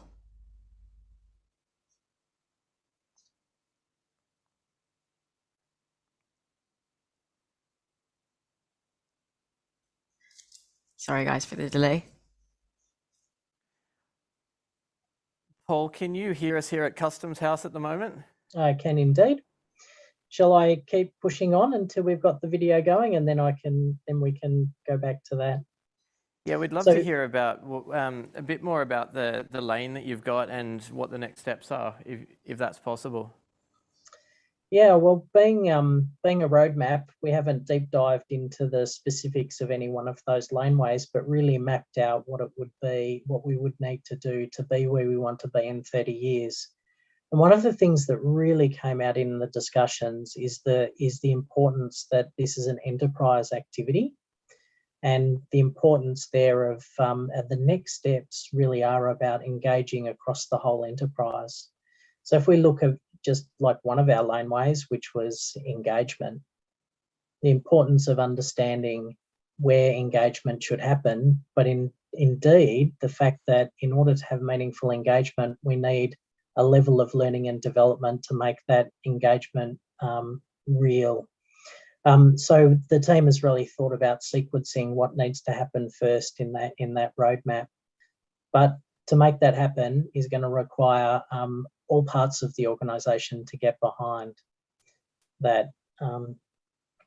Nada, how are we going? Yeah, I think Veronica's about to hit the play button. Go for it.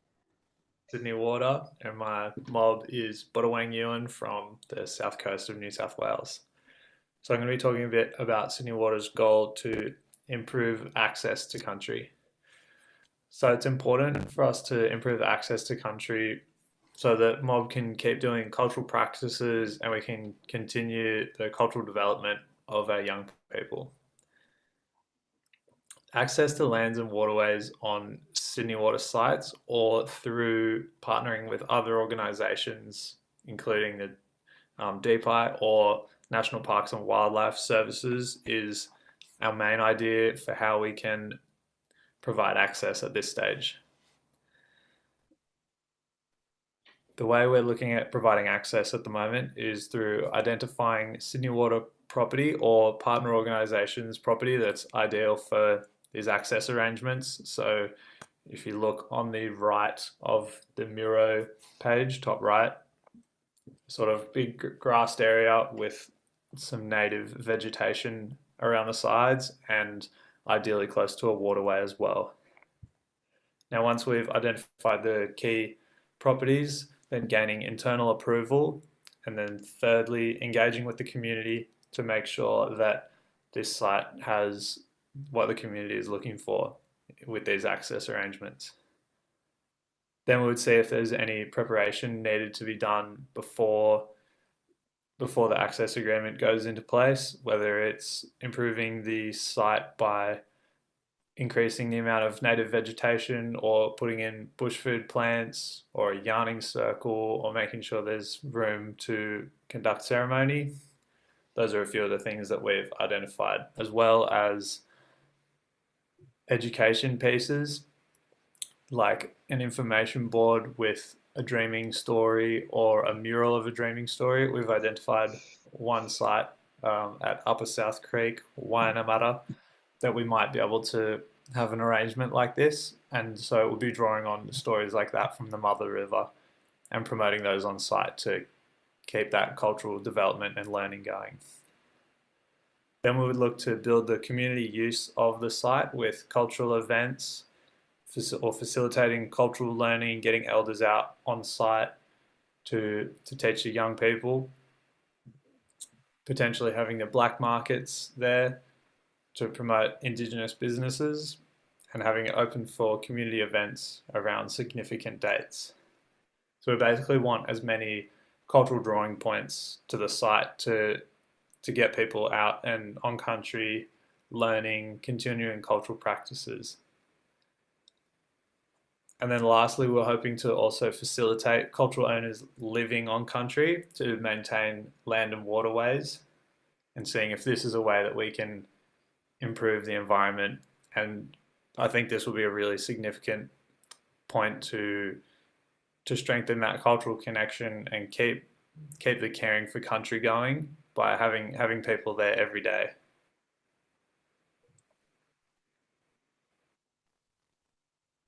Thanks for your time.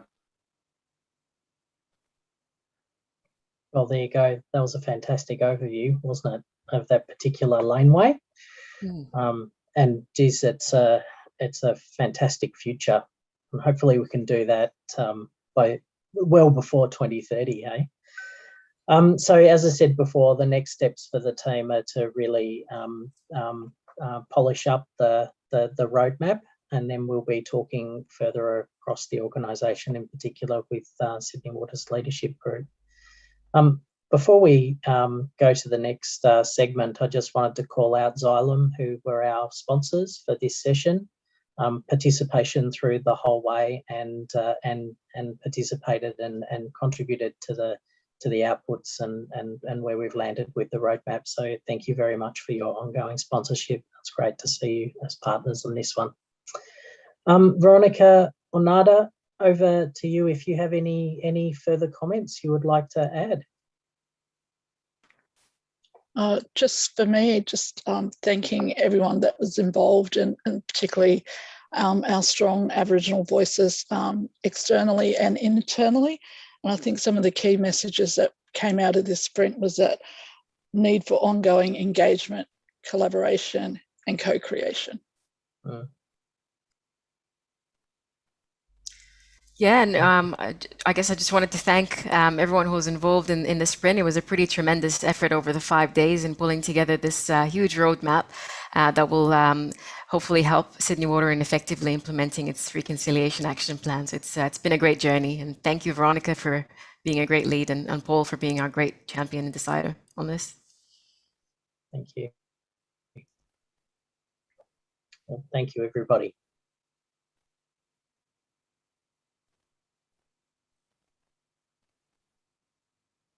Wow, I Chris. think we're back to Customs House. Thanks so much. Thanks, Paul. Incredible. I'm really blown away by what they could achieve in 5 days. I think just gone totally above and beyond what we would have expected. Absolutely. The diversity of thought that's gone into that, and the cool things that have come out. I can't wait to see what the next steps on all of these look like. Yeah, look, me too. Look, talking of exciting developments and next steps, we're going to very quickly cross over to our friends in the UK and just see what Northumbrian Water Group's been up to too, because we've been hearing lots of exciting things. Well. So can we cross over to you now? We're back. We're back. We're back. We're back. We're back. We're back. We're back. It's Northumbrian Water's Innovation Festival 2021.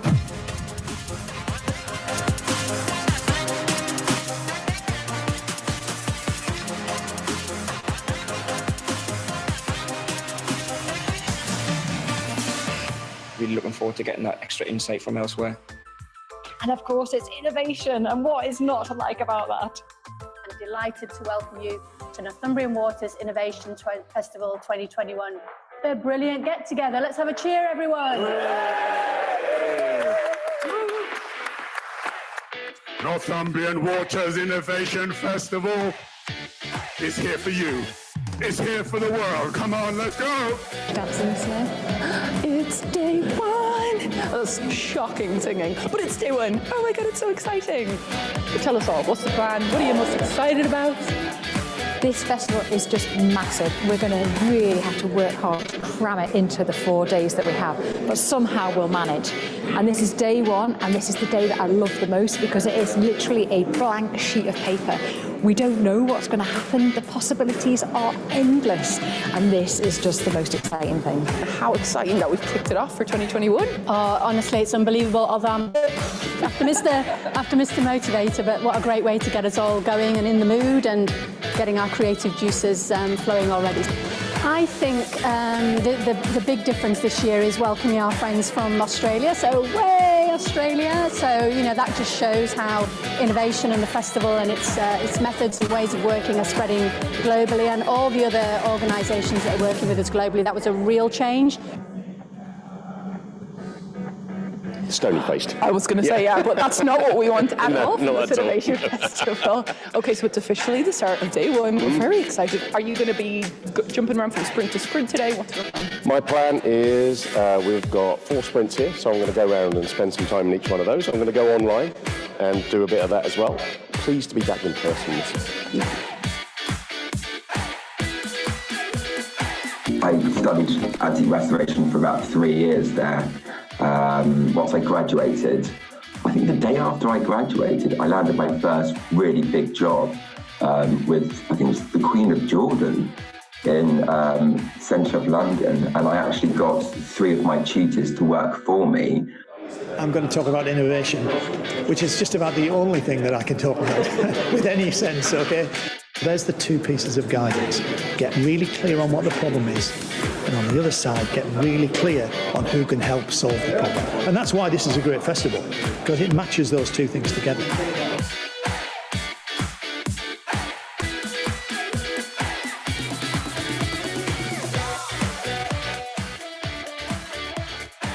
We've done some great stuff this morning. We have learned all about the benefits of system thinking. We've learned about how the NHS used systems thinking in Wales, and it changed the way that they bought food. So looking forward for great solutions to provide to our clients. There's going to be some awesome ideas.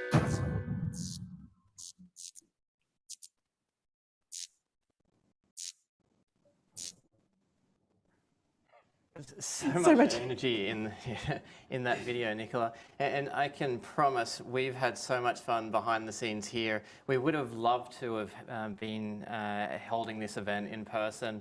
Next year is definitely the plan, and we hope to see everybody here and to be able to share in the fun that we've had, as well as with Northumbrian Water. Next up on the events list is to run through our Shark Tank awards, and we've actually got 2 prizes with the Shark Tanks.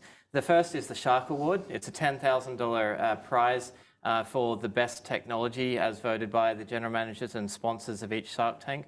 And we've also got a $5,000 prize for the People's Choice Awards. And thank you to everyone that's voted.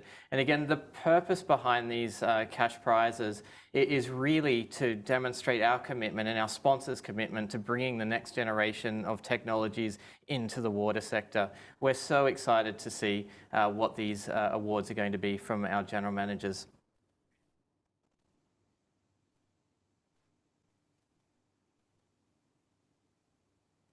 First up, we have a technical challenge. All right, no, I'm here. I'm here. Here's Jamie. Woo. Hey. It's Jamie from Gadigal Land today, guys. Thank you. I'm doing the livability sprint shark results. It was an amazing Shark Tank. And firstly, I wanted to thank Duncan Challen, who's from Celestino. It's a family-owned development business here in Sydney. Very well known for the Sydney Science Park, which is a really innovative development that's happening out in Western Sydney. So it was fantastic to be a co-judge with Duncan and really difficult.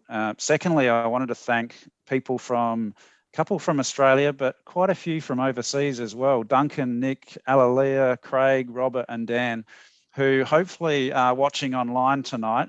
Although for many of them, it's sometime early in the morning. So I'm not sure if it's about to go to bed or just got up. So if they are online, thank you for joining us. So I've got 2 awards. The first is the Judges' Choice Award. And so I'd like to congratulate Richard Hardiman from Waste Shark by Rand Marine Technology, a fantastic technology that automated system to clean up gross pollutants in waterways. Fantastic presentation, great technology. Could really see that work for us here in Sydney. And secondly, I'd like to congratulate the People's Choice Award. So Nick Schreiner, who showed us the floating ecosystems by Biomatrix Water, and Nick joined us from the Black Isle in North Scotland last night, or his time, and fantastic presentation and technology as well, and that won the People's Choice Award. So very well done, guys. Very difficult to choose between those great technologies. So thank you very much for participating. I'll now hand over to Denisha, who's going to talk to us about the Water Security Sprint Award winners. Thanks, Jamie. Well, all I can say is wow. Ash, Bernie and I were super impressed by the passion and ingenuity from all the innovators from yesterday's Water Sprint Shark Tank. It really was a great set of presentations with technologies that all have the strong potential for success. So super well done to all the contestants. Looking at the judging criteria of desirability, feasibility, and viability, every pitch got really strong scoring on each of the criteria. But after a really difficult deliberation, I'm pleased to announce that the winner of the $10,000 Water Security Shark Tank is Polder Roof by Metropolder. So this is a smart rainwater storage design on roofs for urban water management. Congratulations to Metropolder, who are based in the Netherlands. The judges were really impressed by the design of the polder roof and the vision to turn rainwater into more of a resource, but also to be mindful of limiting the land footprint of conventional storage tanks. So again, well done, Metropolder. Now for the People's Choice Award. I'm super pleased to announce that the People's Choice Award is to Aguavia, which is a kidney-inspired precise membrane to deliver high purity water from a variety of sources of contaminated water. Well done, Aguavia, who are based in the UK, for being the People's Choice winner. Now, I'd like to say a huge thank you to Bernie Sheridan, my Sydney Water co-shark, and Ash El Shabani from DPI, who was another co-shark. DPI were our sponsor for both the Water Security Design Sprint and also the Water Security Shark Tank. DPI are a key partner of Sydney Water, especially with our mutual goal of ensuring sustainable development for future generations. Sydney Water was super thrilled to partner with DPI on the release about 3 to 4 weeks ago of the Greater Sydney Water Strategy, which is New South Wales Government's 20-year roadmap to provide safe, secure, sustainable water supply for Greater Sydney. And for those of you who joined in to the Water Security Shark Tank, you might have heard Ash speak to the 3 virtues that he holds dear at the opening of that Shark Tank session. And I'd like to say that I think the Greater Sydney Water Strategy encompasses all of those virtues: courage, wisdom and justice. So thank you again to DPI for sponsoring the Water Security Shark Tank and for being involved in the Water Security Design Sprint. We really appreciate all your support of Sydney Water's Innovation Festival. So I'm now going to hand over to Dom, who is at Customs House, I believe, to announce the Smart City Shark Tank winners. Over to you, Dom. Thank you, Denisha. Yes, here at Customs House in Innovation Central. Fantastic, great winners there. And thanks for handing over to me for the Smart City Shark Tank Award. We had some fantastic products presented, and we had from across the globe. We had Germany represented, we had the US represented, and Australia quite well represented as well. Had some really innovative solutions tackling real common problems across the water industry, and a lot of passion. Some very difficult decisions. We were sponsored by Telstra and Microsoft and Macquarie Uni, and really thank you to those sponsors. And for my co-sharks on the judging panel with Gavin Brown, Dan Johnson and Charles Ryder. We have some pretty difficult decisions to make, and it looks like the People's Choice Awards, some pretty close results there as well. So 6 fascinating pitches that we had, and I'm going to talk about the People's Choice Awards first. So the People's Choice Awards went to Cybentis. So congratulations to Cybentis and Alarazera and Hayat and the team there at Cybentis. A really interesting pitch around AI-enabled cyber protection, something we're all grappling with in the water industry. How do we protect our core assets and our water quality in the event we have a cyber attack, and really innovative use of AI to protect our assets and look at anomalies in water quality. So fantastic job, guys. Really good presentation. Moving on to the big award. So the Smart Cities Judges Shark Tank Judges Award goes to FibreSense. And congratulations to James Stewart and the FibreSense team. What they're doing is they are using existing fibre infrastructure and looking for vibration anomalies and using a strong AI engine in the background and determining where there are water leaks and other anomalies in the water network, but not also the water network, but also other utility networks. So looking at situations that can help gas networks, energy networks, etc. So this pitch that we heard was truly a smart cities pitch because it dealt with multi-utility opportunities and multi-utility innovation. So really a true smart city solution, very much usable by the water industry, not only saving water, reducing carbon footprint, but helping that smart cities innovation strategy. So congratulations to FibreSense and congratulations to Cybentis. Really good, and thank you to all 6 pitches who we saw today. It was fascinating stuff. With that, I'm going to hand over to Kevin, who's going to take us through circular economy. Thanks, Dom. We had an awesome Shark Tank on the circular economy yesterday morning. I'd like to start by thanking our sponsor, Veolia, and my co-sharks, Richard Kirkman, the CEO of Veolia ANZ, and Chris Gould, our Sydney Water GM for Business Development. And Chris has done a wonderful job leading this innovation festival for the last few days.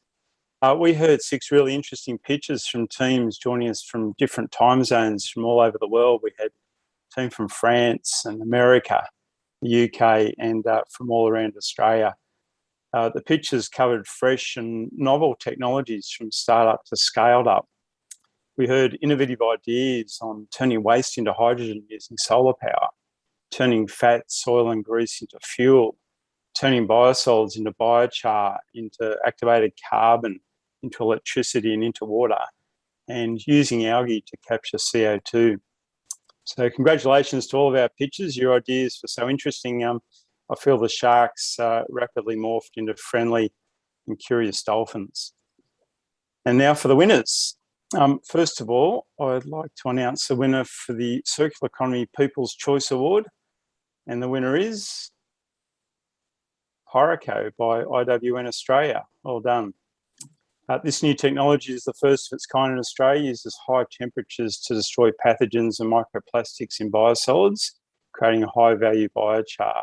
Innovation allows farmers and the wider agriculture industry to reuse 100% of the product safely and will make biosolids management more environmentally sustainable and cost-effective, as well as help reduce carbon emissions for both the water and agriculture industries. So congratulations to Jason and the team who convinced our Slido betas that this is indeed a sexy project. Well done. And now it's an honour for me to announce the winner of the Judges' Choices Award for the $10,000 prize money. So the winner of the Judges' Choice Award goes to Green Genie by the University of Technology, Sydney. This technology achieves direct CO2 capture using algal biomass and conversion of bioplastics and fibres. Whilst the technology is in its early prototype days, it's seeking to help solve some of the big challenges of climate change. There's natural synergies with our industry, with water, wastewater, the environment, and even cogeneration, and a huge opportunity to explore carbon capture and sequestration. Congratulations to Peter and the team at UTS as you look to help solve the biggest challenge our planet faces. And a final thanks once again to our circular economy sponsors, Veolia. I'd now like to hand over to Kathy Hourigan, who is going to announce the winners of the Customer Experience Shark Tank. Thanks, Kathy. Thanks, Kevin. I'm coming to you from Dharawal land today, and I pay my respects to the traditional custodians of the land that we're all on today. It was a huge delight to be part of the Customer Experience Shark Tank. We heard all sorts of innovation and solutions today, from analytics, smart meters, how to stop the flow of water using an app, some very cool digital mapping solutions, customer engagement platforms, and a platform to help customers pay their bill. I would like to thank our sponsors of the Customer Experience Shark Tank, Salesforce and Wipro. And I'd also like to thank my fellow sharks, Marianne Graham, Robert Wickham and Salesforce. There can only be 2 winners, and I'd like to announce who those winners are. The People's Choice Award today for customer experience goes to Cartersoft, a very cool digital mapping solution. The Shark's Choice also goes to Cartersoft for that digital mapping solution. So well done to Cartersoft, and great to see overwhelming alignment between the People's Choice and the Sharks, and that we were overwhelmingly in agreement that you deserved this recognition today. So thank you for all the presenters today at the Customer Experience Shark Tank. They were fabulous pitches with great innovation and solutions. And thank you especially to the 3 pitches from the UK, because it was about 3 o'clock in the morning, I think, when they were presenting to us. So great job. I would now like to hand over to Dan to talk about safety. Thank you. Thank you, and thank you, Kathy, for that intro. Today, I'm the judge to reward the prizes for the Shark Tank for Safety. It's been great to be part of that group. We had judges from Sydney Water and from Confluence Water. I'd also like to thank Confluence Water for actually being one of the sponsors for this Shark Tank. It was great to see one of our partners actually get involved with the festival. We had 5 great initiatives from 2 from within Sydney Water and 3 from outside of Sydney Water. Everything from wearables to systems to help improve safety, to tech for the use within storm canals and railings. So we had a whole lot of different areas.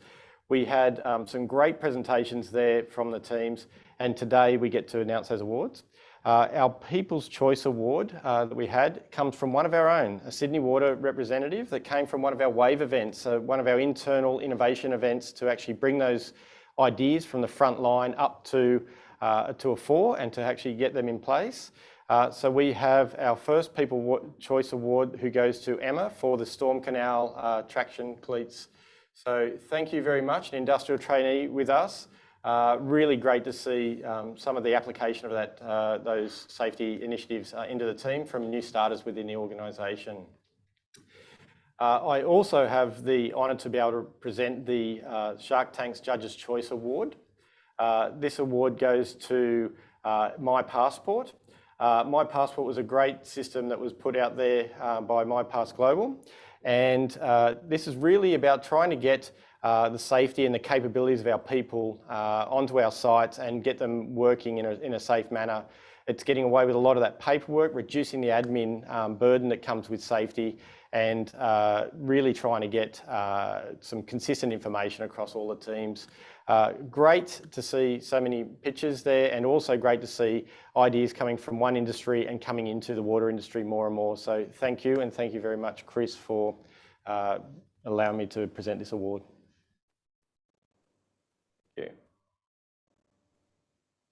Thanks, Dan. So as we move on to the next segment, we're on the downhill run here, folks. We've got Nicola Nelson joining us again. We're just going to share some of our thoughts and observations.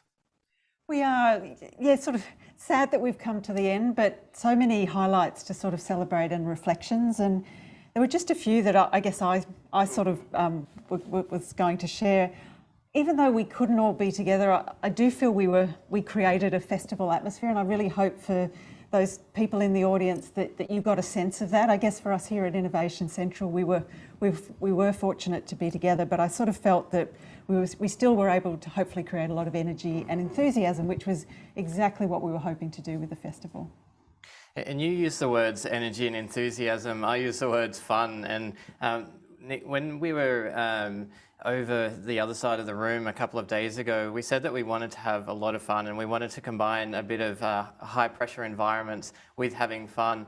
I can definitely assure you that we've had a lot of fun and there's been a lot of pressure as well. I can't wait to see the bloopers reel behind the scenes. But wow, if only work was this fun every single day, day in, day out. This has been an absolutely amazing event. And to hear some of the commentary around this is some of the best days that I've spent at my time at Sydney Water has been phenomenal to hear. And as we said, I think on day one, people are most creative when they're having fun. And I think, we've seen the outcomes of that, during these last 3 days. I think too, another reflection is just some of the new connections and partnerships we've made through the festival. And obviously being online, while it had constraints, it meant we just could connect globally. So I think the latest count, it was something like, 24 countries, and a whole lot of kind of new organisations and industries sectors that we hadn't sort of probably wouldn't have been able to have done perhaps if we'd all been here in person. So. Oh, and I'd absolutely say it's exceeded our wildest expectations of interest, and we were really hoping, with our fingers crossed, that we would attract the folks that we have been partnering with, the Veolias of the world, the cities of the City of Sydney, Confluence Water. What we weren't anticipating as strong was the new behemoths in town, so to speak. I mean, it's so amazing to have both the traditional as well as the new, the Salesforces, the Wipros, the Microsoft, just globally recognized brand names, both in water as well as things that are becoming more associated with water. We're just blown away by those new connections, and we hope to be able to scale it tenfold next year. We can't wait. Yeah, absolutely. And I think too, another big takeaway was just the success of our design sprints, don't you think? The first time we've ever tried this, a whole new methodology that we'd adopted from, sort of Google Ventures, a year's worth of work in 5 days. And when we actually look at some of the outcomes that we've achieved, particularly around things like the swimmability in the harbour and things that we can actually now quite tangibly look to action in the next sort of year or so. I think that's super exciting. Oh, it is, and the amount of interest, particularly on the swimmability piece, for the locals, you would have got it. You would have heard all of the radio, the television, but for our international viewers, there has been so much attention about the swimmability of making Sydney Harbour swimmable. We can't wait to see how that pans out, as well as the rest of the design sprints. It's been phenomenal, the amount of movement that we've had in such a short period of time. Should we have a few fun facts before we do some thank yous, and then obviously hand over to our Managing Director to wrap things up? I think they're going to appear on the screen. They are wonderful. So we've had over 1,500 people join us from, as we said, it's about 24 countries, so over 20 countries. Whoa. 16 fantastic sponsors, and we're so grateful to our sponsors for all their wonderful support and direct involvement in some of those activities that we've done over the last 3 days. More than 30 sharks have joined us as well. 60 hackers and sprinters, and we know how hard they've worked. They've worked tirelessly for the last week. And 70,000 plus seconds of innovation sledges, technology mishaps, entertainment and fun. The really cool thing is the mishaps, actually, that we've taken them in our stride and actually learnt a lot and had a lot of fun with those mishaps, as opposed to saying, wow, that went wrong. We've run with it, and I can't wait to see that bloopers reel. No, I agree too. And I think we agreed the most used word, possibly excited. Excited. Or Still amazing. excited. Still excited. So before we do hand over to Rock-Shiro, I think we just wanted to do a few thank yous because it has been a huge team effort to bring you this festival online. So a big call out to the City of Sydney film crew who have provided amazing support, and to Amit Channon and David Anderson, who've really led that from City of Sydney. So a really big thank you. A really big call out to the Isle utility team. We've got some of the people here, Alex and Michael and their reps in Melbourne, Singapore and Manila, who have brought you texts and insights from all around the world during these last 3 days. So a huge thank you, and in really helping to deliver this whole festival in partnership with Sydney Water. And last but not least, the whole sort of Sydney Water crew, I'm going to call it, but there's a whole team that's been involved, Chris.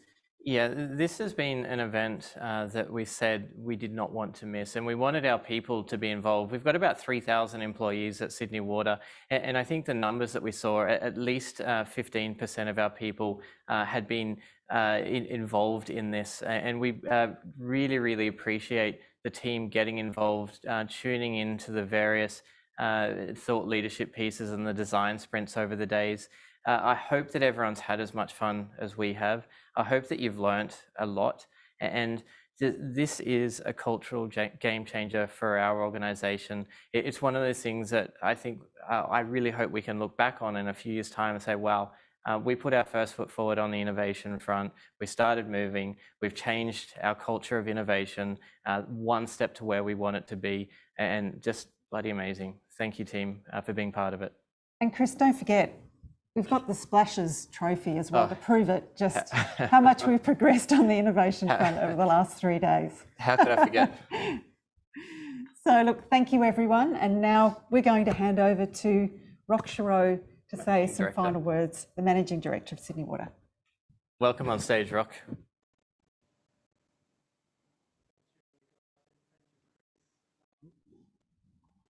Well, look, it's been an absolutely fantastic festival. What an amazing past 3 days we had. And I really hope that you've enjoyed this first festival, Innovation Festival, as much as I have, because I have. You know, I'm a huge advocate for encouraging our people to think differently and to think divergently. It's been wonderful to see all this idea throughout the week. I've been really impressed by the work that has been done, mostly behind the scenes, to pull all these incredible events, and excuse my French, all the bloody talented people that we've seen during these 5 days. Just wanted to, come back on a few moments that we had during the week, important moments. We had Dr. Karl today, and he asked us to tackle the problems head on. And I agree, this is what we really need to do. We need to do it now. We have also had difficult conversations during the week. We have faced the reality of the situation. We've talked about climate change and population growth, and we have shared story about caring for the country. We have brought together our brightest minds to solve our biggest environmental and urban growth challenges, and that's what we wanted to do. Our design sprint teams have done an incredible job of testing new ideas and solving key problems, and that's the problems that we said at the beginning. How do we amplify Aboriginal voices? How do we rethink our resource to create a more circular economy? How do we build water resilience? How do we make our cities livable and homes smarter to conserve water and resources? How do we ensure that our daily lives are still comfortable when temperature rises? And as Dr. Karl said, all these are now questions. We have also heard pitches from very fantastic innovators, and now I'm really keen to test and put in practice everything that we've seen. Sydney Water First Innovation Festival has now come to an end, but I do hope that we can all take something from this and continue to invite diverse perspective and use our innovative thinking to work here and at home. The festival has been a success. It has really brought to life the creativity that we need to achieve the livable and smart cities that we want to see. As Chris and Nicola said, 1,500 people, 24 different countries. And I'm pretty sure that a lot of people have been inspired by what they've seen in media and social media. It's been absolutely fantastic. So thank you again to all our fantastic sponsors for making this possible. And thank you to our fabulous innovators, speakers, performers, sprinters, hackers that have been really working hard during this week. It's been an absolutely fantastic event. I also want to thank Northumbrian Water from the UK as our partner in this festival, and thanks for the ID. And thank you, every one of you, for your participation. It's been absolutely fantastic. Your interaction has inspired some of the innovation that you've seen during this free day. Thank you once again, and I do hope you enjoy the rest of your evening. Thank you.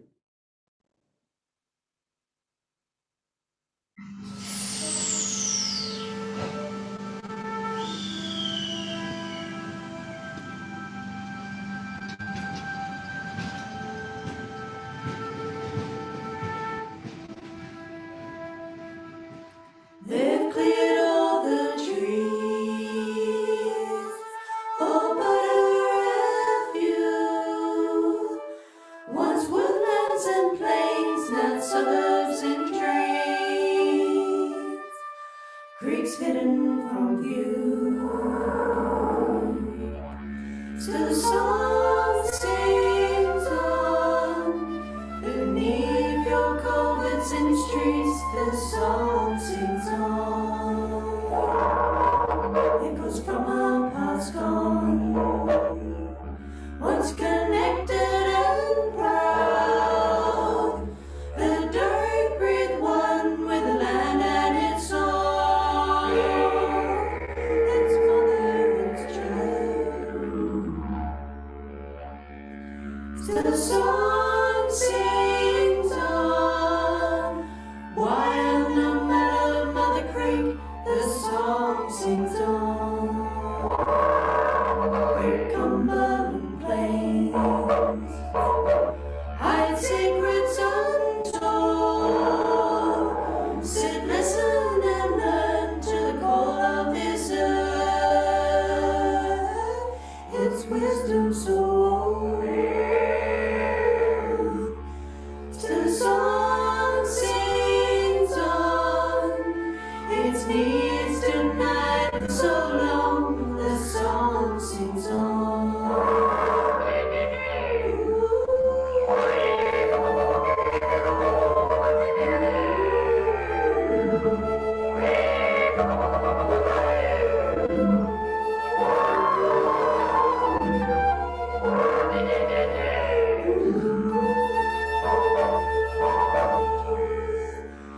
Still the song sings on.